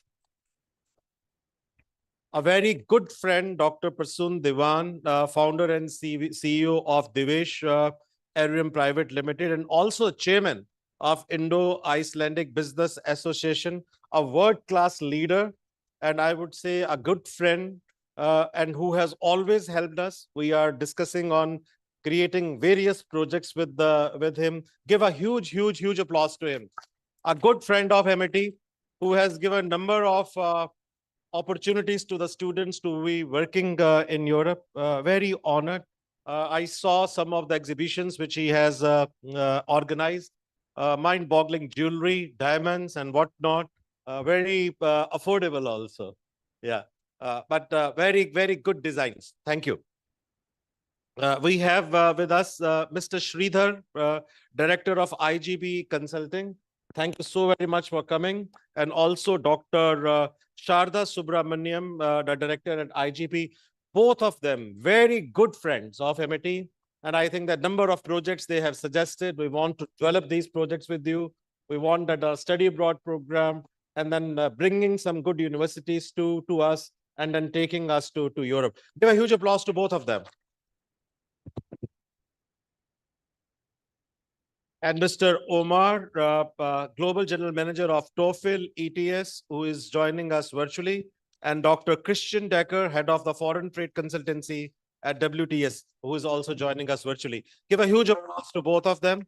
Our special thanks to ETS, who is also the sponsor of INBUSH, and also our next conference, which is happening in Europe, and also in New Jersey this May. Give a huge applause to them.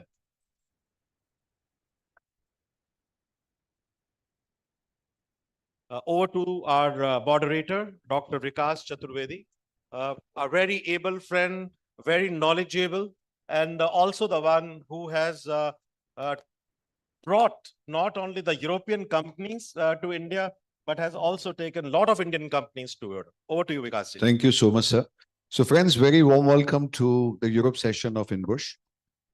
It's heartening to see such a great panel, and I'm truly delighted to welcome all the panelists on this session and all the audience. I see a lot of people also joining online this session.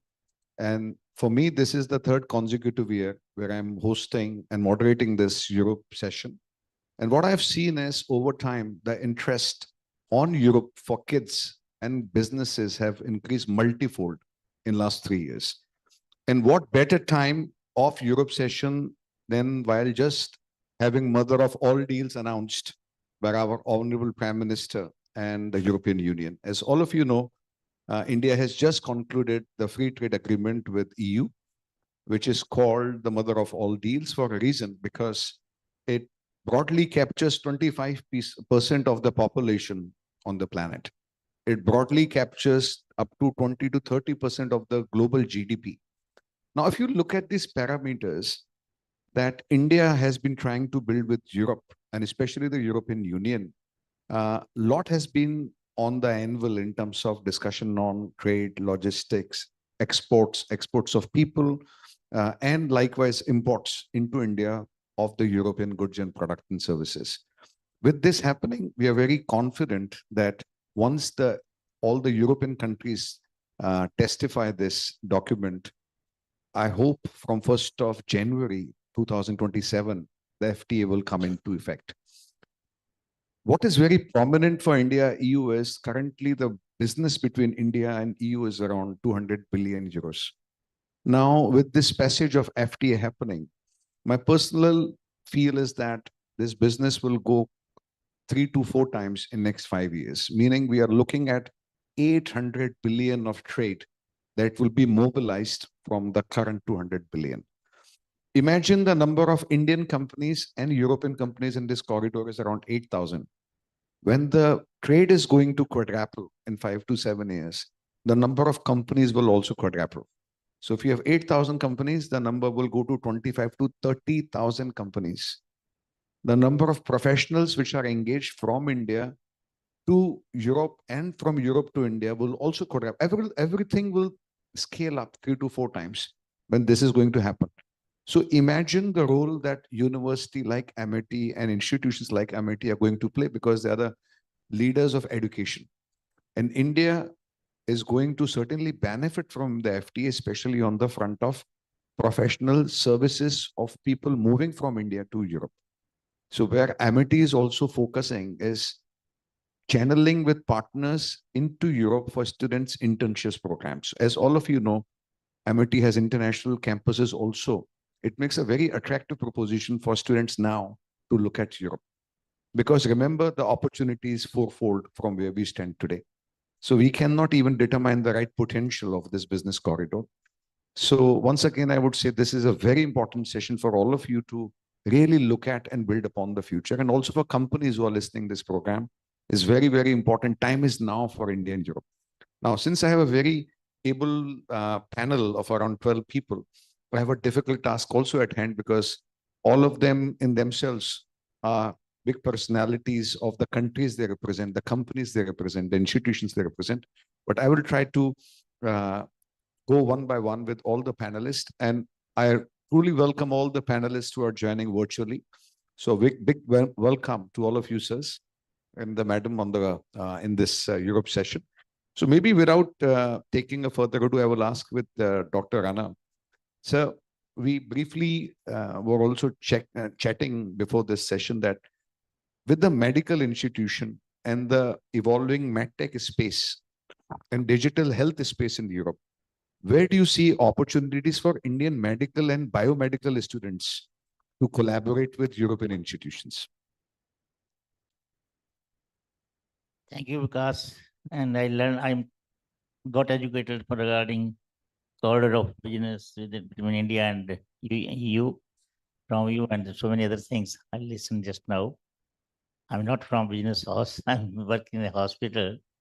And as far as medical field is concerned, we have got certain strength, and Europe has also got certain strength, all equipment, high-end equipment is of high quality is made in Europe, and we depend largely on European countries and America, and now to some extent on China, But as our Pradhan Mantri says that there is a need for us to be self-sufficient and sustainable in technology also. So it is a high time that we start acquiring this technology and the stress on Make in India. And we not only purchase the things from Europe, America, but must acquire our industrialist friends. They must acquire technology, work in within, say, limited scope, and so that we can have technology in our own country. And right now also I see some problem I was discussing, because that many things are still made in India. Probably quality is not ensured, but even if the quality is ensured, there is probably some mindset of Indian people that they would like to have something for everything, And that you have to see that that mindset is not there anymore in, say, China or South Korea. So we got to learn from them, that as a government is concerned, as far as industry is concerned, they must ensure quality. And as far as users are concerned, they must believe in that, so that this is the only way to reduce the cost of healthcare in the country, so that it is accessible to the rural people. And all of you know that almost 70% people are still living in the rural country. And for them, a quality tertiary healthcare is not accessible, because of the very huge cost of the treatment in tertiary care hospitals in mainly metropolitan cities, So I think that is one thing that, as far as I feel, that is what the time has come. Second thing is, as far as medical education is concerned, I don't think that our country, except maybe in majority of institutions of the country, they provide very standard medical education comparable to any in the world country. And that is why our doctors are acceptable, Europe, America, everywhere, We're glad to know that lot of the whole America has also disproportionate. We have got our disproportionate representation as far as doctors concerned in America, to some extent in England, and now it has started going to Germany and all other countries also.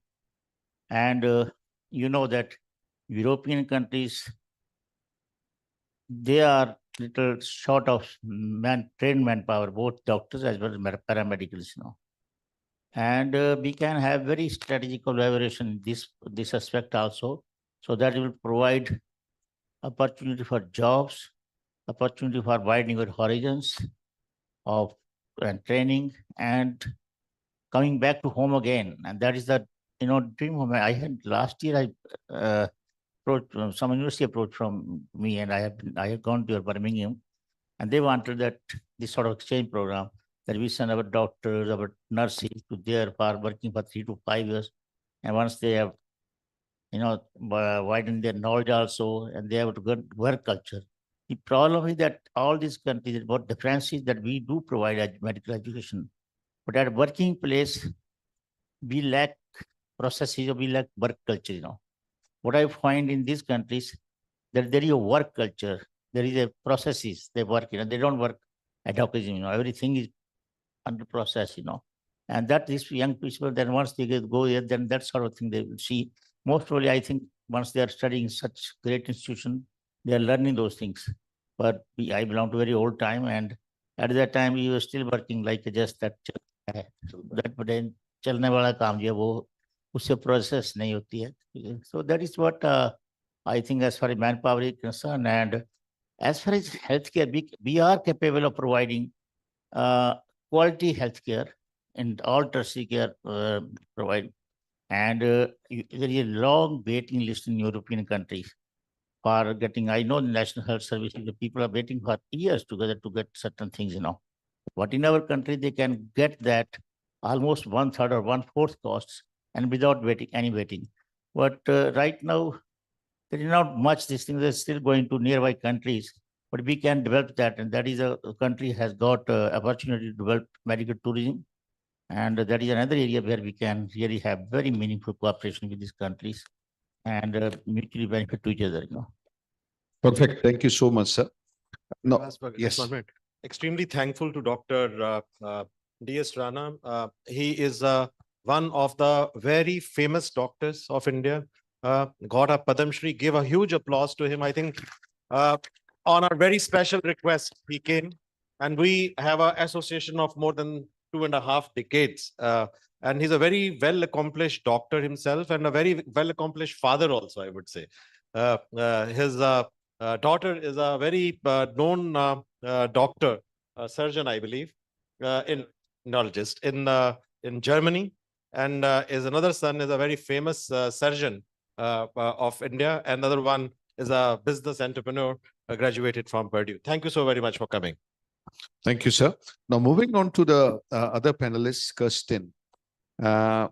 So you were mentioning that the exports with India, and especially the number of companies, Austrian companies setting up in India, has grown quite well. So maybe you can give a landscape of what is happening right now between India and Austria, because I see the very positive results in terms of trade, what is happening today between Austria and India?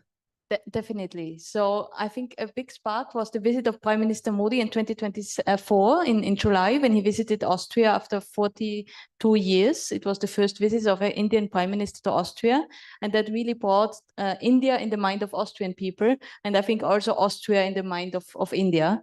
And since then we see rising trade numbers every year. We have a record. We have now 170 companies in India as subsidiaries. Yes, and I think it's a very, and with the FTA, as you already mentioned, there's big possibilities ahead. Fantastic. And you also mentioning that the number of collaboration you're doing with a lot of Indian institutions, educational institutions, and maybe you want to say something on the opportunities which could lie for businesses and students vis-a-vis India-Austria corridor. Exactly. So we have in the technical field, we have the TU Austria. It's 3 technical universities which are really striving to get Indian students the possibility to study in Austria.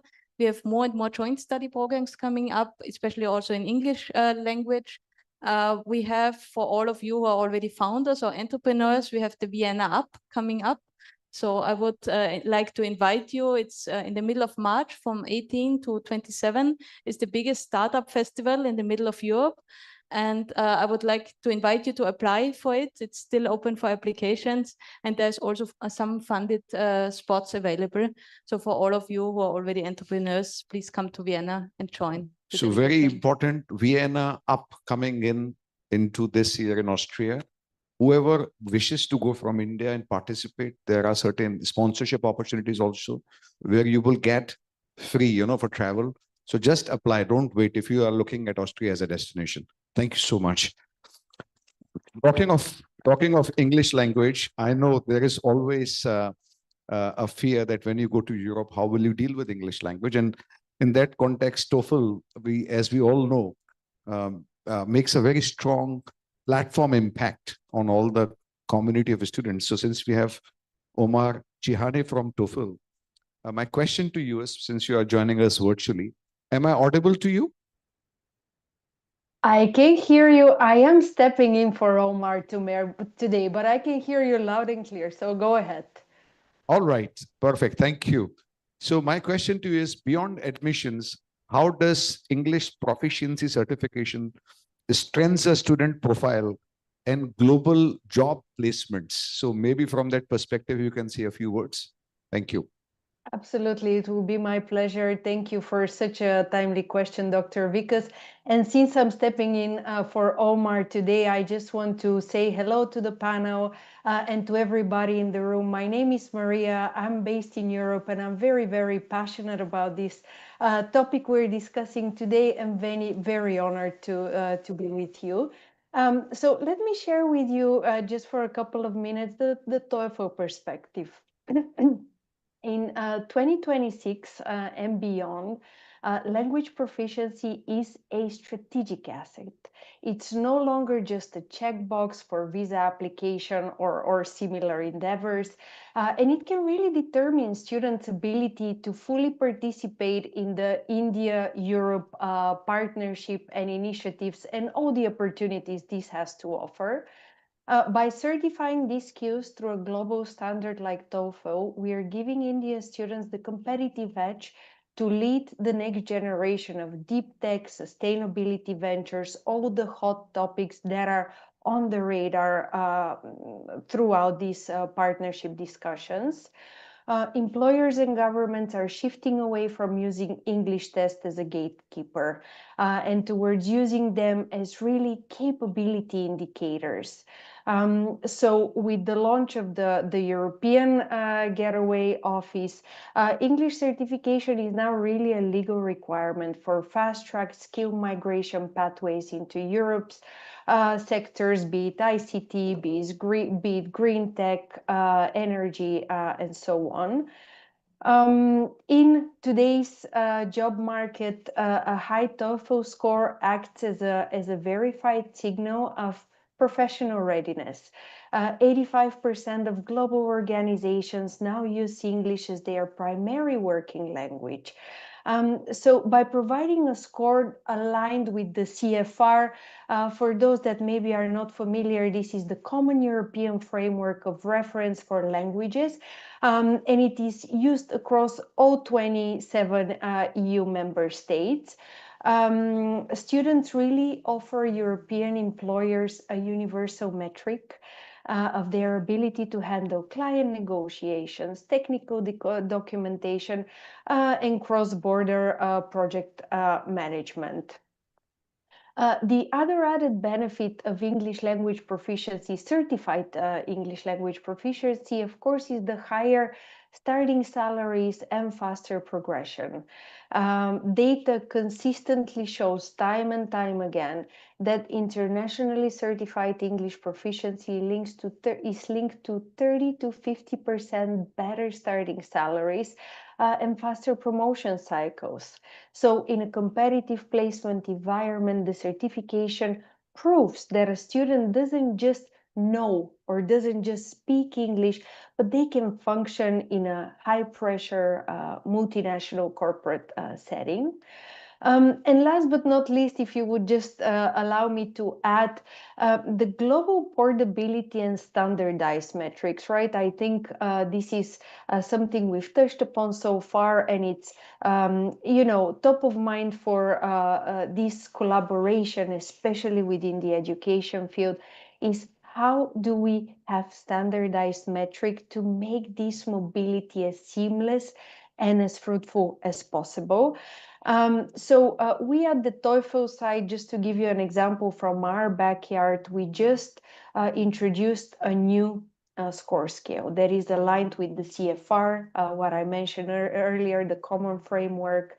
And this provides students with a universal metric that a hiring manager, you know, in Berlin or a project leader in Amsterdam can instantly interpret, making the student's profile immediately globally legible.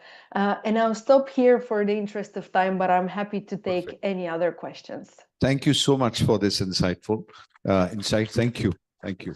Now, moving on to the trade. When we talk of trade, logistics plays very, very important role. And when logistics plays an important role between India and Europe, Netherlands comes at the center as a gateway for Europe, because all what is happening today, Netherlands has emerged as the third largest export destination out of India. It's the fourth largest investor in India and fourth largest recipient of ODI from India. Now, goods have to be transported. Now, logistics as a sector, maritime as a sector becomes very important. And we have somebody who was doing this day in, day out of handling cargo logistics from India to Europe, especially Netherlands, that is Brookman Logistics.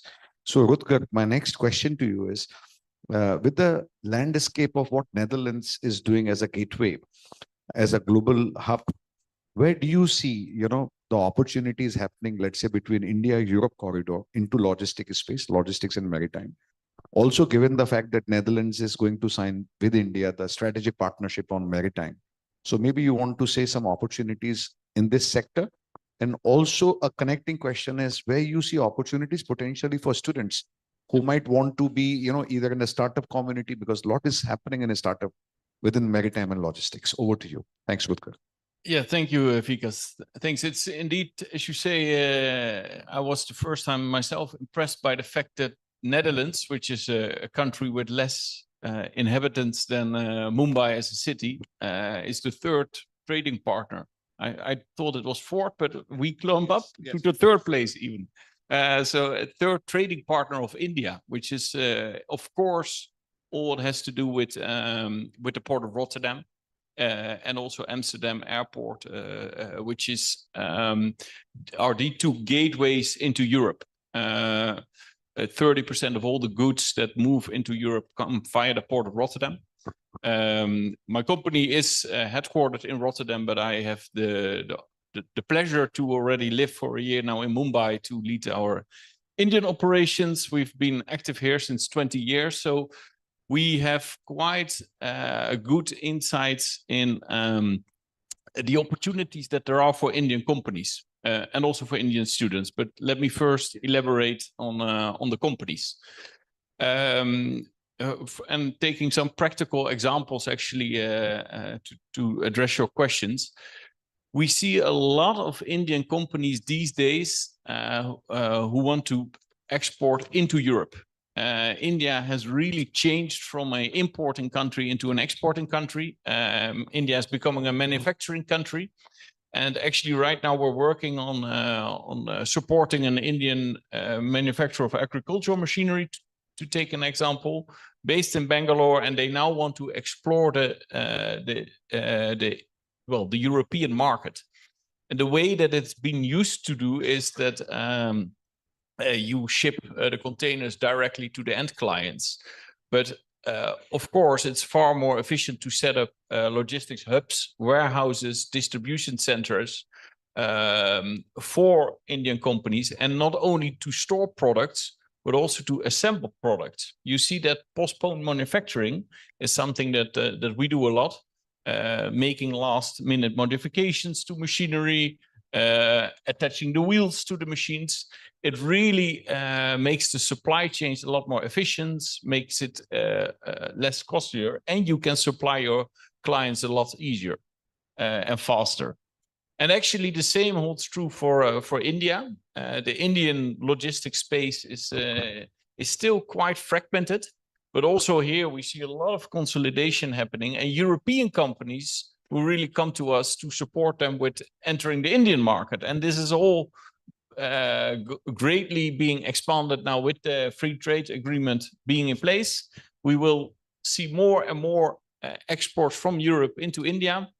And that's giving a lot of business opportunities for Europe and India. So, as you rightfully said, a quarter of the world population in these two economic zones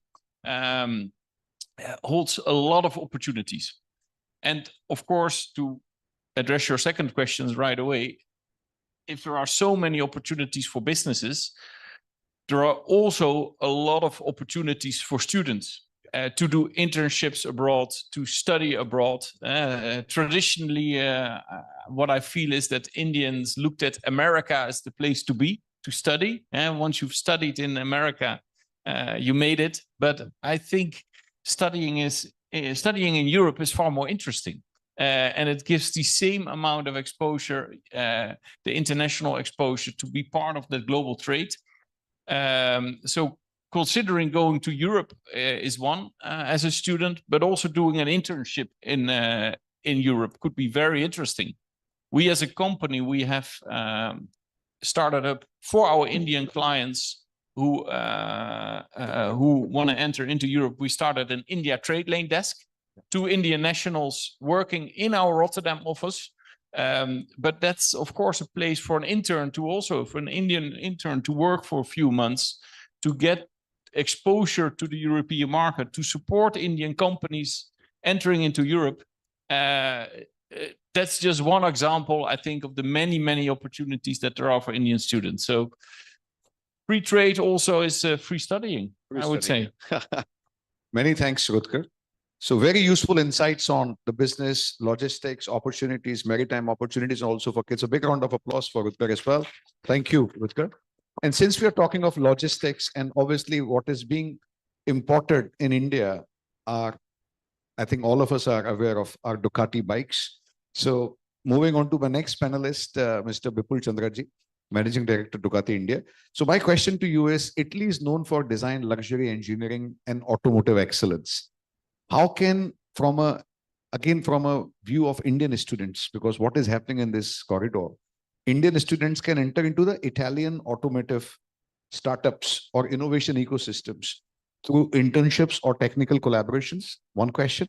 And a small side question is, where additionally, because since you're also representing, I would say in this session, India, Italy, any particular areas that students or companies should look at Indian-Italian corridor?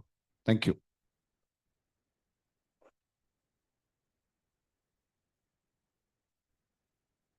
Hello. Yeah. So good evening, everyone. And yes, I'm definitely representing Italy today. Happy to be. Coming to the question of internship, there are a couple of points. Italy definitely is on the forefront of the automotive thing. In fact, I have never counted, obviously, but in my understanding, Italy would be having more than 2,000 companies in the auto space. And to borrow from my co-panelist, Italy would be just about double of Mumbai's population.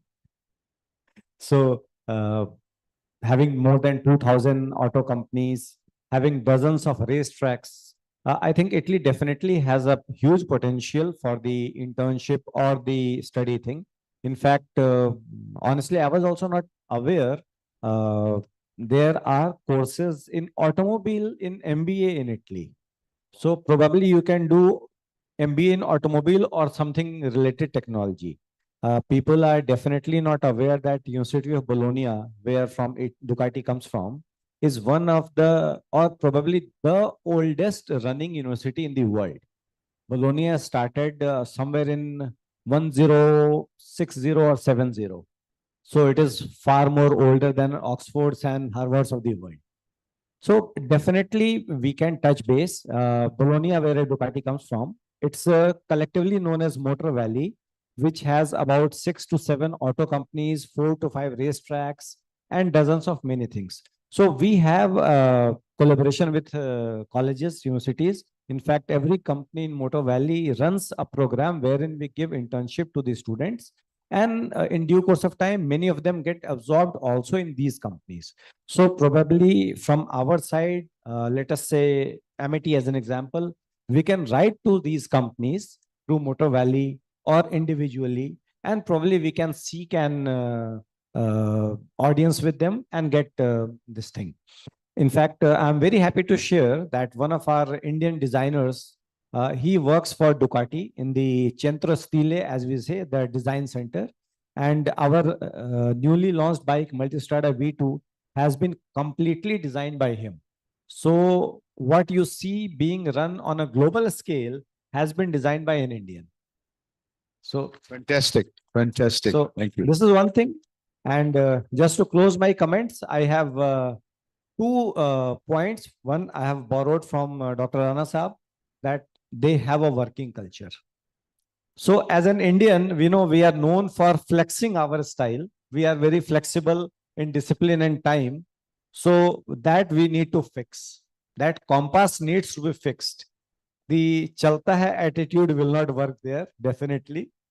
And second, what Maria just said, while I have also not faced any problem with being a English speaker, and Indians, I would say that we are now native English speakers.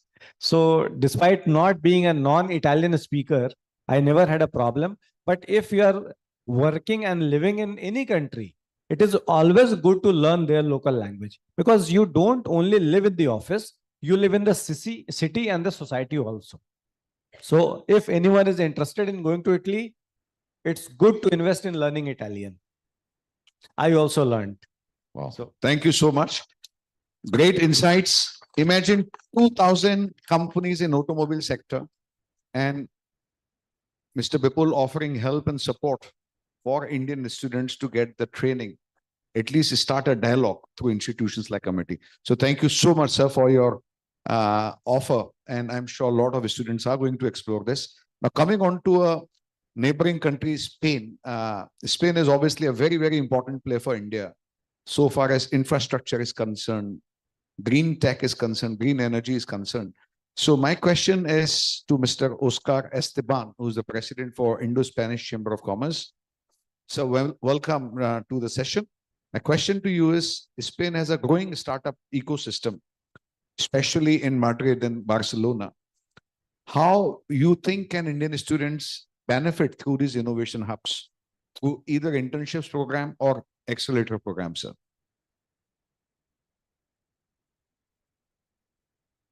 Sir, am I audible, Mr. Oscar? Can you hear me?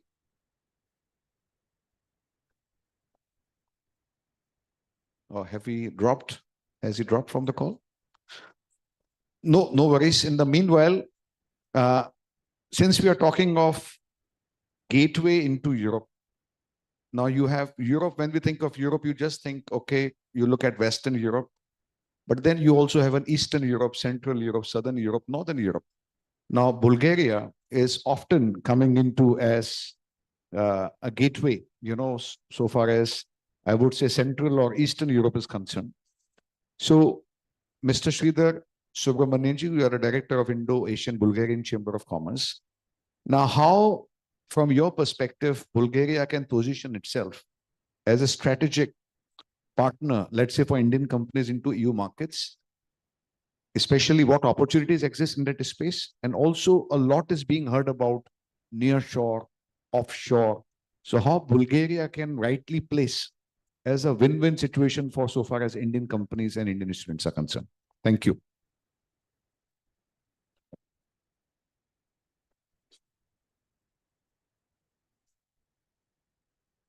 I'm Sridhar Subramaniam from the Indo-Asia Bulgarian Chamber of Commerce. This is my second year of participating in this event. Thank you very much for inviting me here. Like Vikas said, Bulgaria is a country in Eastern Europe, and it's playing a very important role in positioning itself as a gateway for companies entering into the European Union market.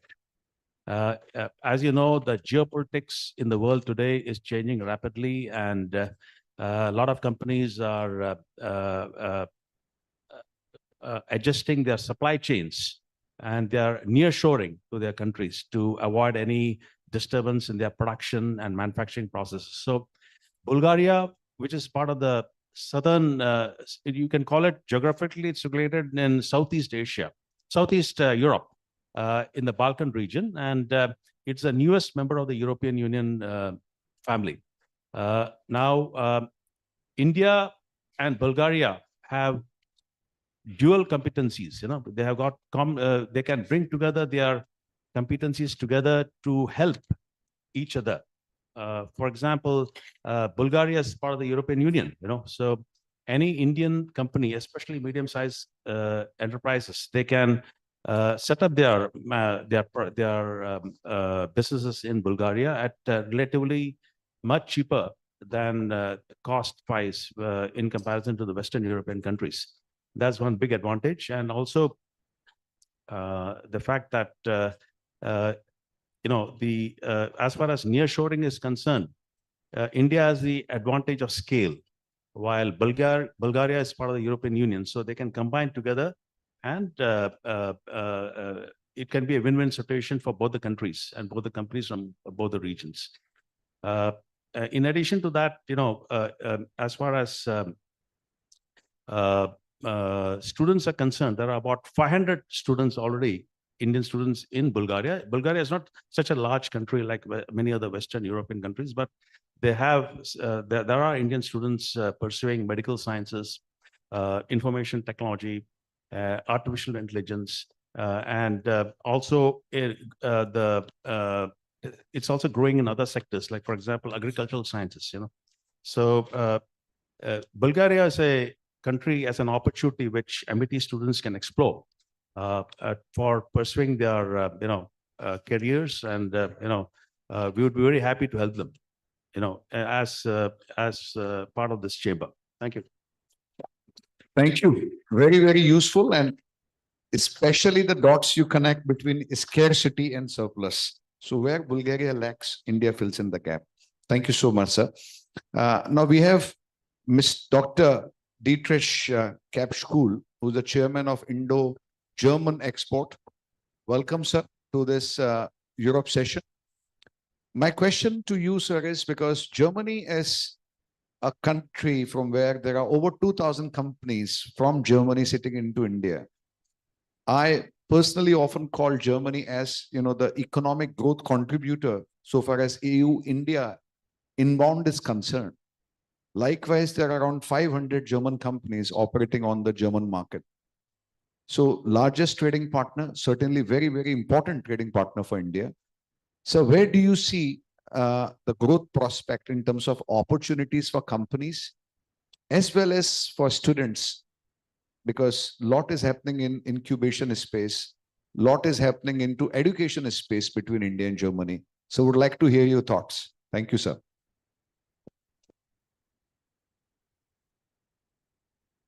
Sir, you are on mute. Can you unmute yourself? You are on mute.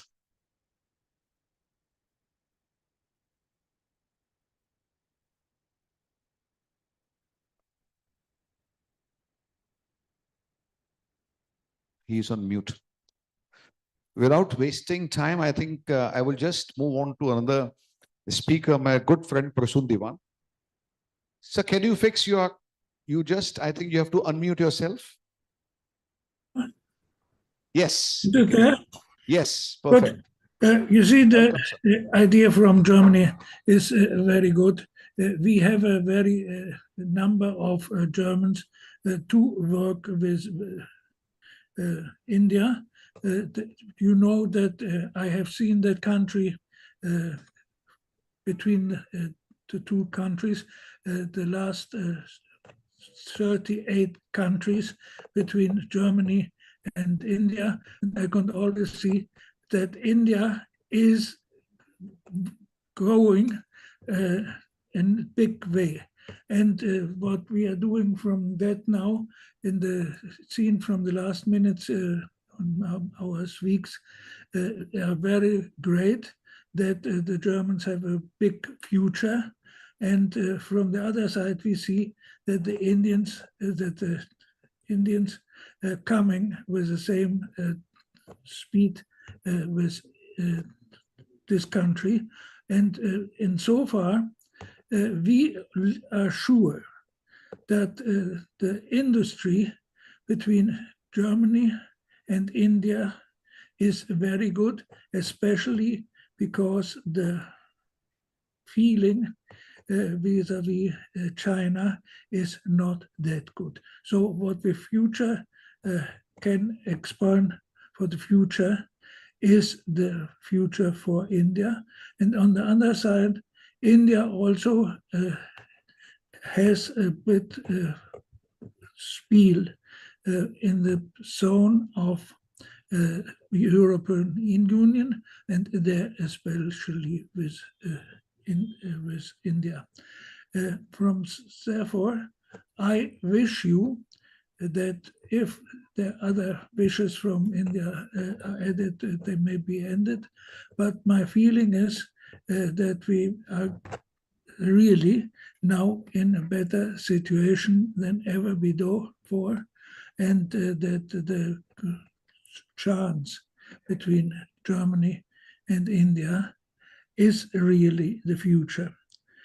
That may be that some people see it a bit negative with regard to the USA, but our feeling is that within the next 2-3 years, India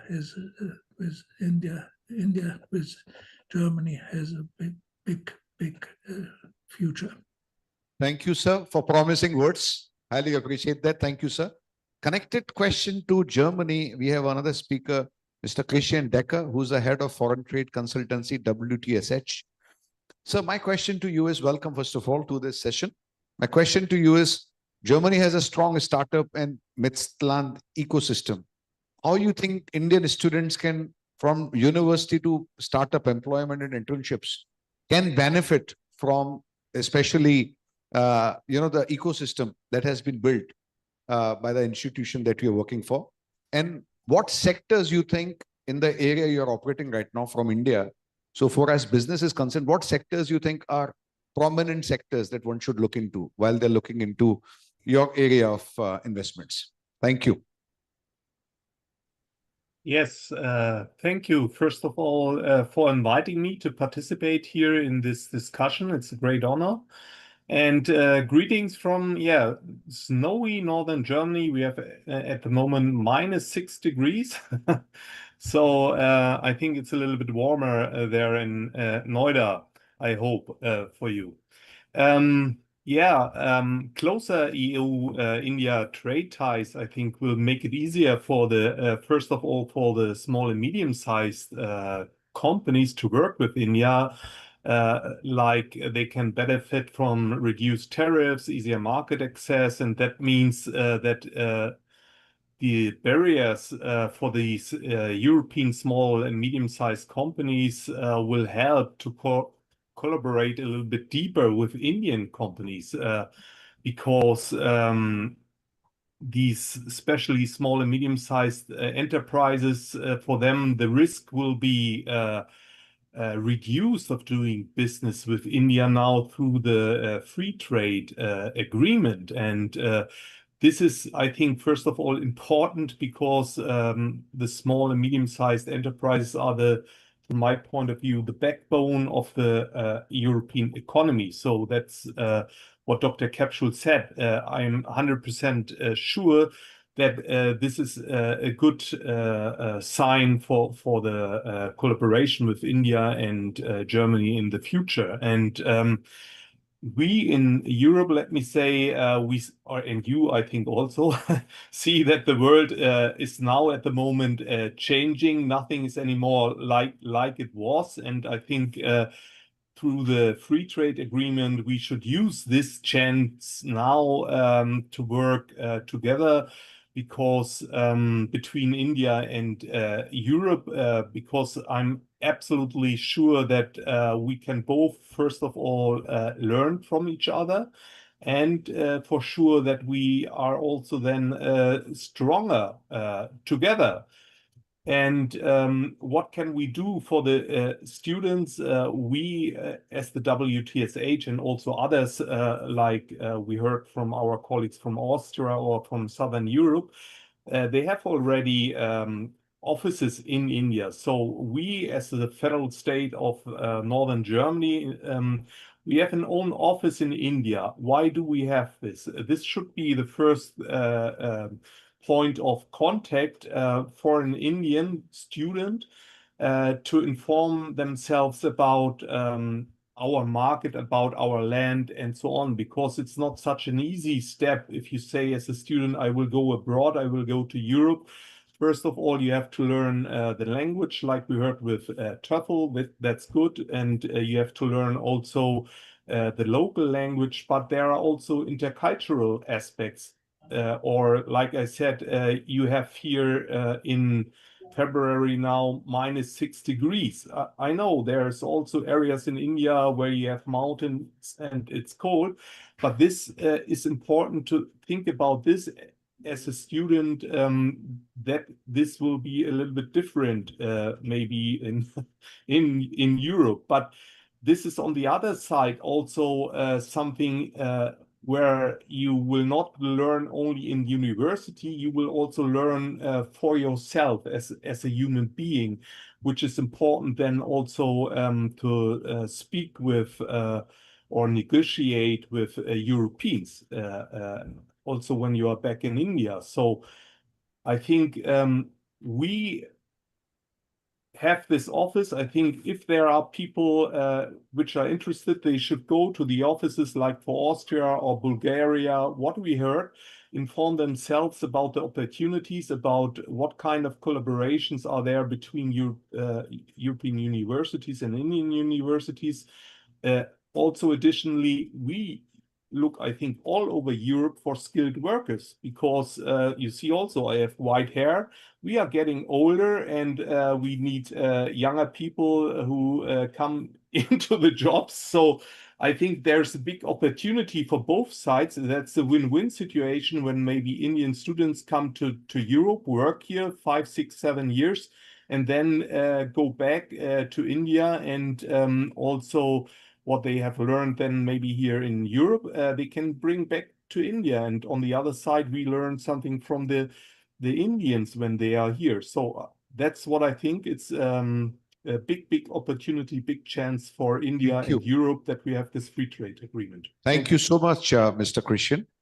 Very useful inputs, especially MSME. You said India has 65 billion MSME waiting to explore the EU market, like the way you mentioned German MSME looking at India. And secondly, the aging population of Germany, where Indians can fill gap. Again, two very important areas. Thank you so much for giving inputs. Big round of applause to Mr. Christian. Now, connected with this, I would like to go to Ma'am Sharda Subramaniam ji, who's a director, GEP Consult. Now, a lot is happening upon the Indian supply chain when you talk of exporters. So my question to you is, because also you have a lot of experience in Germany and also for other European countries, how IGP can help Indian exporters in supply chain issues, especially when you look at countries like Spain, Germany, Netherlands. Thank you very much. Before I start, I to add one thing. What Sir said, that the founder chairman of Amity, he came to India with certain idea and he developed. Similarly, in Germany, he has also left something where Germans are very proud of, because he has left two beautiful cities which has been built by him. One is Oberhosel and Bad Homburg. So these two cities were built by him. So I think so Germans know him very well in Germany, and that's out of Capsule is a old friend of Chauhan Saab. Now coming back to the question, because we are dealing with export since 1988, and so there are a lot of issues which comes about the compliance, and one thing is the child labor issue which came, and now there are also many things about living wages and all these things which are the most important thing for any exporter. So we have developed a certification agency, and we are also doing certificate to many exporting industries like textile, leather and granite industry, and also many of them, because these are the things very important in Germany. Without that, it is very difficult for companies to work in Europe or export in Europe. And this is becoming the most important things, and IGP plays a very important role in bridging the gap between the exporter and importer. And we also take care of the quality inspection, pre-inspection of the goods, so that when it reaches the country, they are not shocked, or the quality is, like Sir said, quality is the most important thing, and the delivery time. So these are the things which we take care, and we are doing this since 39 years. And I would be happy, and I want to add one more thing, Sir. There are 3 universities which is shown interest in collaborating with Amity. Last week, we had the Hamburg minister, and Hamburg University wants to collaborate with you. And there is one university in Munich which wants to collaborate with Amity. And there is another university in Freiburg and which wants to collaborate. And we will come back to you and talk about that. Thank you so much, Shardaji. Very promising. Friends, what is very important is you have to realize one thing. When you are exporting into Europe, quality is paramount. Remember, you cannot cut corners on quality. Lot of Indian companies who try to cut corners on quality, they have not only finished their business in Europe, but they have completely gone down the drain. Important, quality precedes everything if you're looking at Europe. And you have to be successful in Europe. Quality is one thing that you should be absolutely certain of. And institutions like IGP are playing very, very important role in hand-holding you to make sure that you rightly export goods into Europe. Thank you, Shardaji, for your highly useful insights. Now, moving on to my dear friend, Levente Kardos from Hungary, Economic and Commercial Counselor. My question to you is, Mr. Kardos, how do you currently look at the landscape of what is happening between India and Hungary? Because I know there is a sharp increasing trend of Indian companies that as a alternative, I would say, to West Europe, because Western Europe is very expensive, they are making a lot of stronger base in Hungary. A lot of Indian companies have acquired companies in Hungary. So what is your take on what opportunities are there? If certain areas that you believe are important, worthwhile to be praised. And also, I know a lot of Indian students are going to Hungary because of the sponsorship program that you guys as a country have. So if you can reflect your ideas on both these points. Thank you. Yes, thank you. I'm second time here. I already participated this panel last year, and thank you for this opportunity. So let me place just Hungary shortly. So Hungary is a country with the population of Uttarakhand, with the territory of Bihar, and with the economy of West Bengal. Yeah, and on the other hand, we are part of one of the biggest economy of the world, of the European Union. And we have, of course, very close relationship to the European Union, and we have a long tradition, long economic tradition with India, as you mentioned, and we have a lot of renowned Indian investors. So 70–80% of the investors are coming from the European Union. 70–80% of the trade is happening with European partners. So we have a really positive approach and great expectation to the FTA. And I think, as you mentioned, that there is an increasing trade, bilateral trade. I just checked the numbers, and I was also shocked because the new numbers came just yesterday from the last year.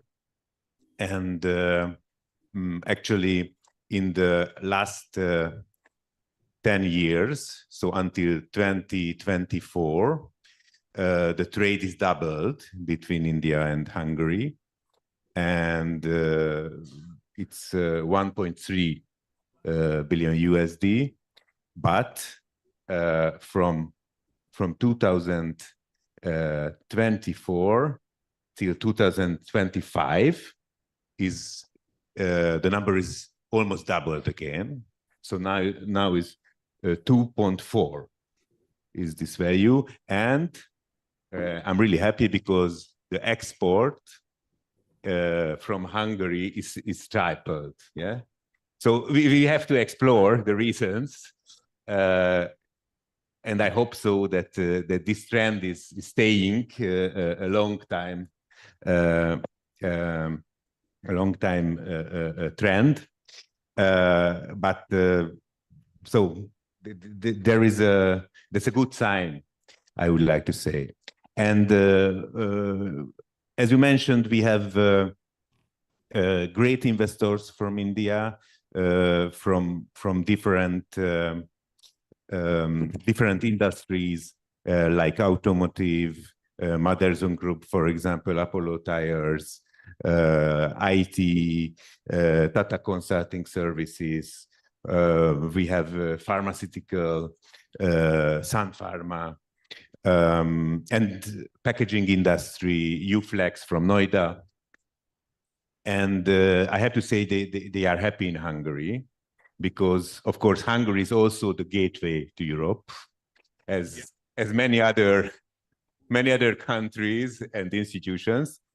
Why we are gateway? Of course, we are at the border of the European Union, at the Schengen zone, and I would mention as an advantage that we are not in the Eurozone.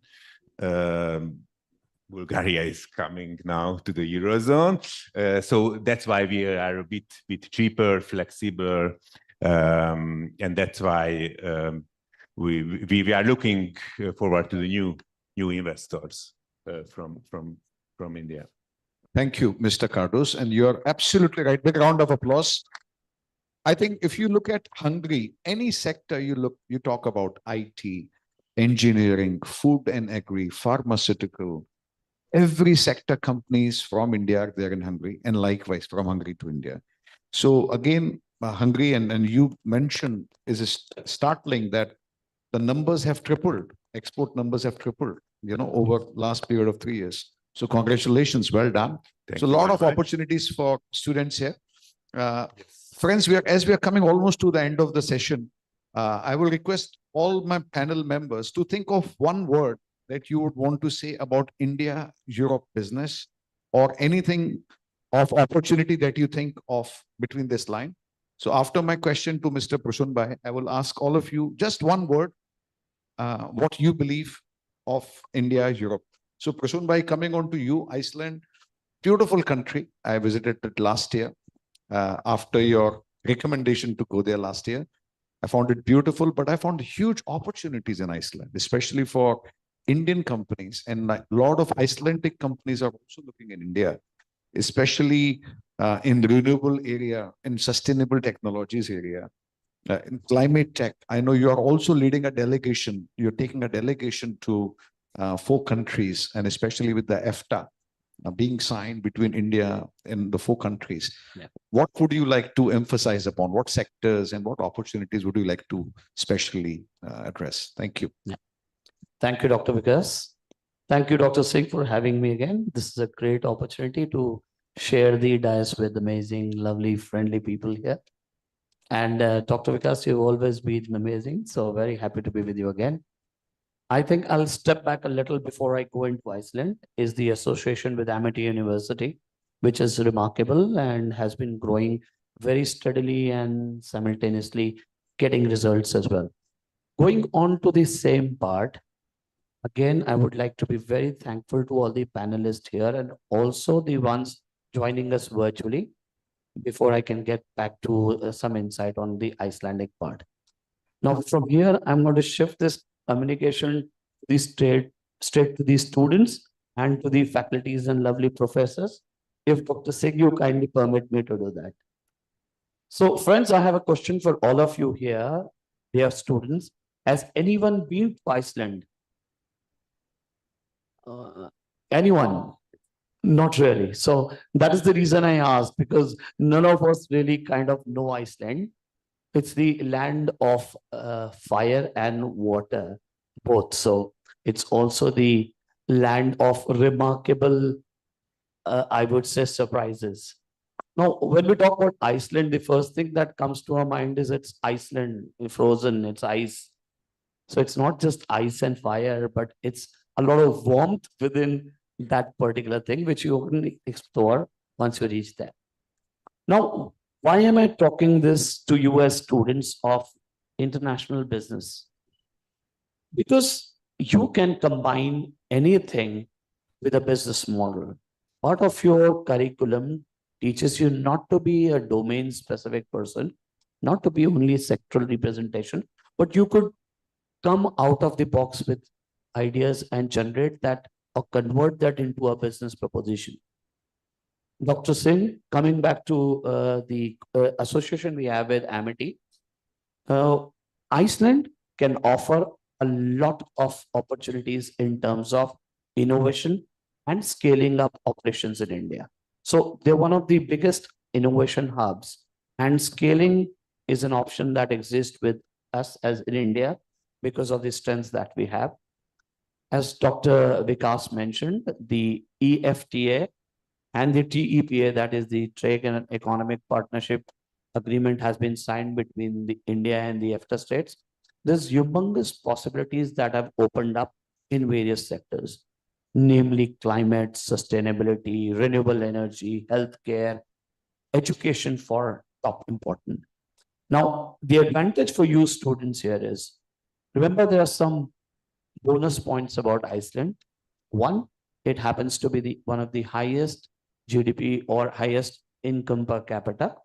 So it's one of the so-called affluent countries in terms of their income part.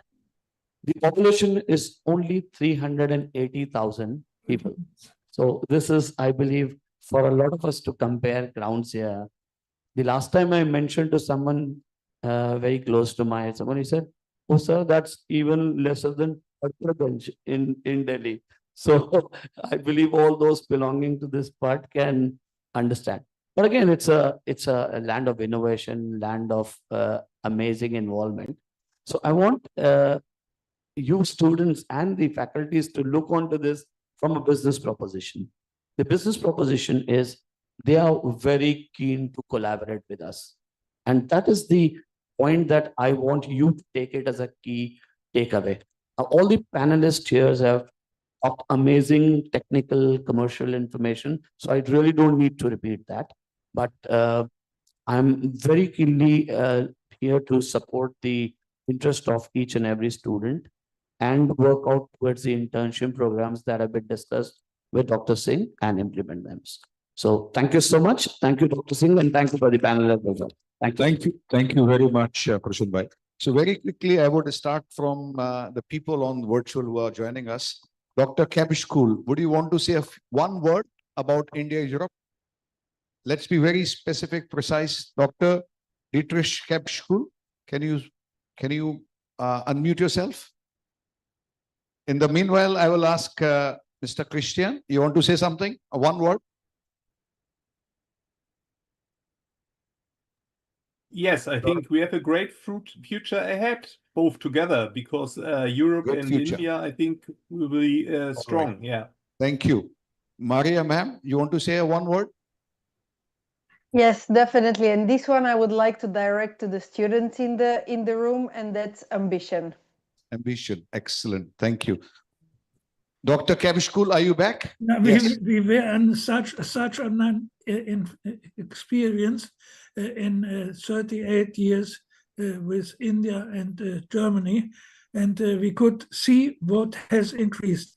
And I must say that what we have seen now after 38 years, we are sure there will be another 10 years where the country is Thank you. actually big success. Thank you, sir. Prashant Bhai, one word. I've said this earlier, I'm going to repeat it, but it's going to be 3 words. Guys, just do it. Just do it. Okay, excellent. Yeah. I would go for an eye-level collaboration. I? Eye-level collaboration. Okay, what's that stands for? I'll? Eye level, so we really collaborate on a one-to-one base, and there's nobody higher or lower. Collaboration. Collaboration. Yeah, yes. excellent. Thank you.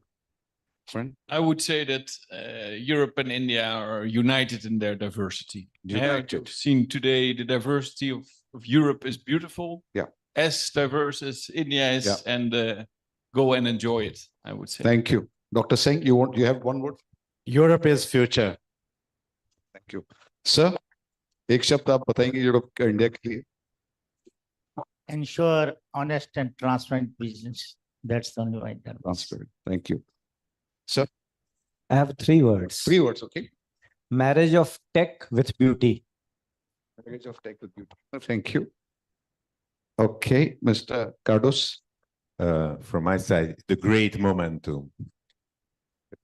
And sorry, I would like to say just one more sentence because I couldn't finish my part. So we are looking for Indian students as well. We are providing also scholarships, the Stipendium Hungaricum scholarships every year for 200 students.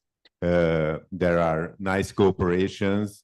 As Mr. Chaudhary already mentioned, or Mr. Singh already mentioned, Marmother University representatives from the Eötvös Loránd University. There are professors here, and Mr. Singh is also visiting Budapest. I'm happy for it. So we are also open for students.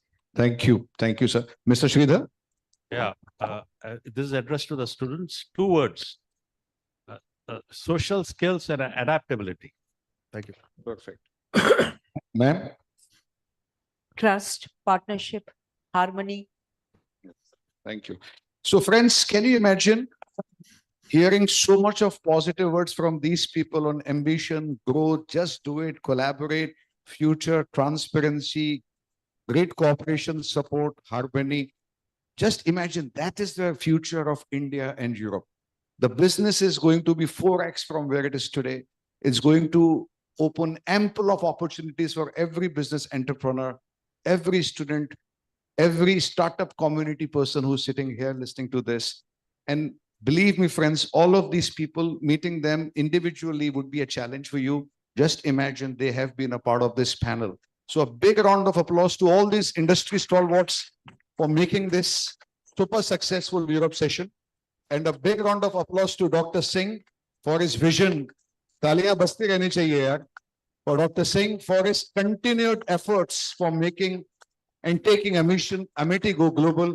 And very happy to announce that India Business House is also going to partner with Amity in providing internships to any Indian students coming from Amity across Europe. So this is the partnership we are getting into with Amity. Friends, this is the moment now for India EU. Don't wait, just do it. Thank you so much for joining us, and big round of applause to all the panelists. And a huge applause for Dr. Vikas P.H. Chaturvedi. A huge applause for him. We are developing about 100 internships and placement opportunities with him in Europe and look forward to establishing very meaningful partnerships with each one of you. Thank you. Also, after this session, we are entering on the last session of the day, which is focusing on US. But I would request all the guests who are here, please join us for a dinner at Radisson. I think a lot of researchers will also be there. It will be good if all of you can join us. 8:30, we will see you at Radisson. Thank you. Thank you so much, sir. And what a moderation. It has really brought great insights together. Ladies and gentlemen, now the time has come to confer the awards. And I request all the dignitaries to kindly step forward for the award ceremony.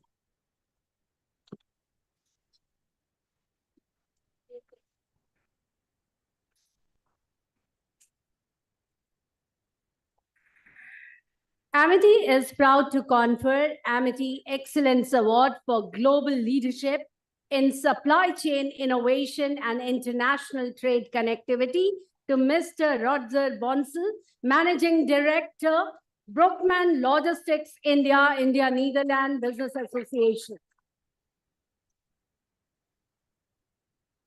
Thank you. Amity is proud to confer Amity Excellence Award for Leadership in International Trade and Global Market Development to Mr. Kristen Decker, Head of Foreign Trade Consultancy at WTSH. What's the name? I think that he's learning. Amity is proud to confer Amity Excellence Award for Leadership in Healthcare Excellence to none other than Dr. D.S. Rana, Padam Shri, Chairman, Shri Gangaram Hospital. For coming and gracing this great gathering today.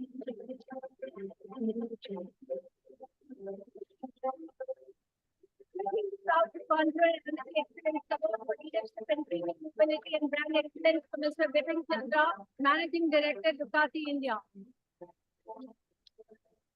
Thank you, Mr. Chandra.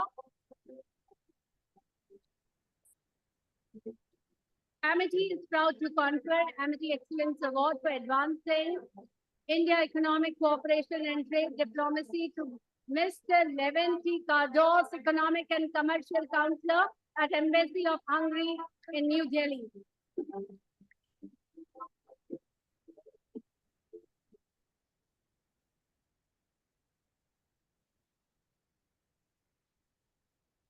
Kardos, for your time and your insight.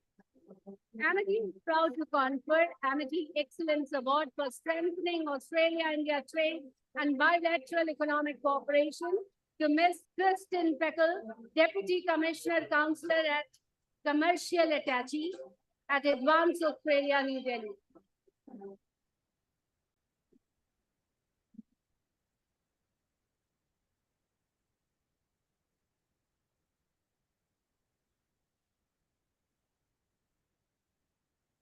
I re-announce Amity Excellence Award for strengthening Australia-India trade and bilateral economic cooperation, Ms. Kristen Peckle, Deputy Commercial Councillor and Commercial Attache as well.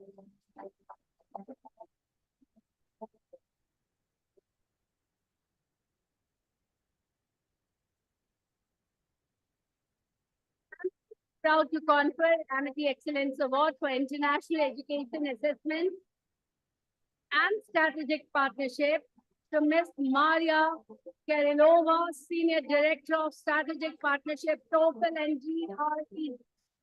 Thank you for joining us virtually.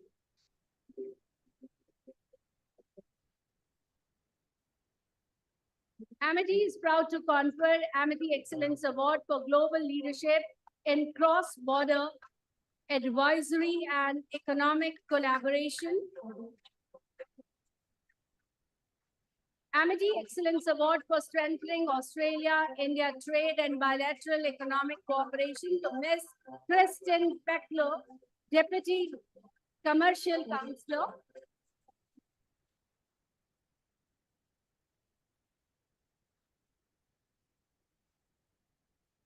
Amity Excellence Award for Global Leadership in Cross-Border Advisory and Economic Collaboration goes to our moderator, Dr. C.A. Vikas Chaturvedi, CEO, Values Group Investors Foundation, Chairman, India Business House.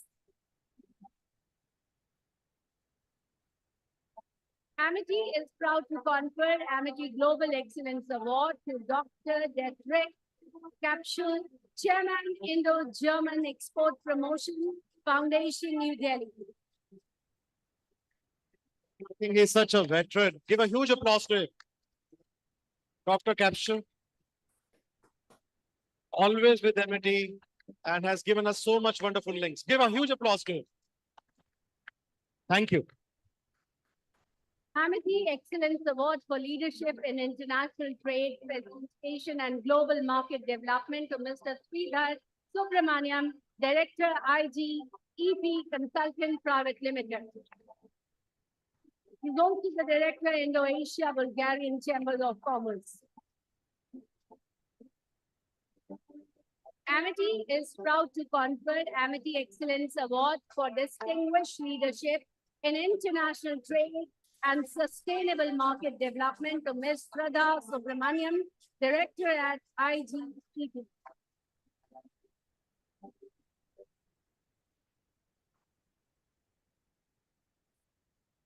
Amity is proud to confer Amity Global Corporate Excellence Award to Mr. Prasoon Diwan, Founder and CEO, Devesh Arum Private Limited, Chairman, Indo-Iceland Business Association.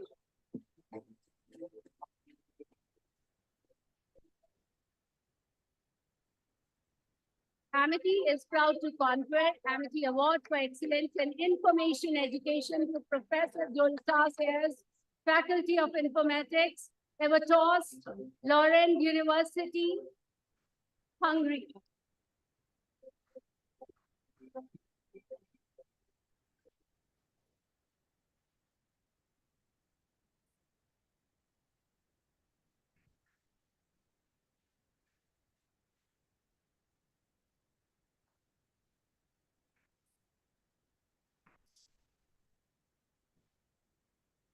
Ladies and gentlemen, we are going live sharp at 7 with our US session, which will be the last session for the second day of INBUSH World Summit 2026. With this, ladies and gentlemen, I thank each one of you. I thank our Honorable Founder President, Dr. Ashok K. Chauhan, our Chancellor, Dr. Atul Chauhan, sir, our Chairperson Pooja ma'am for gracing us and being with us today and making this event a grand success. I want to thank all the stalwarts of Amity University, all the eminent guests and dignitaries who have joined us since morning. Day 2 INBUSH Era 2026 is moving towards the last session for the day, which will be a virtual session. Ladies and gentlemen, for your kind information, all the recording of these sessions are available at Amity YouTube channel. So if you want to see the telecast and take the insight from the legends who have joined us since morning, since these 2-3 days, you can find all the recording, which will be a great lesson to you in your life. Thank you, everybody. It's a great honor, and I take a permission to leave this mic now and give you ease that you join the next session live online. Thank you, everybody. Thank you to all the researchers, the research team parallelly that is working night and day.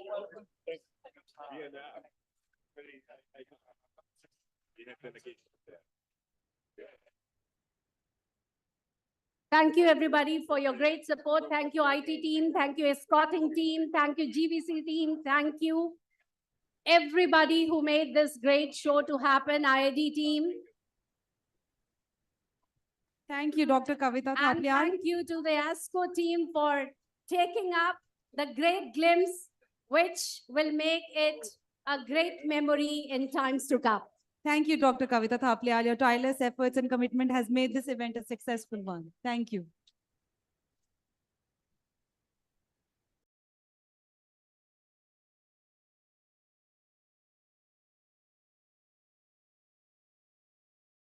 Wherever you are. Good to see all of you.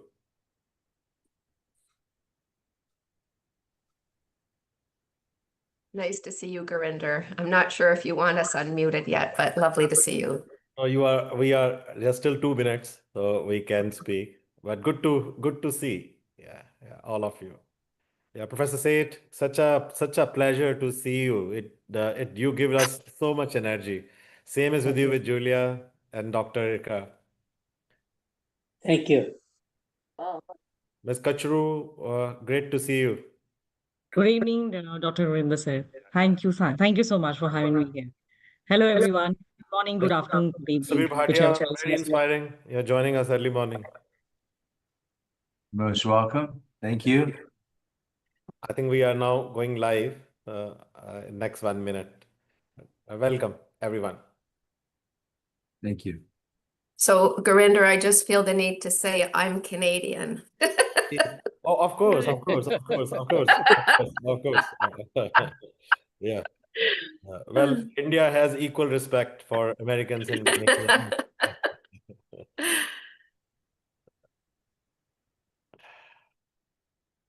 That's why we are keeping session North America.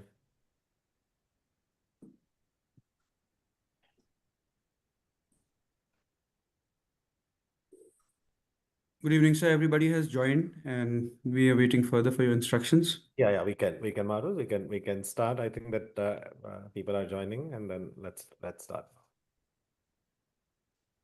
Gurinder, all of us admire your energy and what you do. I mean, it's incredible to manage such a large institution with multiple campuses and being the group vice chancellor is just mind-boggling. Yeah, sir. Honestly, we take inspiration from you. The way you are managing, the way you speak, the way you have been inspiration for all of us. Really inspired by all of you. Thank you. With your permission, sir.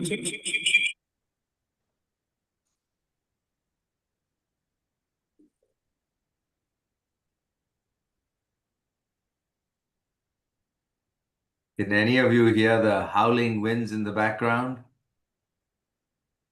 No? Good. San Francisco is under a storm system right now. Oh, no. So past 4 or 5 days, we've had a lot of rain and very stormy, windy conditions. You'll all be pleased to know that my backdrop is entirely realistic and it's minus 30 degrees in Edmonton this morning. Where are you from, Bill? Where are you? Alberta. Okay. Edmonton, Alberta. Oh, okay. Yes. Okay, great. Another Canadian on the call. Excellent. Yes. And where are you from, Julia? I'm coming today from Toronto, but I represent Yorkville University, so we're pan-Canadian. We've got campuses in British Columbia and New Brunswick and Toronto. Okay. Yes. Yes. Well, I'm glad to see Today in Canadians well Toronto is represented. freezing rain. Yes, we've had. I hate to mention it's a lovely 70 degrees in New Orleans today. So you just had to point that out. And I'm in Atlanta, and we have also about 70 degrees. It's a nice day here. Thank you, everyone, for joining. Good evening to our distinguished global audience, respected leaders, eminent academicians, industry pioneers, and participants joining us from across North America and continents. On behalf of Amity University, it is my privilege to welcome you to this North American session of 26th International Business Horizon INBUSH World Summit. This year's theme, Forging Futures, Fueling Frontiers, and Powering Progress through purpose, people, and partnerships, it reflects a fundamental reality of our times. The future of education is global, collaborative, and impact-driven. North America today hosts over 1 million international students annually, nearly 45% of the world's top 100 universities, and leads more than 50% of the global research output and innovation ecosystems. As former US President John F. Kennedy once said, leadership and learning are indispensable to each other. Today's session celebrates the leadership, innovation, and global influence of North American institutions in shaping the future of higher education, digital transformation, and talent development worldwide. To formally welcome our distinguished guests and set the tone for this important session, it is my honor to invite our respected Group Vice Chancellor, Professor Dr. Gurinder Singh Sir, a visionary academic leader who has been instrumental in advancing global partnerships and the internationalization at MIT. May I request Sir to kindly deliver his welcome address and welcome our all esteemed guests. Over to you, sir. Thank you so much. What a pleasure to welcome the stalwarts of the entire world who have not only given a new revolution to the education in the area of higher education, but also have shown to the entire world that when the brands come together, nothing is impossible. In India, we are organizing one of the largest AI summits these days. So you must have seen the news that almost all the companies, they are here. Lot of discussion is taking place, Mr. Bhatia, especially your area, where the innovation, people are talking about AI, people are talking about data science. Professor Seth, people are talking about that how the new age universities will look like. They are speaking that what is going to be the role of Canada and USA in the times to come. They are talking about university. They are talking about whether AI is going to survive. And we are so privileged that our both chancellors, they are the very important guest of honor for these conferences, but they are conveying their best wishes and regards. As you know, that MIT is a brainchild of a founder, Dr. Chauhan, who after spending many decades abroad, wanted that we should be able to build an education group which should focus more on research and innovation. Today, MIT is having 250,000 students with our 13 universities in India. We are the largest private education group and 16 campuses abroad, including our humble presence in United States of America, where we acquired St. John's University. It's in Long Island, so if you get some chance, please do visit us sometime there. But very happy to welcome each one of you. Professor Jagdish Seth, we feel so proud on Indian academics that who have been a part of the US ecosystem, but have contributed so significantly in the growth of United States of America. Those who are joining us online, Professor Jagdish Seth has over 60 years of combined experience. I don't think that there is anyone else on this earth who has got that kind of academic and research experience at the University of Southern California, University of Illinois, Columbia University, MIT, and now at MRI. He is a recipient of Padma Bhushan Award. In India, it is one of the most coveted awards for literature and education, one of the highest civilian awards given by the Government of India. He is also the fellow of the Academy of International Associations, fellow of Association of Consumer Research, fellow of American Psychological Association, fellow of American Marketing Association, and the list goes on. More importantly, his research work shows that he is a passionate researcher and a person who has shown to the entire world that what academic means. Give a huge applause to Professor Jagdish Seth. Thank you. I'm also equally privileged to introduce Professor Bill Flagnan, the President and Vice Chancellor of University of Alberta. He became the 14th President and Vice Chancellor of the University of Alberta in July 2020. Born and raised in Alberta, he has been recognized for his transformative and entrepreneurial leadership. And in India, most of the universities are looking at that how Canadian and US universities will be coming a part of our ecosystem. As you know, the Government of India has very recently announced that they want to welcome quite a few foreign universities. We met Dr. Bill Flingen very lately, and we requested him that can we do some meaningful collaborations. We'd like to understand from him that what Canadian universities are looking forward to. But he is again one of the leading authorities, an academic who is most respected. His research work and his authority in the area of academics is world renowned. As soon as he was appointed president, he launched the largest and most ambitious program of academic and administrative restructuring ever undertaken by a Canadian university. Very warm welcome to this panel. We have with us another Canadian president and CEO, our very good friend, Professor Julia. Professor Julia brings 25 years of progressive academic leadership to her role as a president of Yorkville University. We got an opportunity to work very closely with her. We visited her university. She has visited us. And she continues to act as one of the Canada's leading voices on academic integrity and innovation in education. We saw that before COVID, Yorkville was very active in collaborating, especially in this part of the world. And we look forward to listen from her that how Canadian universities want to collaborate with the Indian universities and what are her plans.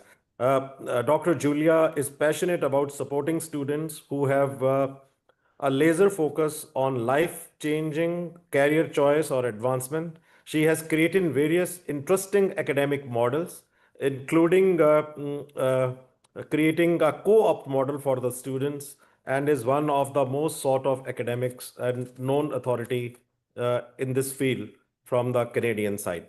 Very warm welcome to you. We have with us Dr. Erika.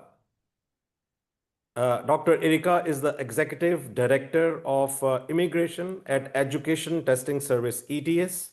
In India, we are building one of the largest centers with them. And she leads strategic initiatives supporting global access, assessment, innovation, and institutional partnerships. I think it's very few, with the very few institutions, they have this kind of relationship, and we are introducing them to all the universities which we have. And with the institutional partners with TOEFL portfolio, we look forward to build a ecosystem which will help hundreds and thousands of students. Very warm welcome to you. Thank you. We have with us Ms. Meenakshi Kachru, who is the Senior Director of the College Board in South and Central Asia.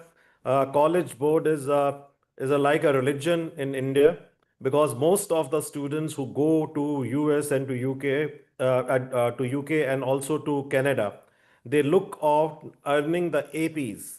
And Ms. Kachru has played a very important role, not only in introducing various programs, but also bringing a lot of innovations. In most of the Ivy Leagues and in Canadian universities, the APs, which are being a part of the ecosystem which she is developing, are accepted and very well accepted. And the students, they earn up to 9 credits while doing the APs in India. Ms. Kachru is a distinguished education leader currently serving as a senior director. The College Board in South and Central Asia, with over 25 years of experience in the Indian education sector, I think that she is promoting hundreds and thousands of students who want to go to USA and to Canada. Very warm welcome to you. Also, at the same time, we are very happy that you are a part of a ecosystem which has been developed by MIT. She has been our alumni also. Mr. Subir Bhatia, I think you don't need any introduction, but you know the kind of respect MIT has for you, for the kind of innovations you have been able to develop. We treat you as an inspiring leader who always talk and says what is right, and the kind of innovation and entrepreneurial theorems you have given, the whole world will remember your contribution. With deep respect, we would like to hear from you that what you have to say and what the world will expect out of the new things and the new technologies which are being developing. The world is talking about AI, and your views are a bit different. The world is talking about they are very bullish, and then I think that there are few in the summit who are saying that it's a bubble. But we'd like to understand from you that what is the role of new technologies, and will AI survive, or is it going to burst very soon? We also have Dr. Samir, who's representing the Harvard education. They are the partners of Harvard who are promoting the interest of the Harvards in India. And we are trying to develop and explore that what we can do together to bring down the cost of the programs, which can be a great asset to the hundreds and thousands of students in this part of the world. With that, I will leave it to the master of ceremony to call very distinguished panelists whom we are looking on the screen. Over to you. Thank you very much, sir, and a hearty welcome to all erudite speakers from the North American region. We now move to a very special series of addresses from our eminent speakers. It is my honor and privilege to invite Professor Bill Flanagan, the President of University of Alberta, a distinguished academic leader representing one of Canada's leading research-intense universities. Over to you, sir. Good evening, everyone. I'm delighted to join you here from a very cold Edmonton, Alberta, Canada. You'll note my backdrop is entirely realistic, and it's actually minus 30 degrees here in Canada, in Edmonton at the moment. So I'm delighted to join you. And earlier this month, during the first week of February, I had the opportunity to visit India as part of a trip of over 20 Canadian presidents touring India, learning more about India. And I had also had the opportunity to attend the QS India Summit in Goa, and which really provided me a valuable opportunity to meet with colleagues from across India and to learn more about the transformation underway in higher education. And I was very pleased, Dr. Singh, to have an opportunity to meet with you as well and learn more about Amity University.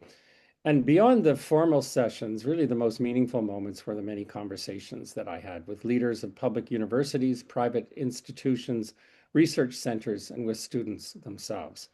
And what was evident throughout all of my meetings was a shared understanding that India is entering a decisive decade.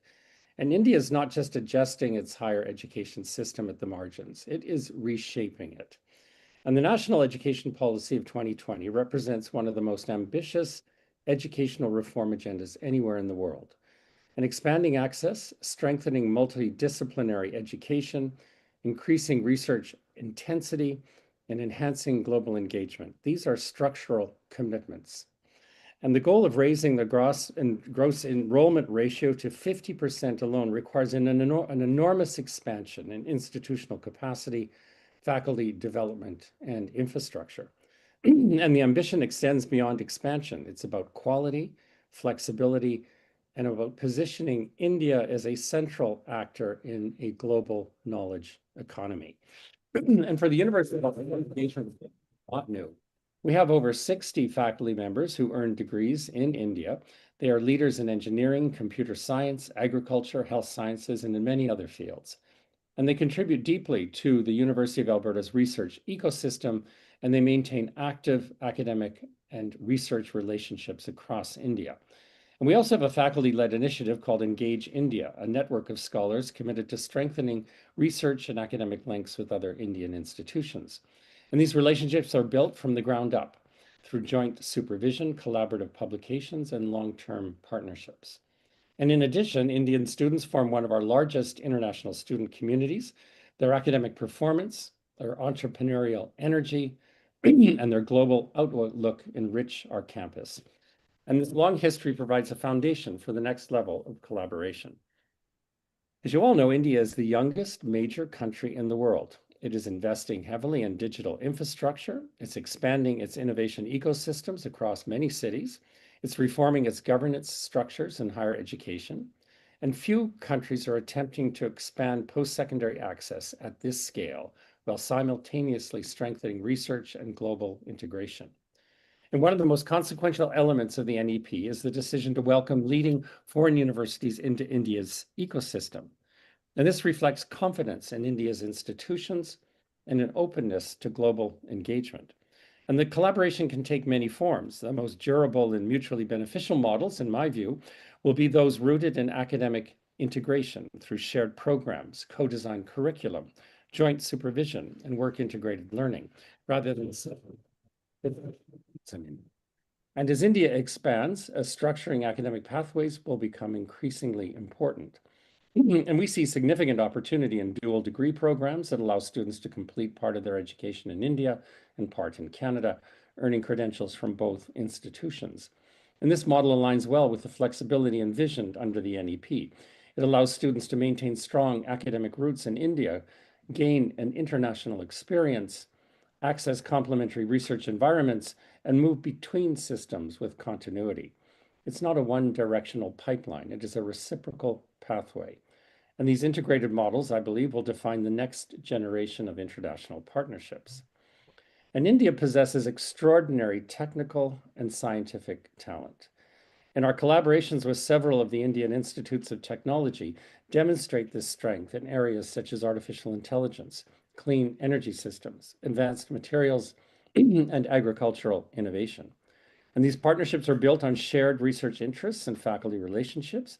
And as India continues to expand doctoral education and research funding under the NEP framework, opportunities for deeper joint supervision and collaborative programs will continue to grow.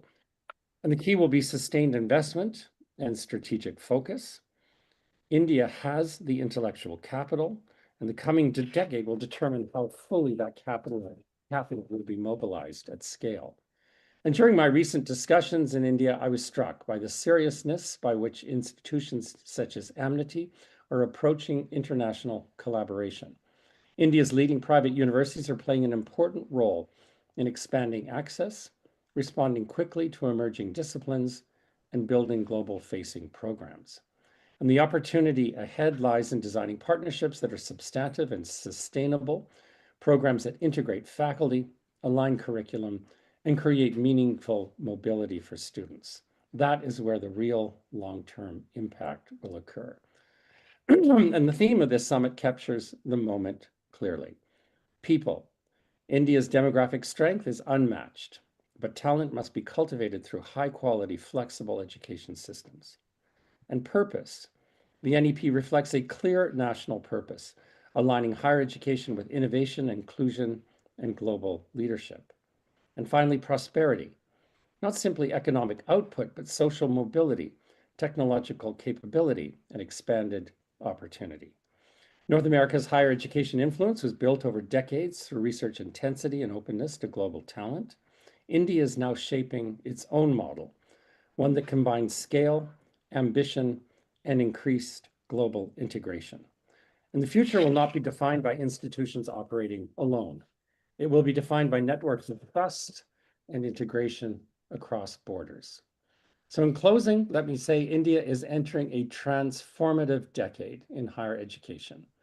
The reforms underway are deep and meaningful, and the scale of the ambition is real, and the opportunity is substantial. At the University of Alberta, we look forward to strengthening structured reciprocal partnerships with Indian institutions and industry, partnerships grounded in academic rigor, integrated programs, and sustained faculty collaboration. If we align people, purpose, and prosperity thoughtfully, we will not simply respond to change, we will help change the next chapter of global higher education together. Thank you.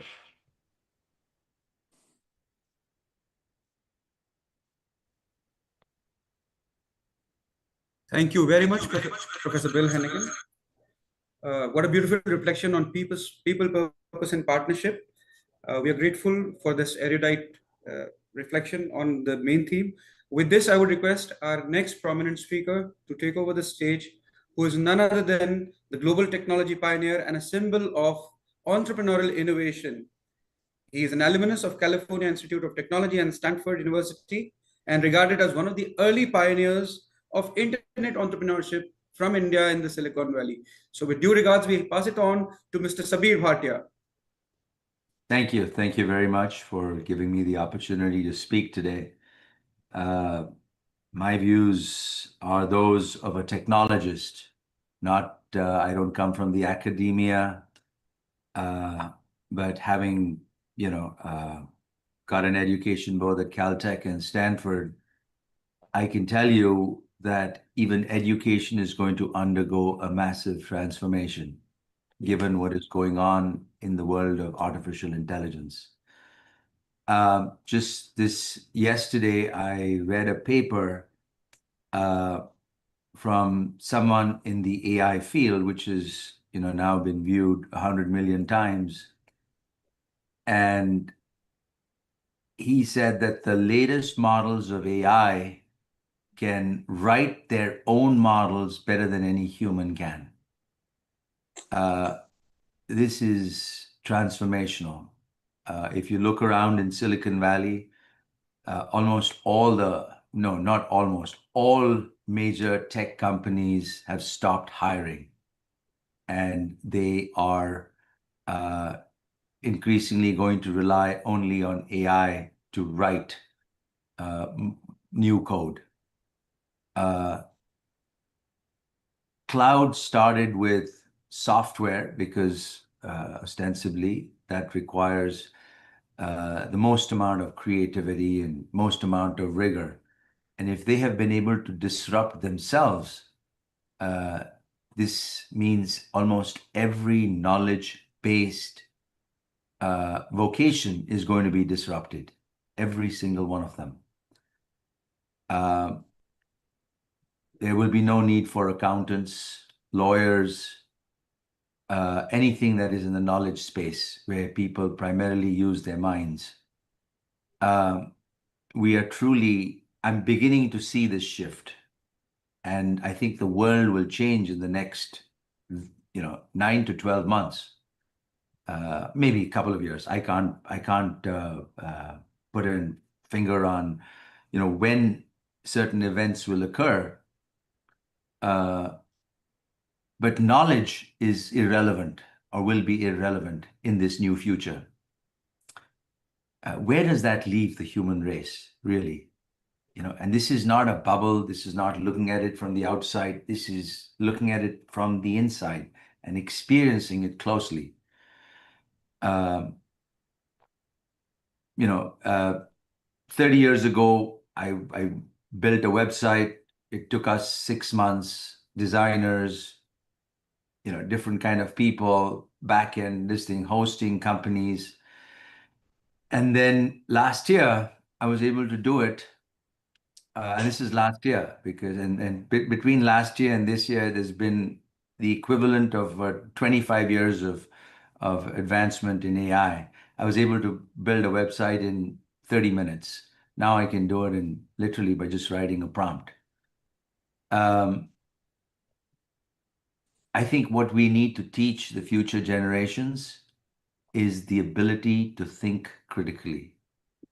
If there is one area that is going to be in short supply, or is the ability to think critically. What that means is being aware of everything that is going on in the whole world, and for some people to come up with original ideas that really solve problems for all of humanity, not incremental things, because that is all going to be done. And with increasing automation, when people focus on, even countries should stop focusing on GDP, because AI and machines will generate more GDP than humans in the next couple of years. But problems of planet Earth still remain, whether it's climate change, it's income inequality, poverty, whatever the case be. I was fortunate enough to, start something 30 years ago that is today being used by 7 billion people on planet Earth. And my newest effort, we may change the name, but right now I'm calling it Hot Coin, is a currency for being built for an AI-powered world. One, it has aspects that it is going to be global, that anyone in the whole world can use it, And mostly we are building in capability in this currency to enable humans to interact with AI agents and for AI agents to interact with each other. And furthermore, I have kind of an altruistic motive in doing this too. Just like I made Hotmail popular by giving the service away for free, I'm doing the same thing with this currency. Giving it away to people, giving away a wallet with a couple of tokens stuffed in it, to hopefully 3, 4, 5 billion people.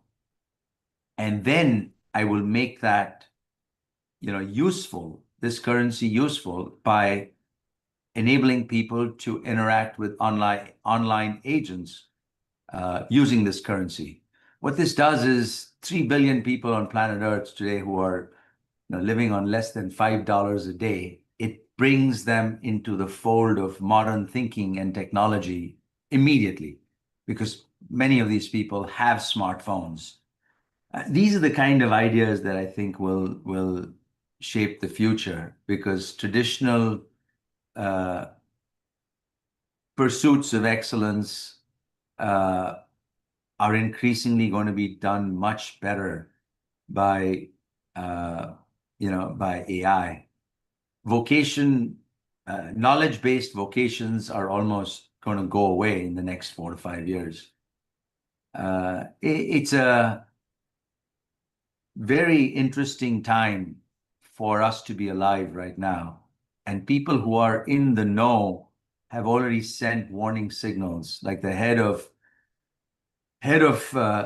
safety of AI at Cloud has quit his job and written a very emotional letter. And he says he's going to live on a farm in England and learn and write poetry. So everything that you know and everything that you have done in the past is going to get obsolete. So be prepared. Now, I'm not trying to sound alarmist over here. I'm a realist. But I think this is a point in history for all of humanity where everything that we have, all of civilization that we have built, or at least Western civilization, on human thought and human excellence, we've created a machine that is smarter than any one of us, or all of us. So I think the only thing that you should be teaching kids of the future is how to be creative, how to think of new ideas. Imagination will be in short supply. I'm going to stop there, but thank you so much for being such a wonderful audience. Thank you, Mr. Sabri, for your very powerful insights on how technological disruption is no longer a distant reality, but unfolding within months. As you said, it's really horrifying for everyone to hear. Your perspective clearly highlighted the urgency for institutions and organizations to stay agile, adaptive, and future ready. On this beautiful note, we now invite Professor Julia Christensen Hughes, the President and Vice Chancellor of Yorkville University, a respected leader in academic transformation and student-centered innovation. Over to you, ma'am. Thank you so much. Just to check, you can hear me okay? Yes. Yeah, thank you. Well, first of all, I want to sincerely thank Dr. Gurinder Singh for inviting me once again. I have to say, I'm always so pleased to get your invitation. And it's certainly not foremost on my mind because of what I get to share, but it's what I get to learn. You always pull together the most fascinating panel that really challenges my own thinking. And I think our first 2 speakers were just glorious representations of that. And Bill, I really appreciated your words, and I want to congratulate you on what you're achieving. And it sounds like you really learned a lot from your recent trip to India. I had the pleasure of going myself a year ago and having a wonderful tour of the Amity campus, and I was just so impressed with what I saw. I know there's incredible opportunity for strengthening Indo-Canadian relationships right now, and that education is such a powerful force for bringing different countries together and for mutual benefit. And Sabir, oh my goodness, I just listened to every word you said. And I think it is a profound moment for the world, for political leaders, and for higher education that has always been so closely aligned with the economic development of the countries in which they reside. You'll have to forgive me if I evoke our new Prime Minister, Mark Carney, with great pride. I don't know how many of you listened to his remarks at Davos, but a couple of things really struck me, and I've replayed his speech several times and sort of overlaid it on top of higher education and the challenge, this moment that I think we're at. And one thing he said is that nostalgia is not a strategy. And I was recently addressing a group of higher education leaders in Ottawa, and I shared that in my view, there's probably no more nostalgic industry than higher education, particularly in the West. I mean, we still wear our robes, and the lecture hall was created before the printing press and before widespread literacy. And yet it remains on many campuses the dominant pedagogy or the dominant investment in physical space. And Sabir, with your recognition that information is now ubiquitous, right? If we didn't get it before, we need to get it now, right? What is the role of the lecture when information is ubiquitous? And I personally believe that we need to go back much more to an apprenticeship style of education or a mentorship customized, where the focus is on skill development. And yes, absolutely critical thinking, but other skills, human skills. Theodore Roosevelt once said, to educate a man in mind and not in morals is to educate a menace to society. And I think those words probably ring true at this moment with the onset of AI more than ever before. And so I do think the whole notion of what is it to be an ethical human is going to be increasingly challenged. And what is our role in that? And what is the value of higher education? So Mark Carney also talked about that we're at a point of rupture, not a transition. And that is, as you're suggesting, challenging everything. And when I think about what the role of higher education in society has been, it's essentially doubled down on two sort of fundamental value propositions. And the one is the dissemination of truths through our research, hopefully having positive impact on society. And the other is the conferring of degrees that are supposed to represent, and as you said, traditionally an acquisition of knowledge that could then be applied. And in the West, our universities have been predominantly focused on the education of the 18 to 21-year-old. Those are the large numbers, and then shrinking into graduate education. And unfortunately, I think both of those outcomes are under threat for various reasons. But we see, I watch a website called Retraction Watch, and the number of academic papers that are being retracted today for a variety of ethical breaches is really concerning at the very point where society is losing faith in higher education. So I think we've got a massive challenge there to make sure that the research we're disseminating is at the highest level of integrity. And then with the conference of degrees, I've talked to so many faculty in the public system recently that are saying because of budget challenges, their class sizes are increasing. They're quite sure, despite their best efforts to teach in an engaging way, to lecture in an engaging way, because they're given class sizes of 200, 400 students, and give interesting assignments that ask for the application of theory to personal experience, that they're convinced the vast majority of their students are using AI to submit those papers. So just think of that, the paper that has been the mainstay of assessment in higher education, its integrity is being challenged. And so what does a degree mean? What does it represent? And so, yes, I think the integrity of the academy at its core is being challenged, the value of its offer.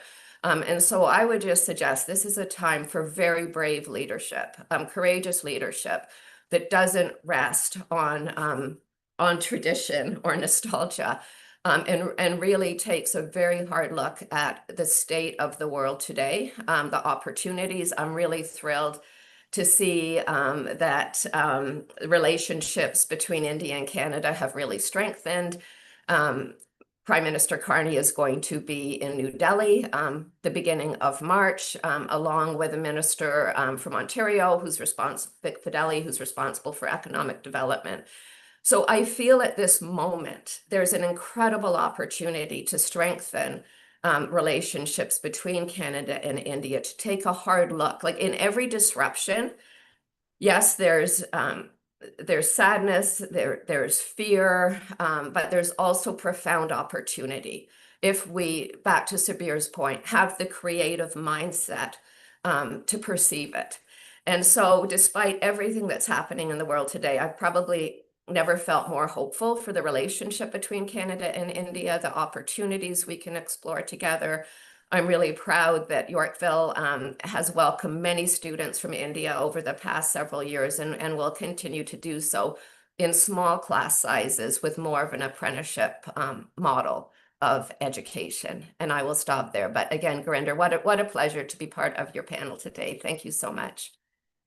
Thank you, Professor Julia, for ending on a very positive and promising note, and indeed for your insightful remarks about the challenges facing the higher education industry due to integration of technology and also the need for courageous leadership.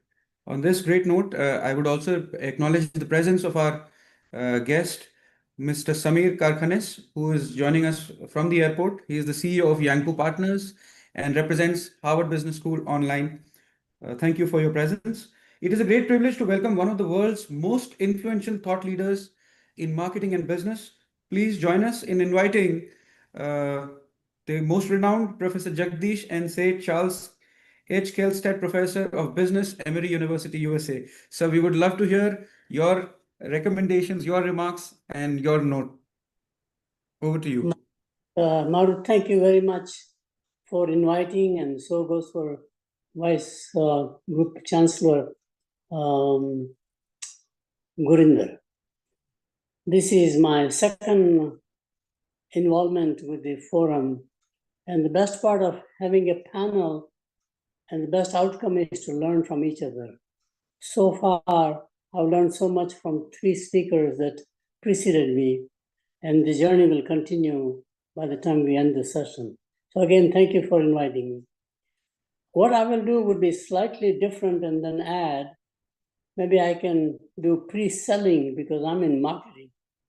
I have a book coming out called Innovate or Perish, to take off against publish or perish, which is the culture that we have. It's by Springer Nature and would be out by March, end of March this year. I'll come back to that if time permits. The North American system became the dominant system in the world for a number of reasons, and I'll articulate those reasons in terms of why it excels and still continues, but then look into the future, why it may or may not be sustainable. The first major reason is that there is an accreditation. Accreditation has been a major pillar of excellence in the higher education in North America. Accreditation by independent bodies, and the accreditation process is more developmental rather than compliance. I think that's a very important change, and each of the colleges, like colleges of business, where I'm residing, ASCSB, or any of the disciplines, or geographical, accreditation keeps everything moving in terms of change that needs to be brought about. Second, equally important one is, I know my colleague will be talking later on, is the having admission tests, SAT, ACT, of course, TOEFL for English, GMAT for business measures, GRE for graduate education, MCAT I think that selection process is also very critical.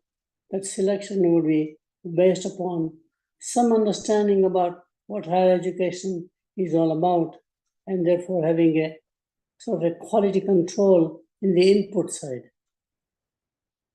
Third major thing that has been very important to understand is that we have a very strong global diversity. The previous speakers at two world-class institutions already talked about how many students of Indian origin alone come to Canada. Indians are now number one, but so were Chinese at one time. My university at Emory, we have a very strong Korean presence. The worldwide students coming creates a sense of diversity and cross-cultural learning. Peer-to-peer learning is very built into the system, which I think is very important to consider as a key attribute. One more area that North America has done more significantly is to allow private universities. You have the state universities, massive commitment by the state budgets, but you also have private universities. And private universities have different approach to doing things. But I think that public-private is a very key area. This is more on the education side. On the research side, which I think is very important to look upon, is that all of the top journals, research-oriented publications, are North American-based. And the domination is incredible. Publishing in North American journals gives you the scholarship in some fashion, and that investment in those volunteer-based publications into the academic world are very important to understand, which has given a strong so the foundation of creating new knowledge. The other thing that US has done very well, and so has Canada, and that is to have a strong R&D partnership between industry and academics. I've been advisor to Bell Labs for many, many years. So was I advisor to General Motors Tech Center in Warren, Michigan. And you can see there the alignment between universities and the corporate R&D organizations. Bell Labs has many Nobel Prize winners who were on the faculty of Princeton University, for example. So I think that alignment between, on the R&D side, between industry and academic is very key. Funding by the governments, state governments, as well as the federal government, generating new knowledge is again very key. I'm very fond of vocational education. We teach at the university level an explanation what and why, but we don't teach as much how to. Certain disciplines do require how to, like medical school, to some extent engineering, but in business, we don't do a good job. Therefore, how do you have the experiential learning built into the system is what we are debating right now quite a lot. And the last comment I will make is that the system is changing. This current system of 4-year undergraduate, 4 or 5 years graduate education is too long. AI is compressing the cycle. In fact, compared to the Industrial Revolution, which led to the concept of economy of scale, AI is creating a new concept called economies of speed. Everything happens much faster. Things we teach in higher education, colleges, are compressed now into high schools. And things that we teach at the graduate level are coming into the undergraduate level. So all of these are bringing about significant changes, but opportunities. And I'll make two comments. One is the learning system historically has changed. Before the Industrial Revolution, there were 3 C's of learning. A person learned from the community, person learned from congregation, not even formal religions, and person learned from craft. The Master Guild not only taught the skill set, but the values.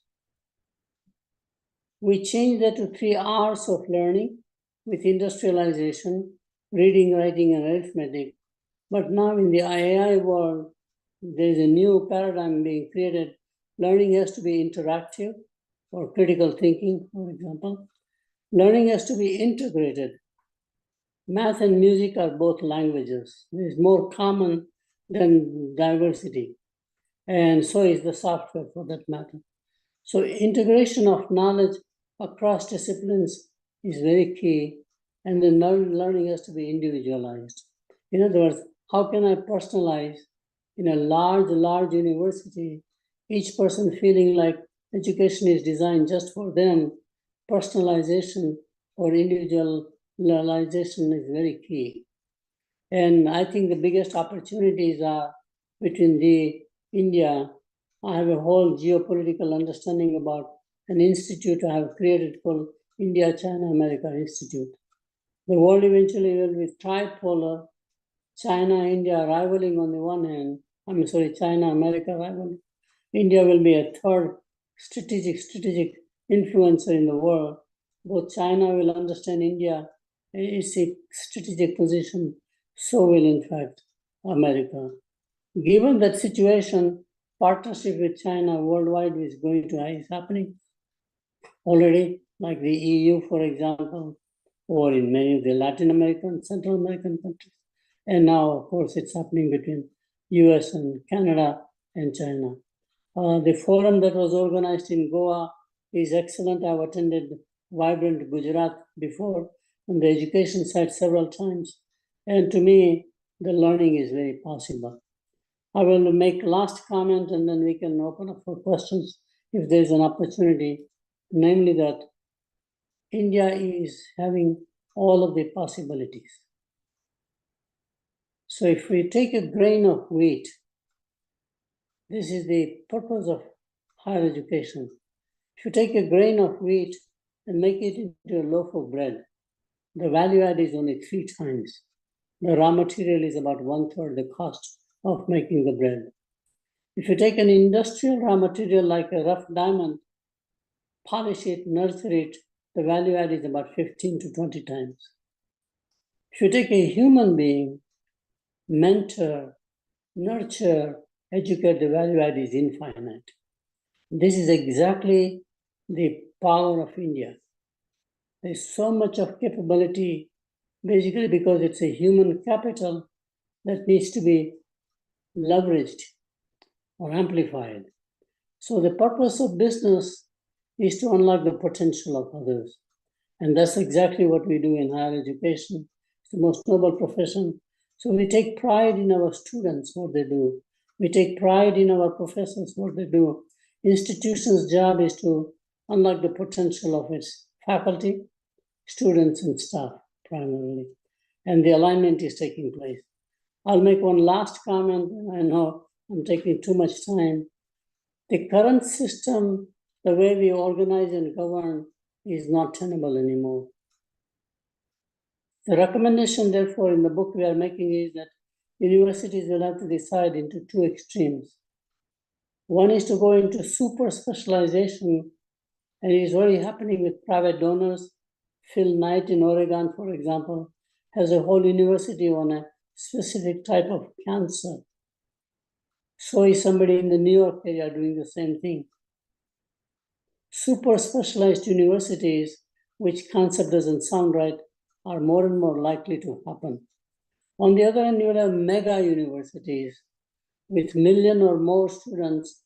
In fact, the largest mega university is in India, called IGNOU, with 5 million students, maybe 30 locations, and they teach you culinary art. You can be a great chef, but you can also have a PhD in philosophy or religion or anything.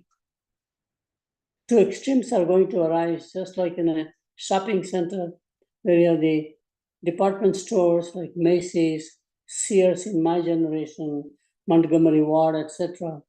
And then you have the specialty retailing. Same architecture is likely to happen in higher education.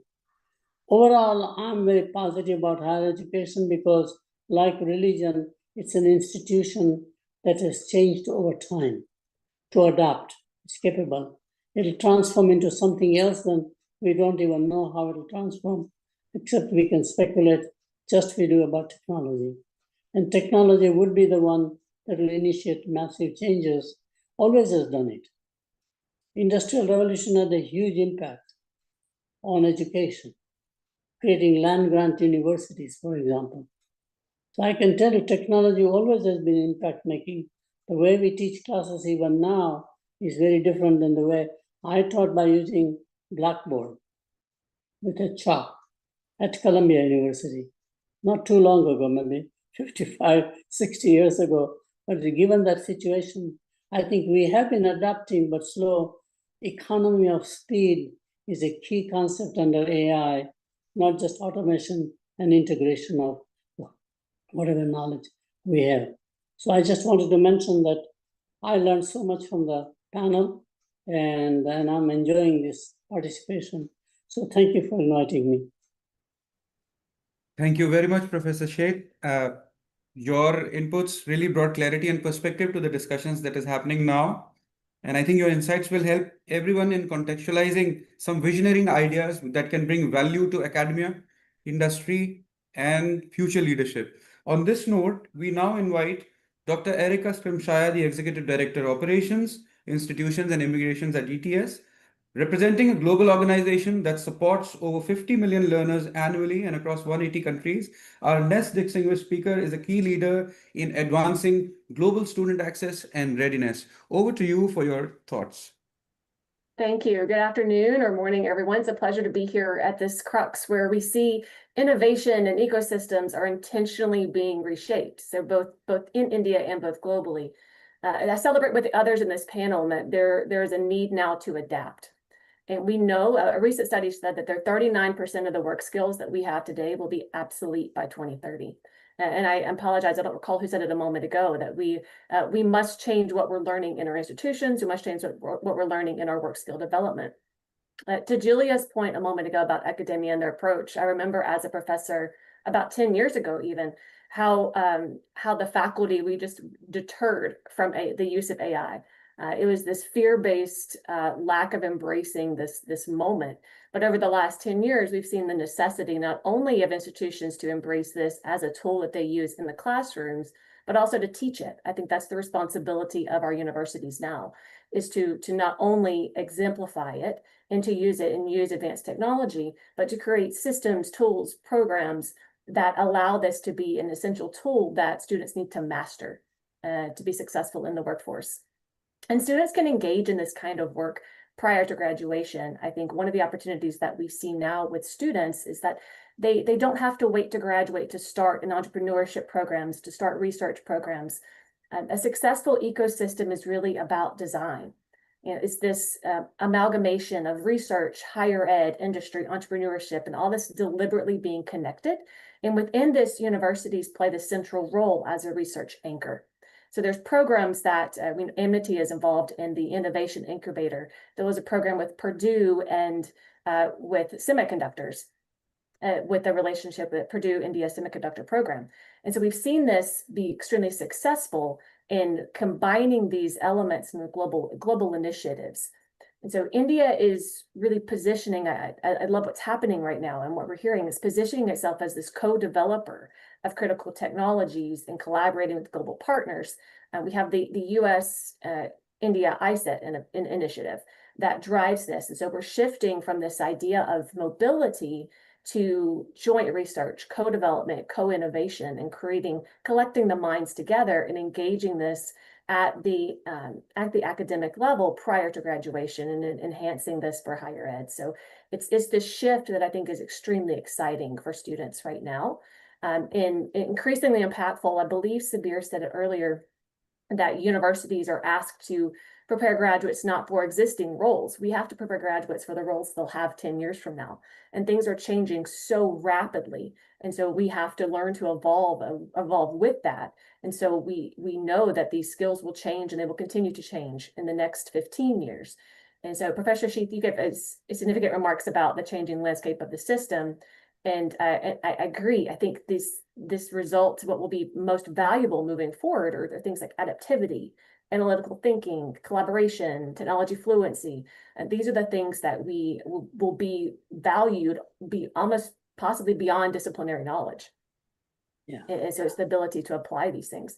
So how do universities fit in this? And so I think I mentioned earlier, I think the role for the universities has to go beyond traditional instruction.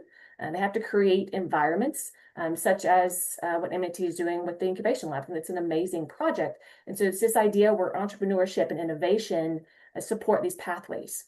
And so we can drive startups, establish organizations, and get the students started on their advancement prior to graduation.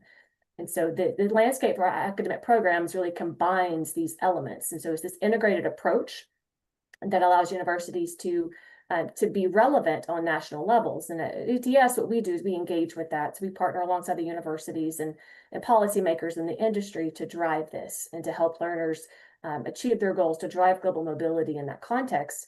But I think the future will not be defined by these ideas, but it'll be these ecosystems. It's how we can create, how we can merge research and policy and innovation and funding and drive from the university to create these ecosystems that allow this innovation and drive the future of the work skill development and what we see it is. So I think it's a great opportunity. I think this is a moment. We sit in a moment of great hope for partners, for institutions, for learners. And so if we're willing to adapt, if we're willing to change the way we think about AI, about technology, quantum science, and so forth, I think we have a green field for our students. We can lay the groundwork for that. And so if the possibilities, as I said a moment ago, the possibilities are endless. I think they're endless, they're infinite if we're able to embrace that and create those ecosystems in which our students today will thrive and be the workforce of the future. So thank you. Thank you, Professor Stramshire, for an engaging and thoughtful contribution to this discussion. On this note, I would request our last two speakers to be a little precise because there is a paucity of time and we have received a lot of questions. So we'll be sending these questions, but I would request you to restrict yourselves to 2 to 3 minutes so that we can conclude on time.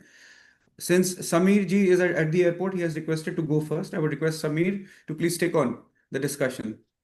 So, Maruk, thank you very much. And Dr. Singh, thank you very much for this opportunity. I think a lot of things on how the world is changing has been discussed. What is important currently looks like is how do you stay relevant, right? And for three stakeholders, our students, where they are not going to get any permanent jobs. All jobs are moving temporary, freelancing, and project driven. So they require different skills. For our faculty members who really need training, faculty is getting irrelevant. Students are not respecting professors today in the classroom. Those are realities. So we need to train faculty or get professors of practice from outside because students are learning multi-source. So that's a huge opportunity.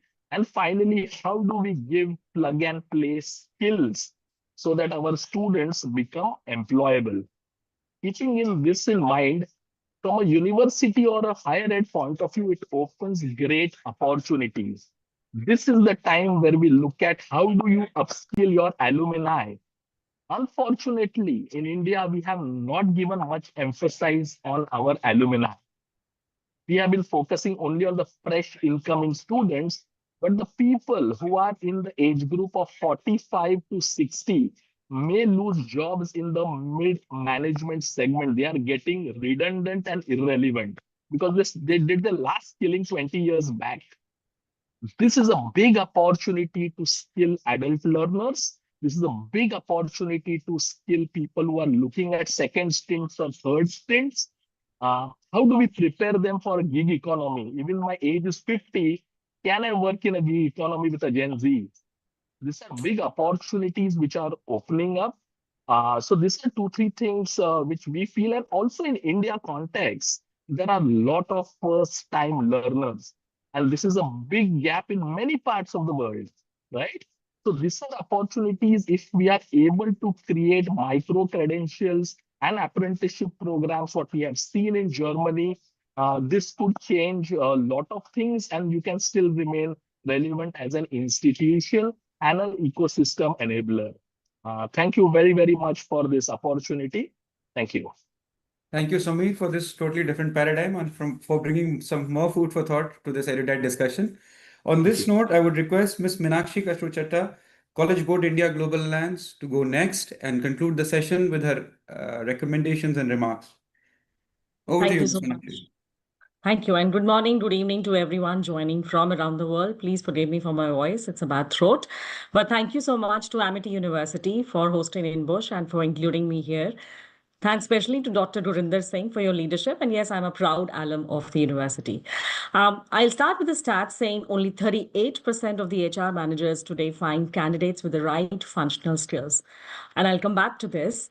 But meanwhile, Julia Christenens mentioned it is a profound moment for the leaders. And Julia, yes, it is.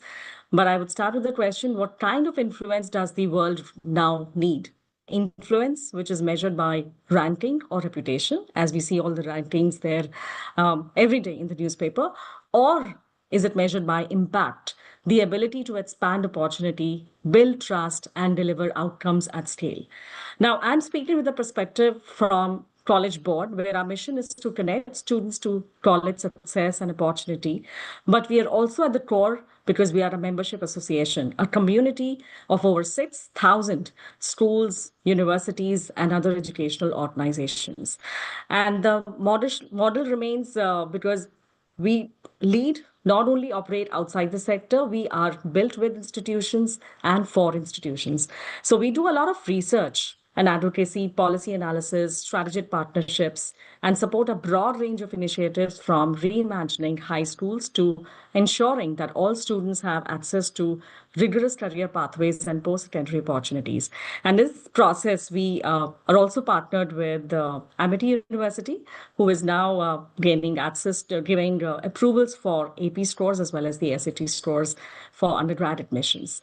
But what I want to talk also about is, and I know there's short time and I've been given only 2-3 minutes, so I'll restrict myself to people, purpose, and prosperity. So while people are at the heart of higher education, we understand students, faculty, advisors, administrators, etc.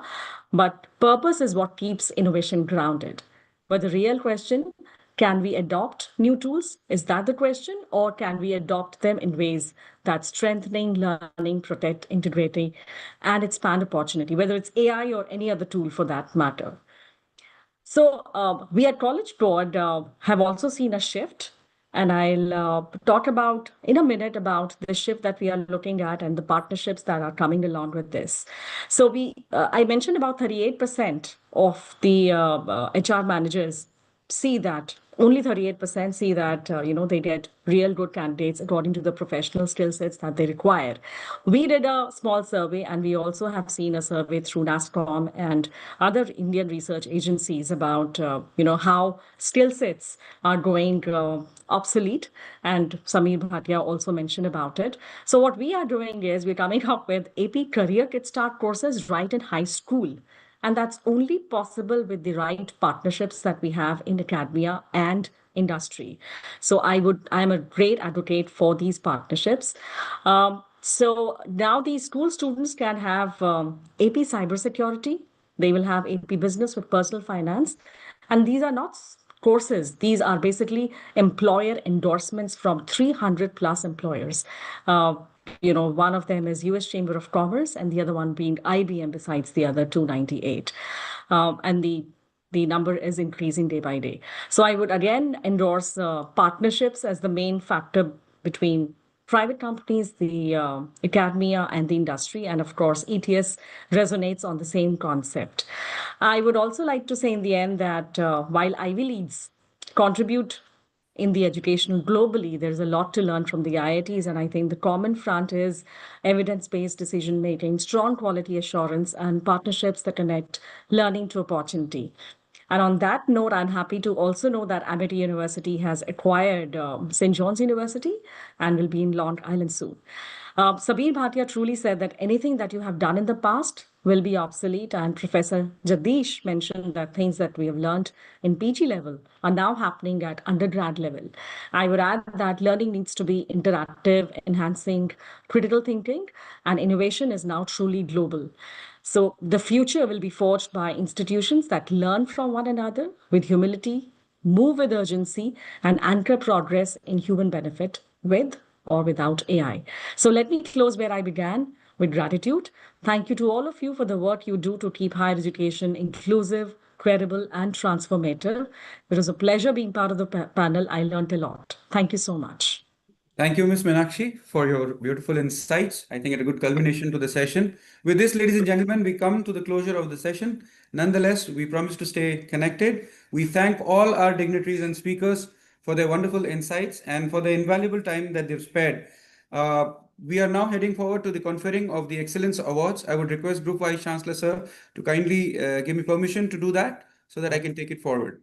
Yeah, Marut, but I think that I am getting a lot of questions. Yes, sir.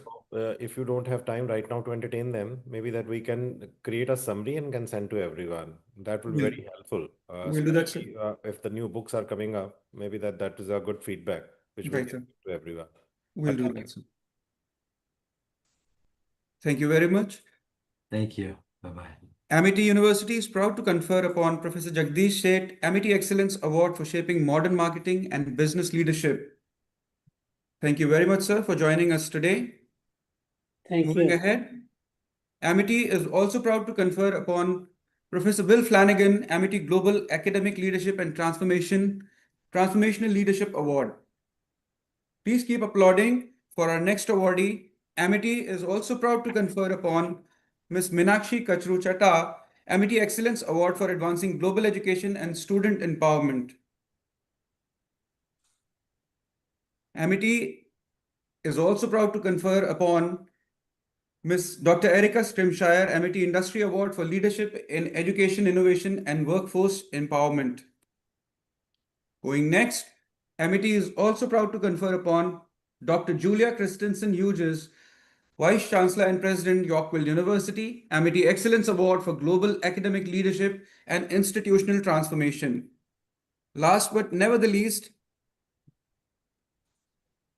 Amity University is equally grateful to Mr. Saveer Bhatia for his contributions to entrepreneurship and innovation in the internet technology, and we are proud to confer upon him Amity Global Digital Innovation Pioneer Award. Respectfully handed over to all the participants.